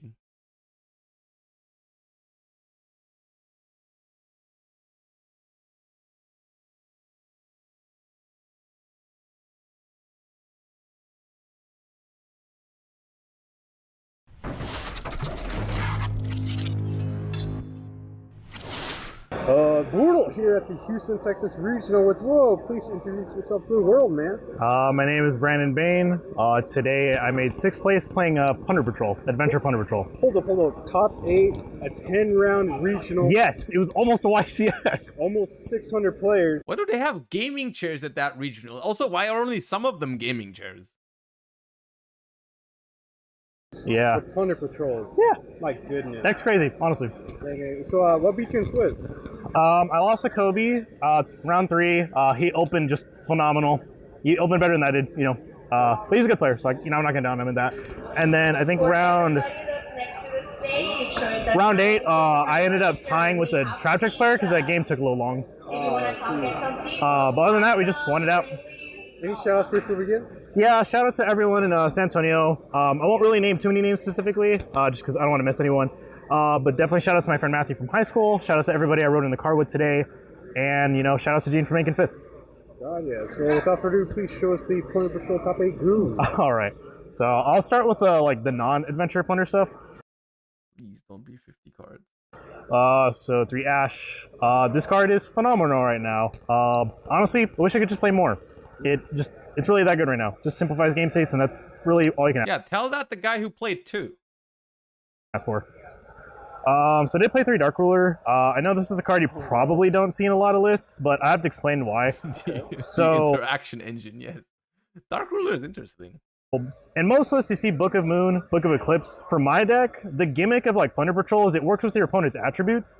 So I don't want to put any of them face down because then I can't Blackbeard, I can't Whitebeard, you know, stuff like that. And even then, like, just giving your opponent potentially more cards with like Eclipse is like really bad for you because you're trying to limit their card economy while, you know, bettering yours. So Dark Ruler just turns off the board because you probably weren't going to kill him anyways, to be Card economy is such a word, dude. completely honest. That's So such you turn a it all off. word You can just to kind of say. throw your 5 cards at them, you know, banish stuff, hit stuff, and then just like pass turn on your own chips, and like that's probably just good enough. So just one of those cards that help simplify the game state. I also played 3 Tactics. I see a lot of this, not play multiples of these. This card is broken. I think every single time I've resolved this card in the past 3 weeks, I've just won the game outright. Card's insane. This card has just been like amazing for me through Econ. It has a lot of based cards in this deck so far. I like your interaction engine. a lot of good synergy with the deck inherently, which a lot of people like don't really think about until like it happens. Which like I'll just kind of do now. So like both of these have the same effect where on your opponent's turn as a quick effect, you can summon a Plunder Patrol monster from your extra deck with whatever attribute matches it from their field of grave. You summon it on out, then, and if you do, you equip this to it, so you can go like Chain Link 1, and then Chain Link 2, tribute this off, take a monster, and then summon a ship, because they don't like have to be on board to resolve. Oh wow. So you can like, it's just like, you take their cards, like they won't kill you, you control the game state, because like Plunder at its core is just like a control deck. So yeah.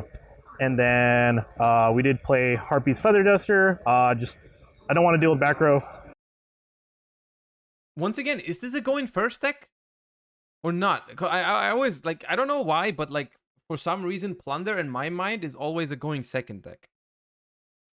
But I feel like that has changed a little bit recently. And it came in clutch in my 10th round of the day. Game 1, I did this, and it just won me the game outright on its own. And he's playing Labyrinths, so. And then we do have a Foolish Burial. This works really, really well with both engines, being able to send the Adventure engine, of course, and then like, you can send Golden Hair to revive itself. You can send any name to add it back with Jord. You can add it back with Black Eyes, or just, you know, getting more stuff engraved, which is like extremely like, it's really good, which people don't like, I think, underestimate. Can I get you over here? At some point, and I think the day is getting closer, at some point I'm gonna have to learn Plunder Patrol. I've avoided it so long. I've avoided it for so long, but I think eventually I'm gonna need to learn how these cards work. For the Adventure engine, so 3 Enchantress, the Griffin, 3 Rite of Erissamir, 1 Fateful, 1 Jago back. Now you took a breath, and you took your time to say that, and that's how it. That's what you did. The Griffin, 3 Rite of Erissamir, 1 Fateful. Okay. 1 Jago back, and 1 Zaralam. What? I don't know what this card does, except for the fact that Why is it always the adventure dudes?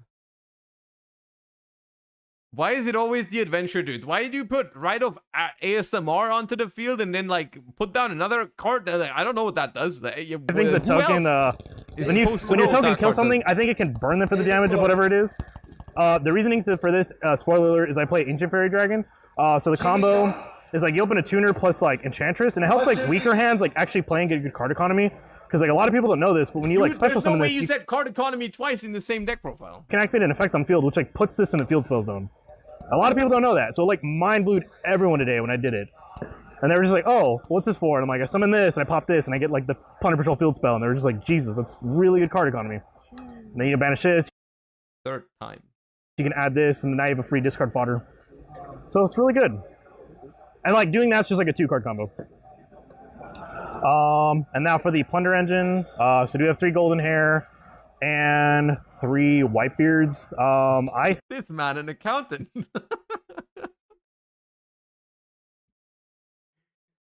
Leo XZ, thank you for the 2 months. Appreciate it. I think that you should max out on each of the tuners, especially in a Kashira format. I see a lot of lists play like less than 3 of this, and I just think that's like really whack. I don't really like the logic behind numbers, just because like we're in a Kashira format, they're banishing your cards, and like so many times they banished 2 of these, and having the third one has just like come up and won me the game outright because of that. So like I would never not play 3 of each. It's also consistency at the end of the day. Like this is your graph, this is like your, I don't know what to compare it to. Like, this card's ridiculous. And I explained the first effect on this one. The secondary effect is if it's sent from your hand or your main monster into the grave, you can E-Tele, so it's a graph. It summons any other Plunder Patrol monster from your main deck except itself. So that's very, very important. So they're all 4s. This one's really is like usually the best one because when this isn't grave, you can just discard any card to summon itself out. So this one like helps you play through Nibiru and like hand drops in general. And that has another effect. It doesn't really come up, but the main effect is like you can send a face-up Plunder Patrol monster card on your field to the grave. You even send the ones in the spawn trap zone, or Plunder Patrol monster from your hand to grave to summon itself out. So it's just, it extends. And then we do have 3 Bluebeard and 3 Black Eyes. These are both extenders.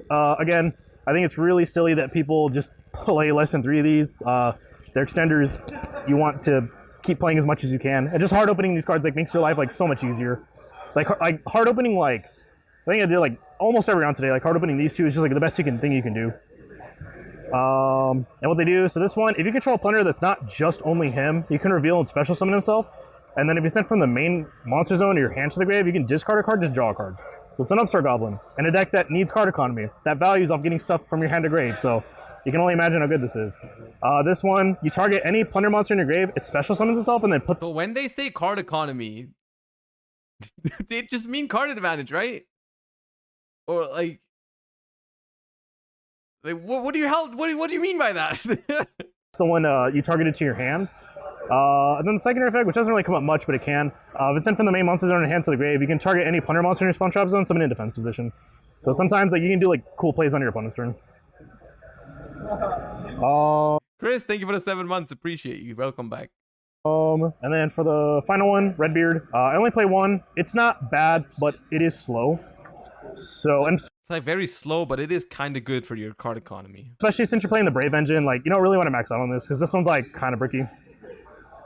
And then 3 of the field spell, which is like kind of like the best card in the deck. Once per turn, discard any card, search a plunder card that's not this. Yes, it's that like ridiculous.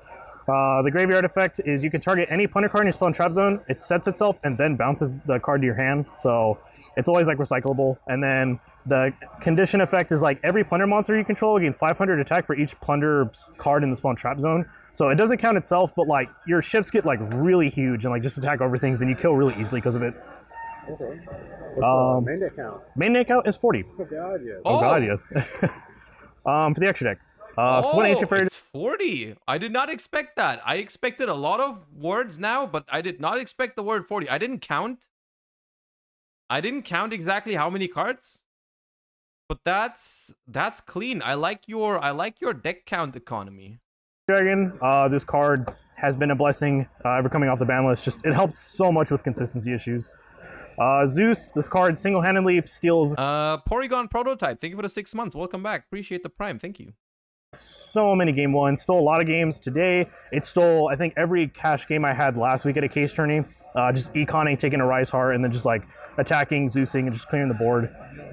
Especially, I mean, unironically, the adventure field spell with Ancient Fairy, just the fact that you get a free field spell is kind of, it's a funny combo. I don't know if it's good, but it's a cool discovery to say the least. It's a cool discovery to say the least that you can abuse Ancient Fairy Dragon like that. Gabriel Nets would be very happy if he knew that, if he found out about that first, is what I'll say. Even against like trap tricks today, I would just like take Gabriel Nets is mad right now. Gabriel Nets is punching a wall right now because he did not figure this out first. That's all you need to know. Because that was like, that would have been a fire deck profile for the Disciples. The redoers or their, you know, their trap tricks exceeds just make Zeus, and it was just like ridiculous. I knew about that. You did not. You are lying. You are lying right now. You did not know about that. You would have played that 100%. One Mirage, because you can do a lot since a lot of them are like under. If you knew about that, you would have played like Small World to find Planet Pathfinder or some shit. You know, like, you already know. You already know you're lying. And then Lingering Bow, this is just for Ibly. You can like play through Ibly, but if you don't like want to like try to do it, you can just do this. And it also kind of makes like your cash opponents like choose between these two. And then for the rest, which is all plunders, 3 Blackbeard. This one's mandatory at 3. I would never recommend playing this less of 2. It comes up every single time. If your opponent knows what your deck does, they always hit this with like Diablosis and Unicorn. Then like it's annoying when they do that, but they have to. But the main effect of this is that you target any effect monster you control. So it can target itself, any other effect monster you control. You summon a plunder monster from your extra deck with matching attribute on your opponent's side. Why is there one Lingering Bow? I didn't listen to the reason. Then like it's annoying when they do that, but try to do it, you can just do this. And it also, but if you don't like, oh, this is just for Ibly. You can do a lot since a lot of them are like under 1,000 attack or under. And then Lingering Bow, this is just for Ibly. You can like play through Ibly, but if you don't like want to like try to do it, you can just do this. And it also kind of makes like your cash opponents like choose between these two. What do you mean choose between the two, dude? If I have Ibly, I'm picking Lingering Bow. If I don't have Ibly, I'm picking Zeus. That's not a choice. That's the easiest thing ever. That makes no sense.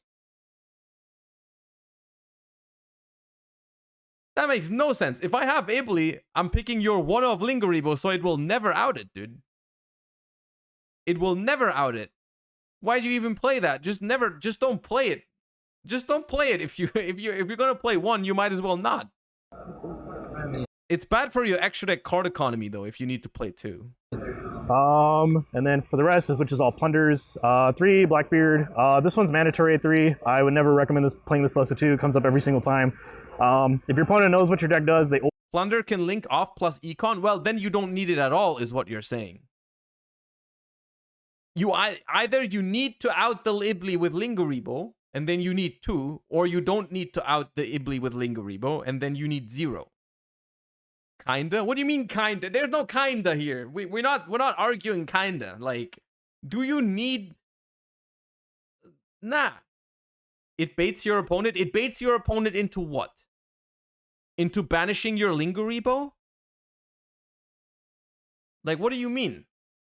Because if it baits your opponent into banishing Linguribo, you could also just play a second copy of whatever you are afraid that they banish otherwise.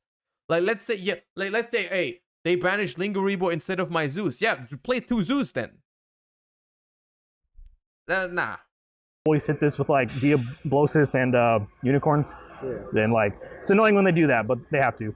But the main effect of this is that you target any effect monster you control. So it can target itself, any other effect monster you control. You summon a Plunder monster from your extra deck with matching attribute on your opponent's side of the field of the grave, and then whatever monster was targeted gets equipped to the monster that was brought out, and you mandatorily draw a card. So like, just being able to do this, rip a Plunder card, and get all these effects off is just insane. It's just like, I just want to clarify. I just want to make sure that none of you do this. 1 Linguribo as an out to Ibli does not work and makes 0 sense. If you want an out to Ibli in your extra deck, it needs to be 2. It needs to be 2. There is a 0% chance that a 1 of Linguribo is enough. Because they either, if they have Ibli and go for the combo, they simply rip your 1 Linguribo away. So it's like 1 is like literally playing 0. You need DOS. You need DOS. It's very important. And then we do have 2 lists, 2 Mork, 2 Bran, and also 2 Jord. So I'll kind of go over these. Been doing it all day. So we'll start with lists, kind of like the better one. This one says that whenever your opponent activates a monster effect, you can discard a Plunder card to go ahead and negate the activation, destroy it. And if it's equipped with a Plunder card while you did that, and you did destroy it, you can add any Plunder card from your deck to your hand. So you can only imagine the card economy. The secondary effect is during the main phase as a quick effect, you can special summon a Plunder Patrol monster from your Spawn Trap zone or your hand to the main monster zone. So it just helps you extend and keeps like pushing through cards, which like makes your opponent like kind of have to like, force certain things out, like Book of Eclipses and whatnot. Mork, the one I probably summon the least. It's not bad, but I just don't summon it that much. This one, you target any effect monster your opponent controls, discard a Plunder Patrol card, banish it, and then you can add any Plunder Patrol spell trap from your deck to your hand on resolution. And then if it has material, it's a ding for all Plunder cards. Bran, this is the Cosmic Cyclone of the deck. And this one, you discard a Plunder Patrol card, target any spell trap your opponent controls, banish it, then you can add any monster on resolution. And then it gives all other fiends a 500 attack boost. So like this plus a field spell, like it just helps you kill like so easily. And then the God card, yeah, this is the new one. So the first effect on this, which a lot of people didn't like. This is the one reason why I kind of want to try this deck at some point. I really do think that this Synchro, they could not really have made a better card for the archetype, I feel like. In terms of what exactly the deck needed. I felt like another attribute plus the ability to give your opponent a token with whatever attribute you want is like almost as perfect as it gets for a card. Actually realized today is whenever your opponent special summons a monster, you can actually just add a Plunder Patrol card from your deck to your hand, and then if it's equipped with a Plunder Patrol card, it also summons one on out. So this is kind of like your double helix. And once people understand that, they're just like, Jesus Christ, this card's ridiculous. And it also has 3k defense, so it's really hard for them to get over your cards at that point. And then the main effects of this card, which is like the ones you use the most, is that when it's in the monster zone, you can go ahead and target any Plunder card in your graveyard, you add it to your hand, and then it puts itself in the scale. And then while it's in the scale, you can go ahead and declare any attribute, summon a level 4 Plunder Patrol token of that attribute with 0/0. Is there any reason, by the way, why this card is a Pendulum? Is there any other synergy in Plunder with Pendulum? No, right?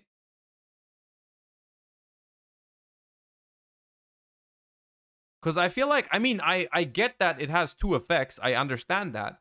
But you could have also just made it like, if this card, whatever the condition is for this card to go into the scale, you could have just been like, place this card as a continuous spell in your spell and trap zone. It would have been essentially the same thing, right? The wind chip will be a high scale, Copium. Stats in defense position on both sides of the field. So this helps your like turn 1 problem of like trying to like not blind a Blackbeard, because like blinding this is like really bad. I guess if you didn't want to make it a pendulum, but rather just make it put itself into the spell and trap zone, it would have not enough room in the text box. You actually need to make it a pendulum, otherwise you don't have enough text box, right? Like if it worked like a crystal beast, right? But then it also has an effect in the spell and trap zone. You just don't have enough room on the card, dude. That's actually leaked guaranteed reason this is why they made this a pendulum card is because they could not fit all of it on a regular monster. They were like, God damn, I have so many ideas for this new Plunder Patrol ship, but it doesn't fit into the text box. And someone was like, hey, just make it a pendulum, dude. You have more room that way. You have more room that way. Just make it a pendulum. And they were like, hey, that's crazy you said that. I'll do that. Just considering how many like outs there are to this card, but like you can now just give them a light token, and then you can like summon your list because it's like the best one to summon blindly. And then not only that, you give them a token, they can't evenly you, they can't lightning storm you, they can't like imperm you. It's just optimal for the text box economy, yeah. Off return, like. And this is definitely real. This is definitely truly what happened. It's not that they have one of each. It's not that they have one regular synchro, one pendulum, one fusion, one XYZ, and one link. No. That's not the reason. The reason is they needed more room for the text. It's the text box economy. Their field's taken up, and there's so many cards that just indirectly like messes up with. And like, you know, and like with Kashira's, you know, big deck in this format, you just give them a token and they just can't summon their monsters. They have to devote their whole hand into just like trying to get rid of the token, which is good for you because like the less their card economy is, the better. Yeah. So that is Jord, and that is. You don't just say the less cards they have, the better. That's so much easier. Why does it like why do we say that? We're just trying to sound smart. Joel's funeral, thank you for the 2 months. Like there's no way economy is the better. Like there's trying no to get rid of the say token, it like that. which is good for you because like the less their card economy is, the better. The less their card economy is, the better. That you have no reason to say that. Yeah. So that is Jord, and that is the extra deck, which is 15 cards. 3 Duel and Lockbird. This card did very well today. Honestly, MVP of the side deck. 3 Lancia. I didn't really see it much today or last weekend, but when I did, I mean, it was broken. I think it just won me the game outright. I think today, I did only end on a Blackbeard because that's all I could do. And he like tried to evenly me. I just chained Lancia, and he was a cash player, so he just like couldn't do anything after that. Oh man. And I was like, all right, cool. You know, I just summoned Jord, and then he summoned monsters, and the game was over after that. This card, which clutched my last 2 matches, Royal Decree. The reasoning for this is that I just don't want to deal with trap decks. This card, it's crazy that this card is in the meta right now. It's a crazy thing. 2023, dude. On my 2023 bingo, I did not have Royal Decree being back in the metagame because of like a super slow trap deck. That's insane. It's not that like they're that hard. It's just the less thing I have to do, the better. And like I don't really have much traps in here. As you can see, the man deck has no traps. Yeah. Oh, they're so not it's even like, playing the booty. I'll turn them off, and I can just play as brain dead as I feel. No booty. But if I don't have this, I can like deal with the traps. It's just like a bit more of a grind, but this just makes it to where you can just like auto win. Okay. Like legitimately, like my last 2 rounds, I flipped this, the game was over. And then D-Barrier, this card is just ridiculous right now. You flip this against most decks, you win. And the other perk about this deck is that you can see there are one of many types of this extra deck. So D-Barrier doesn't hurt you as bad as you think it does. Like in the corrected, like in a really like good timing, it can hurt you at times, but a lot of people, you know, obviously don't know how to get to that really complicated game state, so they just like flip it generically, call synchro, which is not bad because you don't, obviously they don't want you to summon this, but you can just like summon your Mork, summon your list, you still have big bodies, and you just like, they're still dealing with cards. So it's just really good to like make them choose. And then 3 evenly matched. Another card that was MVP today. Sorry, I didn't lose my voice. I've been talking all day, explaining all these effects. Oh, dude, They set card economy one time too often, dude. One time too often, you lose your voice. God just takes it away. It's like, nah, that was too much. You over economied. Regardless of whatever fun we just had with that profile, I think that was a good profile. No voice economy. Okay, stop, chat. Stop.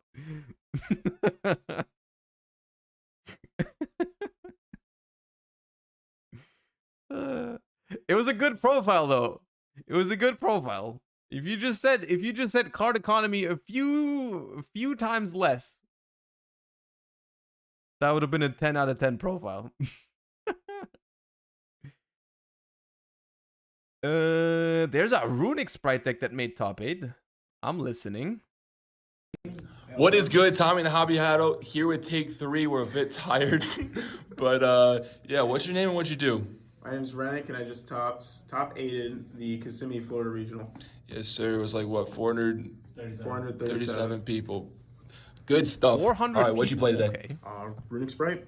I've been playing Sprite for a while. Nesh said he lost his shit at this list. Okay. I still Okay, then I'm okay.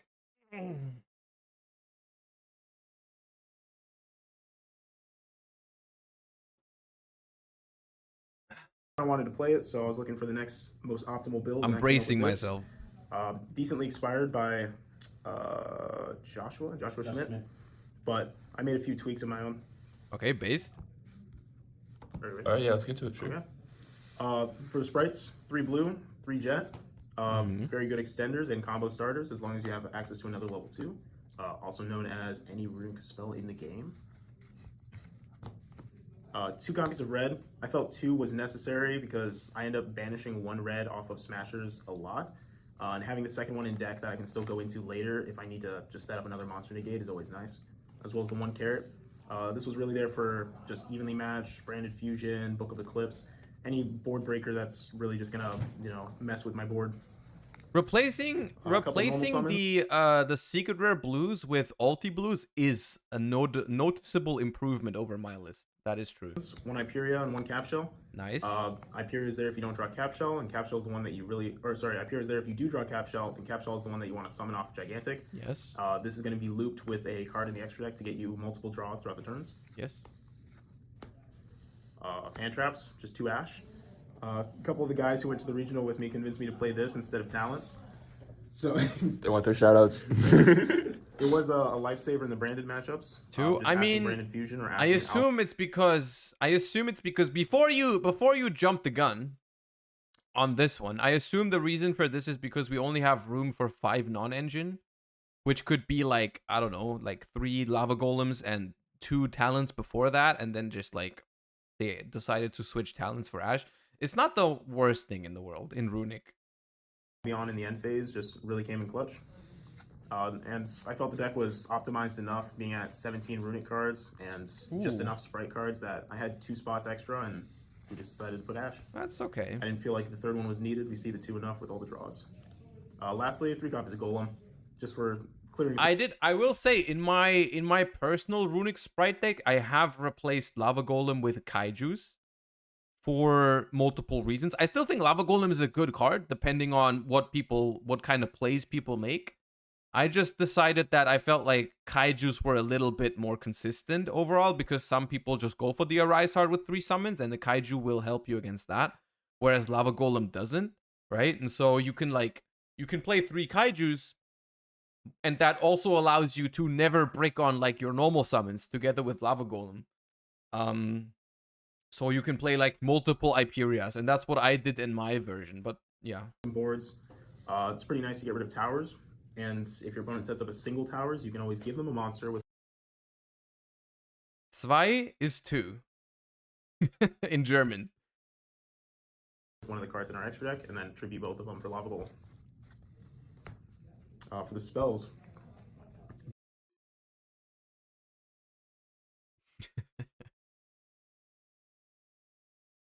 It's all good. You're still in time, Hiban Alori. Thank you for the 4 months. Appreciate that. Best cards in the game, clearly. We have Card of Demise on Roids. 3 Engage. 3 Dridents. 3 Chalice. Okay, why are we calling them weird names like that? 3 MST. 3 Lance. And these things. You know what? They're gonna have never seen Verdict before. They're gonna be like, "What is he talking about?" Basically, 3 flip, 3 tip, 3 flashing fire, 3 freezing, 3 destruction, 3 slumber, and then 1 of each of the other 2. We're not playing Golden Droplets. That card's more for if you're going for Is the this deck out that build. deck profile? It's not. They said you were freaking out at that deck profile, but so far it seems completely reasonable. I don't know why you would freak out at that deck profile. These for the advantage. Maxime, thank you for the 3 months. Welcome back. Thank you for spending the Prime again. Appreciate you. Engine. Obviously, these are the best ones, and these two bring the count up to 17. So you Not have the this. optimal Okay, chance yeah, of it seeing wouldn't make two sense. rather It's than like one. This so person- far, it's like I'm pretty sure this is just the list that I posted on my channel. It's just that there's ashes instead of. What did I play? I played lava. Did I play Lava Golem and Talents? Card out of hand. This banishes equal to cards on field. This is protection. This is an MST. Maybe this is a chat chalice. lied. They would never. They would never. Chat has never lied to me. That's a Trident, and this is an engage for any of them. Well, subsequently, they all banish cards off the top of your opponent's deck if you use their primary effect. So deck out is an alternate win So the last cards are what? Starter, Smashers, Double Cross? condition in the year. Metal Foes Fusion. For sprite spells. Oh, it this was Metal Foes Fusion. It was not Talents. It was Metal starter Foes Fusion. and 1 Smashers. I thought about putting the second Smashers, but it's not needed. That's as- reasonable. I think that's reasonable. I think Metal Foes Fusion is a good engine card, but it's reasonable to play more non-engine. I find myself normally going for the double cross. I will be in Cologne. Yeah, I will be in Cologne. A stray level 2 being left on the board is kind of rare nowadays without Elf, so just having something to banish off Smashers doesn't really come up. But if you go against a back row deck or Yeah, so it's the list that I posted, -2 Metal Foes Fusion, +2 Ash. Otherwise, it's completely the same list. I like it. Yeah.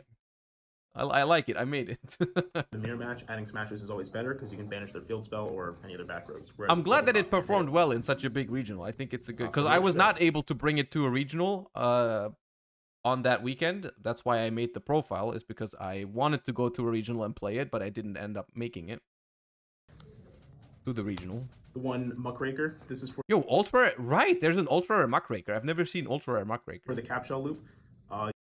How do you get a Prime sub? Well, am I glad you asked that? The way you get a free Prime subscription every month is if you have Amazon Prime and you connect it to your Twitch account.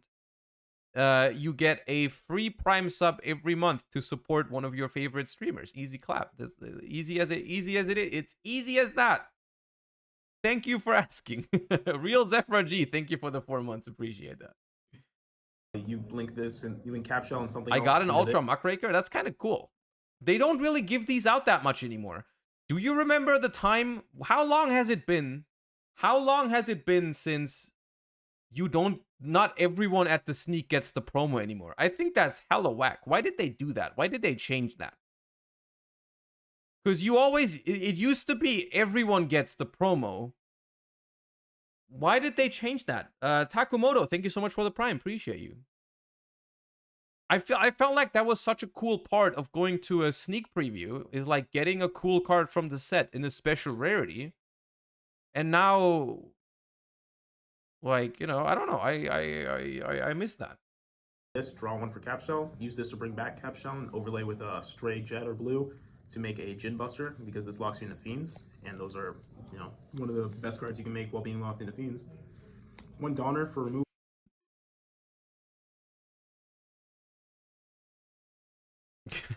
Thank you for the 11, Jonas. Appreciate that. Akashic Magician, because when you Lava Golem, you summon it to a zone under the EMZ, and then you can use this to bounce it back to your hand, so you can Lava Golem your opponent again. An IP package of IP, Unicorn, and Abomination. Unicorn was used... I wonder how many times they used Abomination, because I really like Abomination in theory, but it comes up, it does come up, but like rarely. Maybe 1/3 as much as To the point where I'm wondering if it's worth it. It's not bad, I'm just wondering if it comes up enough. Abomination. For some reason, Kashtira struggled to out this card. If you have this plus any destruction type effects of a runic card, so runic destruction, flashing fire, any of those, you can trigger this early to get rid of your opponent's bodies, and making it with IP just makes it indestructible. For the Exceeds, 2 Gigantic Sprite, the Djinn Buster from before, Oni Bimar for removal. These two can be made after you use Muckraker, so that's really nice, them both being Fiends. They can also be tributed for her effect to protect. And here's the Mannequin Cat. This is the card I was saying to give your opponent a monster so you can golem them even if they only have one body. I did that once. I did that at YCS Utrecht. I've told you this before, but this is the one time I did that. I played against Adignister, and they played around Lava Golem by only making Adignister. and I summoned Mannequin Cat, gave them a second monster, and then Lava Golemed them. It was savage. Ether TCG, thank you for the prime. I appreciate you. I also like to think of this as a third. I'll look at the Nesh reaction after this. Gigantic Sprite. I use it to summon just about anything from the deck. Obviously, it depends on what your opponent has on field and in the grave. Lastly, 3 copies of Huggy. Whenever I see a Nesh clip, I'm worried about it being TOS, but I guess it's fine. It's probably fine, right? She's protection, searches the field spell, and it's a level 2 extender. And 1 copy of Gary. He can turn any runic spell into a pop, as well as add back fountains from the grave, and kind of just build up a wall if you need to. For the side deck, 3 copies of Evenly. Probably could play without this card. It really didn't come in much. I feel like it would be useful later on, but for this tournament specifically, I only put it in twice and saw it once. And I didn't feel like I needed it at any other points. 1 Chaos Hunter and 1 Thunder King Ryo. These are Mannequin Cat targets. This one can be used if you get shifted. You Mannequin Cat back their shifter and then target their shifter to summon this. I'm not sure if that's worth it this format. The idea is still good, I think. However, there's not that many shifters. I guess Kashtira will still side deck shifter this format. I mean, they should, right? Most Kashtira side shifter, I think. I feel like they should. I feel like most of them should. So, yeah. And now I've seen 0 shifters in like 3 weeks. I see them in side decks a decent amount. So like it depends on, I feel like it depends on whether you play a deck that's weak to shifter. Because if you don't play a deck that's weak to shifter, of course you're not going to see them anywhere because they're not going to side them in against you. UK winner main deck shifter. Oh, did they? Really? Was it Kashtira? Probably. Shifter's turned off as long as this is on the field. Why did they main deck shifter? That's such a weird decision. I feel like shifter is arguably not like it's, you probably play it in the side deck, but there's also an argument not to. You know, like there's like, you could, if you find another good side deck card, I don't hate not playing shifter at all. I think main decking shifter is it's just completely wrong, I feel like. Because your opponent can no longer banish cards. Too many runics? I mean, there's a plenty of cards though that you can play that are okay against runics, but also really good in all matchups. Like if they already played Ash and Imperm, then maybe. If they played Ash, Imperm, and Shifter, okay, maybe. That's the third best hand trap. But like Ash and Imperm are so solid against everything. Even against runic decks, because you cut them off a fountain, you know? They summon a blue, they go effective blue, you go chaining 2 Mannequin Cats, summon a Riot. Just don't draw it versus Kashtira. I missed that. My bad. Okay, fair enough. Blue resolves without effect because it can no longer add from deck to hand. They played Gamma, Shifter, Mourner, Ash, Imperm. What the hell? How many hand traps do you need? And if they summon anything big enough, they really just said yes to that question. You tribute him to negate the summon. Then a little bit of a floodgate here. Swap Frog and Newman. I decided this in going first versus Sword Soul and Kashtira because they have a really hard time getting over this. It's pretty good. It's a nice little floodgate that can last a couple of turns to help you grind out, get your advantage back up while you get ready to break their board. 2 more removal monsters. We got Sphere Modes to complement the Lava Golems. Going second, you can put these in. The one thing I don't like about this is that with Lava Golem and Sphere Mode, you are really, really vulnerable to just a Rise Pass, which I think it's fine to like main deck Kaijus and then side deck Lava Golem, something like that, you know? Like, I think that's a good mix, is like if you have one of each so that they can't really play around both and you always have a chance to blow them out. I think full committing into this is a lot. Although Kashtira might be inclined to commit because it's Runic, right? Runic, locking all the back row of Runic is like so good. It's so juicy, right? So like maybe you can make the call that Kashtira players might be inclined to overcommit. I don't know. To raise the count from 3 to 5. What are your thoughts on Kurikara? I think Kurikara is really good. The one thing I don't like about Kurikara is that it does not always out the full zone lock. And what I mean by that is when they summon 2 Shangri Eras and lock all your back row, if they don't trigger the thing in the standby phase, you might not be able to out it. You know what I mean? If they always trigger in the standby phase, then I'd like it.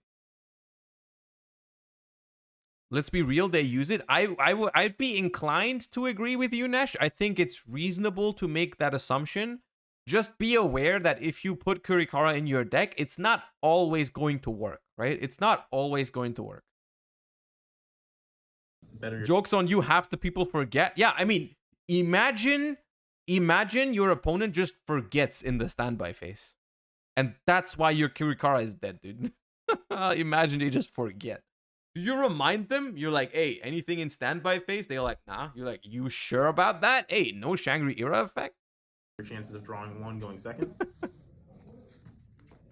2 copies of Bell for Branded Expulsion. And then be like, hey, I'll be nice. I'll be nice. I'll let you do it. I'll let you do it. Only because I have a good day right now. I have a good day today. Hey, you forgot, but I'm gonna be nice. I'm gonna let you do it. It's not very fun. But you have to activate the Shangri-Era that locked more zones. Okay, deal. Then I will let you do it. We got. Why do you want to activate that? Why should you activate that one? Don't worry about it, bro. Just do it. Don't worry about it. 3 Max C and a little extender here. This card's nice. It I guess it gains life points, and this guy does something similar. And that's it for the deck list. Sal, you want to go through matchups real quick? Yeah, I got them sorted out over here. I went against 4 Brandeds in total, as well as 2 Sword Souls, 2 Kashtira, and 1 Runic Niteria. Well, that's a lot of meta decks. I mean, it's 4 Branded and only 2 Kashtira, but that's still a solid, like, you know, solid cut of meta decks there. All right, nice. All right, okay. Now, I recognize this deck profile. We've seen it. We've watched it on stream. We even had the creator of the profile in chat discussing about some of the options. I remember disagreeing with some of the things in the deck, so I wonder what it was that made Nesh freak out. Okay. How loud can I make it without it blowing up in my ear? Shadow Ninja without a battle face! Okay, yeah.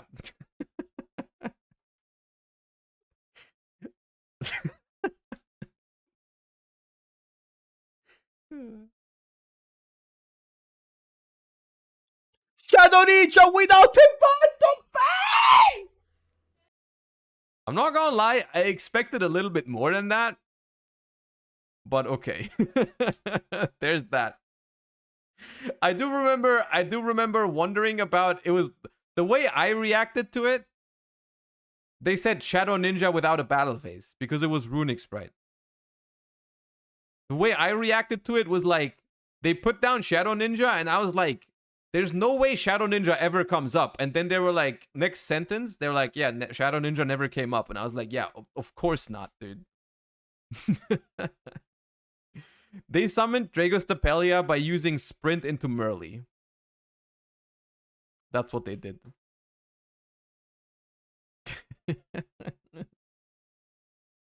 Why is there a dinosaur deck? Oh my god. Segundo lugar. Soy Kevin Luna. It's fine, it's just 2 minutes. Quedé segundo en el regional de Monterrey organizado por Máquina Cards. Y este es mi deck profile. Comenzando, es Dino Scrap, 2 Scrap, 2 Tiranos, los 3 Oviraptors de ley, igual que los 3 bebés. Ah, Pop de bebé. Junto con el bebé chiquito, 2 Cocos. Jugué el set Gamma para proteger al Mise y a la Fossil Dig. El único Mise, un Giant Rex para el combo. La Scrap Quimera. Did you look at Gabriel Netz's deck already? I think we did, but I think my brain is trying to save me from remembering any of it. I'm not sure. Y jugué un Dogora y aparte un Gamasiel. Y solo it's starting to fade. Para las magias, obligados son 3 Fossil Dig. Solamente 2 campos porque a pesar de que es muy bueno. I'm pretty sure a good psychologist could extract the memory from my brain, but it's not there as of now. Varias copias es un brick. Dos píldoras de igual manera es muy buena, pero robar dos o más es un pick. Dos tácticas, también la misma razón, y no tenía las thrust. Un terraforming para buscarme ya sea el Oswald o el único diagrama. Este junto con el Lector Agent siempre los he dequeado. Nada más era para iniciar el primer duelo con combo. Un cambio de corazón y un dedo para la Sash. Y por último, 3 Evenly de main, muy buenas en general. Pues el extra deck, jugué un You would cringe at the reason for two. Okay, don't tell me then. único Synchro, un Omega. Yo creo que fue el MVP del torneo porque es el que me regresaba al Miscelanosaurus al cementerio. Hello, psychologist here. You've asked for a psychologist. You misheard me. I didn't ask for a psychologist. I said a psychologist could extract the memory. I never said I wanted it to be extracted. El paquete de dinosaurio, dos Dolphin y un Lagia. Why'd you play Lagia, dude? Why? I don't like playing Lagia if it's just something I can just play Solemn for. De ambos, todos se rifaron muy bien, no los cambiaría. Un tapir que me sirvió para la... People who weren't here will now be very confused by that. La última ronda y un Zeus que no usé. Anima, el Link de Tierra, Lambda, Unicornio que nunca bajé pero siempre estuvo ahí. If you didn't get that reference, don't take it seriously. Muy bueno. Fénix, también para volar las continuas Kashtira. El Furibo, se ocupa para el combo. Y fue demasiado bueno porque me ayudó a matar en todos los duelos. Nadie se lo esperaba y pegaba muy duro.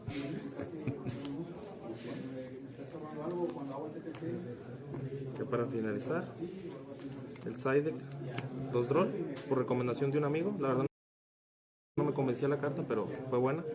3 Nibiru's, no me I gustaron. was about to say something, but I decided not to.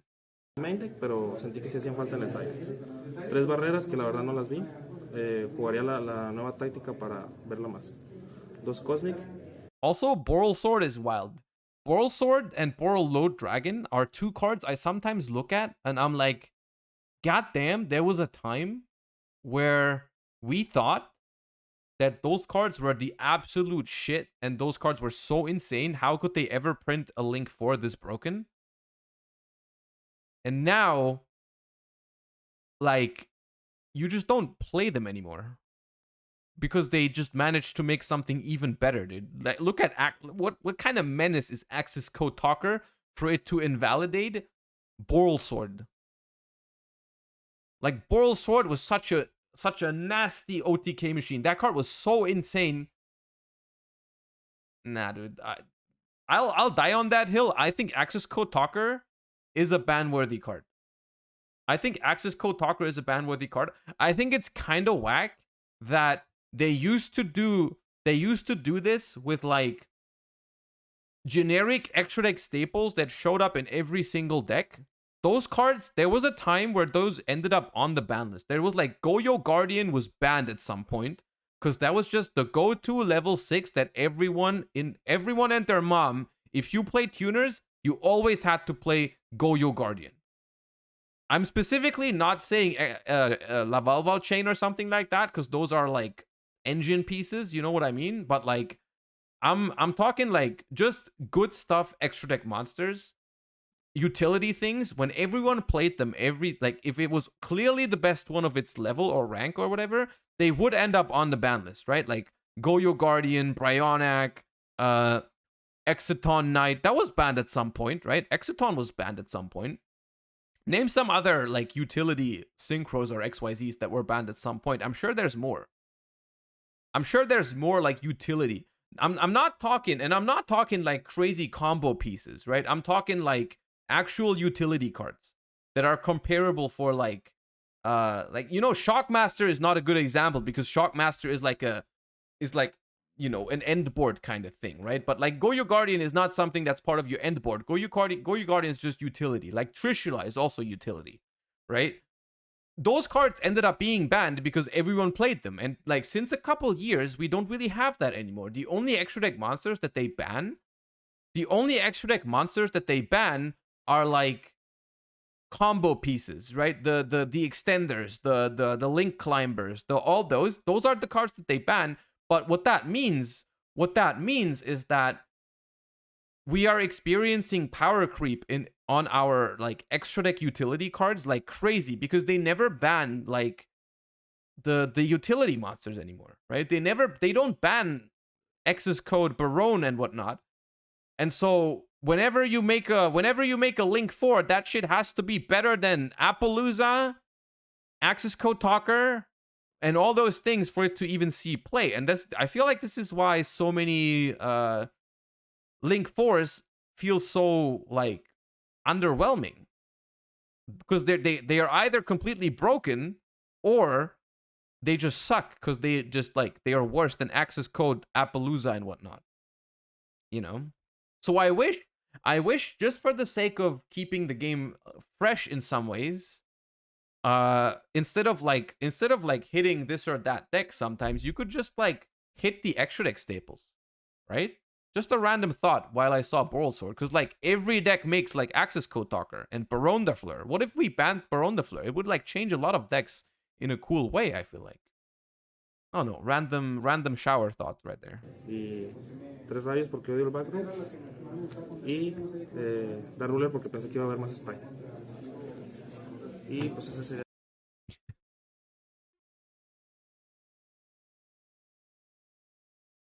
Gage, thank you for the 4 months. Same. You can't make a generic level 10 synchro better than Baron. That's my point, though.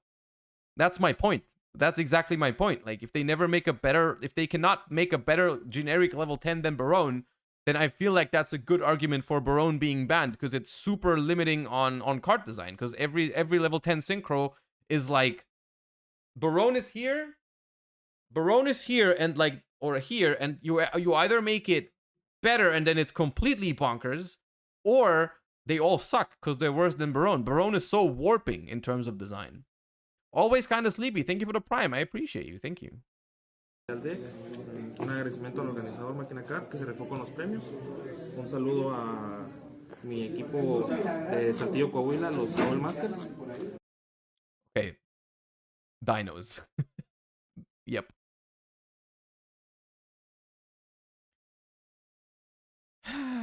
Okay, I guess without let's not watch another deck profile. I feel like we've extracted all the reaction content we could from this. Let's talk about what all of this means a little bit. Let's talk about what all that means, because yeah, there's a few things to take away from this if you're preparing for future events, most importantly the 250th YCS. I think what I take away from this is that Kashtira is expected to be the most played and also quote-unquote the best deck for the current format. And I do think if you really think about it, I think it makes sense, because initially everyone was like hating on Kashtira, me included. I was not looking forward to Kashtira in the format because it was like, hey, everyone, like, the deck loses super hard to certain counters, but if they don't draw the out, the deck is like really degenerate and whatnot. I have kind of since changed my mind on that a little bit. I think Kashtira, if you play it right, and this is a big if, because you can play Kashtira super ignorant and just always go full combo and make it a super dice rolly, high variance type of deck. But I think if you play Kashtira well, like build and pilot the deck well, I think it's very, very comparable to Zodiac. I think it's very comparable to Zodiac, which means you can, like, you have very strong and very efficient 1 or 2 card combos. You can play around most of the hand traps in the game if you want to, right? Like with most 1 to 2 card combos, with 2 card combos, it's relatively easy to push through like 1 Ash or 1 Imperm. And you can always play around Nibiru if you so want to. The link to the spreadsheet, all you have to do is type !spreadsheet and then you get it. And on top of being super, super efficient with your 1 and 2 card combos, the deck can fit a lot of non-engine, which by default makes it a very, very adaptable deck to the format, right? If I want to play as many non-engine as possible to be able to react to the current format, Kashtira is a solid choice. I think that's why people feel it feels like a very solid deck, actually. It feels like something. I think it's actually what sets this format apart from last year's Nationals, where we had like so many different decks and nothing actually felt solid.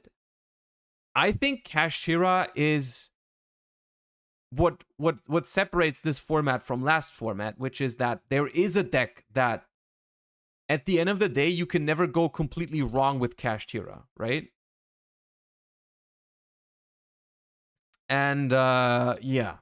And I think that's a good thing, because for two reasons. First of all, if you don't know what to play, if you can't find anything you like, at least for me personally, Kashtira is something I can fall back on.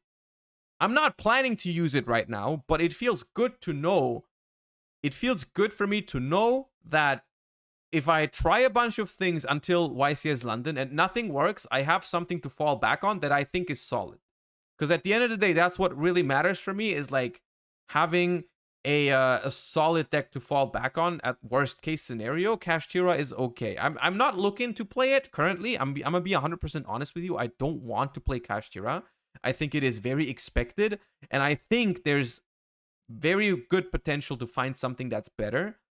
But if I end up having to play Kashtira because I don't find anything, I'm happy, or at least I'm not terribly unhappy with it. But yeah.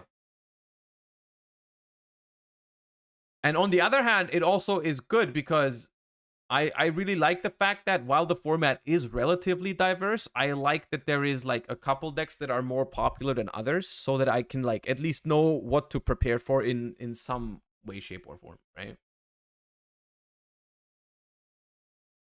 Surely there's a deck better than Kashtira. I think the best way to put it is that in a vacuum right now, Kashtira is the best deck.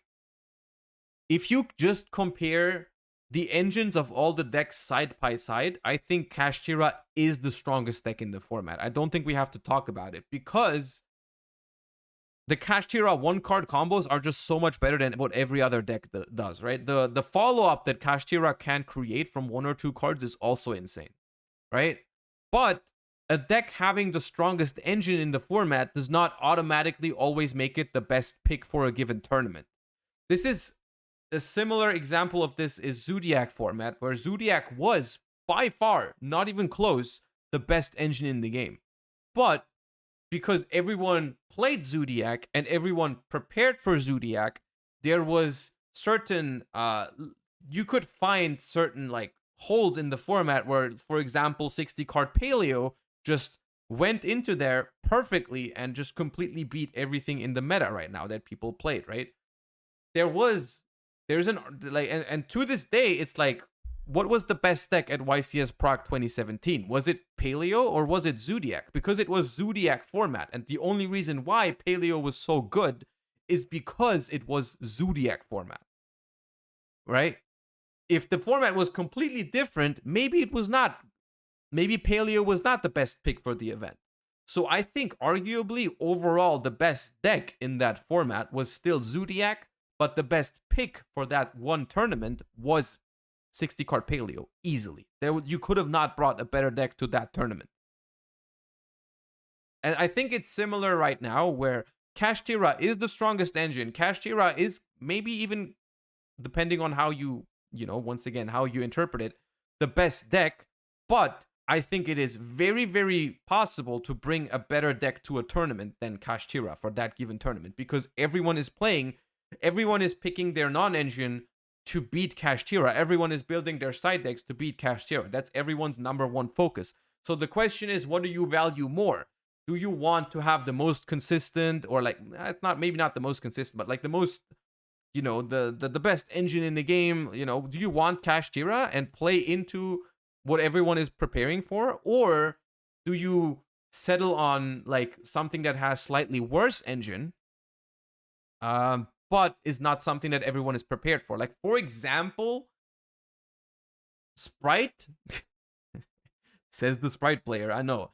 For example, Sprite, I think if you compare the Sprite engine to the Kashtira engine, the Sprite engine is good, but the Kashtira engine is better. But the cards that people are playing right now are not necessarily that great against Sprite, right? You know, Book of Eclipse is not that great against Sprite. Hand traps are not that great against Sprite. You can play around Nibiru. Kaiju is like okay, but like you can like, you know, you can make it in a way where Kaijus are not that great because you have multiple threats. People don't really play the hard counters to Sprite right now, which is like Dark Rulers and so on and so forth. So you could argue that maybe Sprite can be a better pick for any given one tournament, right? The same can be said about Labyrinth. At the beginning of the format, when no one expected Labyrinth and everyone was like, hey, it's Kashtira and branded format, no one even like thought about including back row removal. Denko Sekka was not existent in the beginning of the format, and like Labyrinth really feasted on that. Like Labyrinth, I want to argue for YCS Las Vegas. I think Labyrinth was the best choice because it was so good against the decks that people played at the time. And I am at this point in time, I'm convinced that it is possible to find a better pick than Kashtira for YCS London. I don't know what that pick is yet, and even if I knew, you guys can't expect to tell you right now. I'm just giving you my input, but this is truly where I stand right now. I am not planning to use Kashtira as of now. I'm not planning to do so. I think it's a solid deck. I think it's okay. I'm personally not planning on using it. Only if everything I try just completely flops, I might end up playing Kashtira. But as of now, I'm not planning to do so. And I think this is valuable input on preparing for any given tournament, because there's really a difference between the best deck in the format or the best deck overall, and sometimes the best deck for any given tournament can be different from what everyone perceives to be the best deck. But yeah. Thank you for coming to my TED Talk, yes. Okay. Anyways, chat, I have good news and bad news for you. I'll give you the good news first. I'm about to publish a YouTube video. As we speak, I'm publishing the YouTube video. That's the good news. The bad news is that I'm also ending stream right now. But I will just send you the link to the YouTube video. Hold up. I will send you the link to the YouTube video. You all go ahead and watch it. Please do me that favor. The link is in chat right now. And I want everyone to go check it out. Please do me that favor.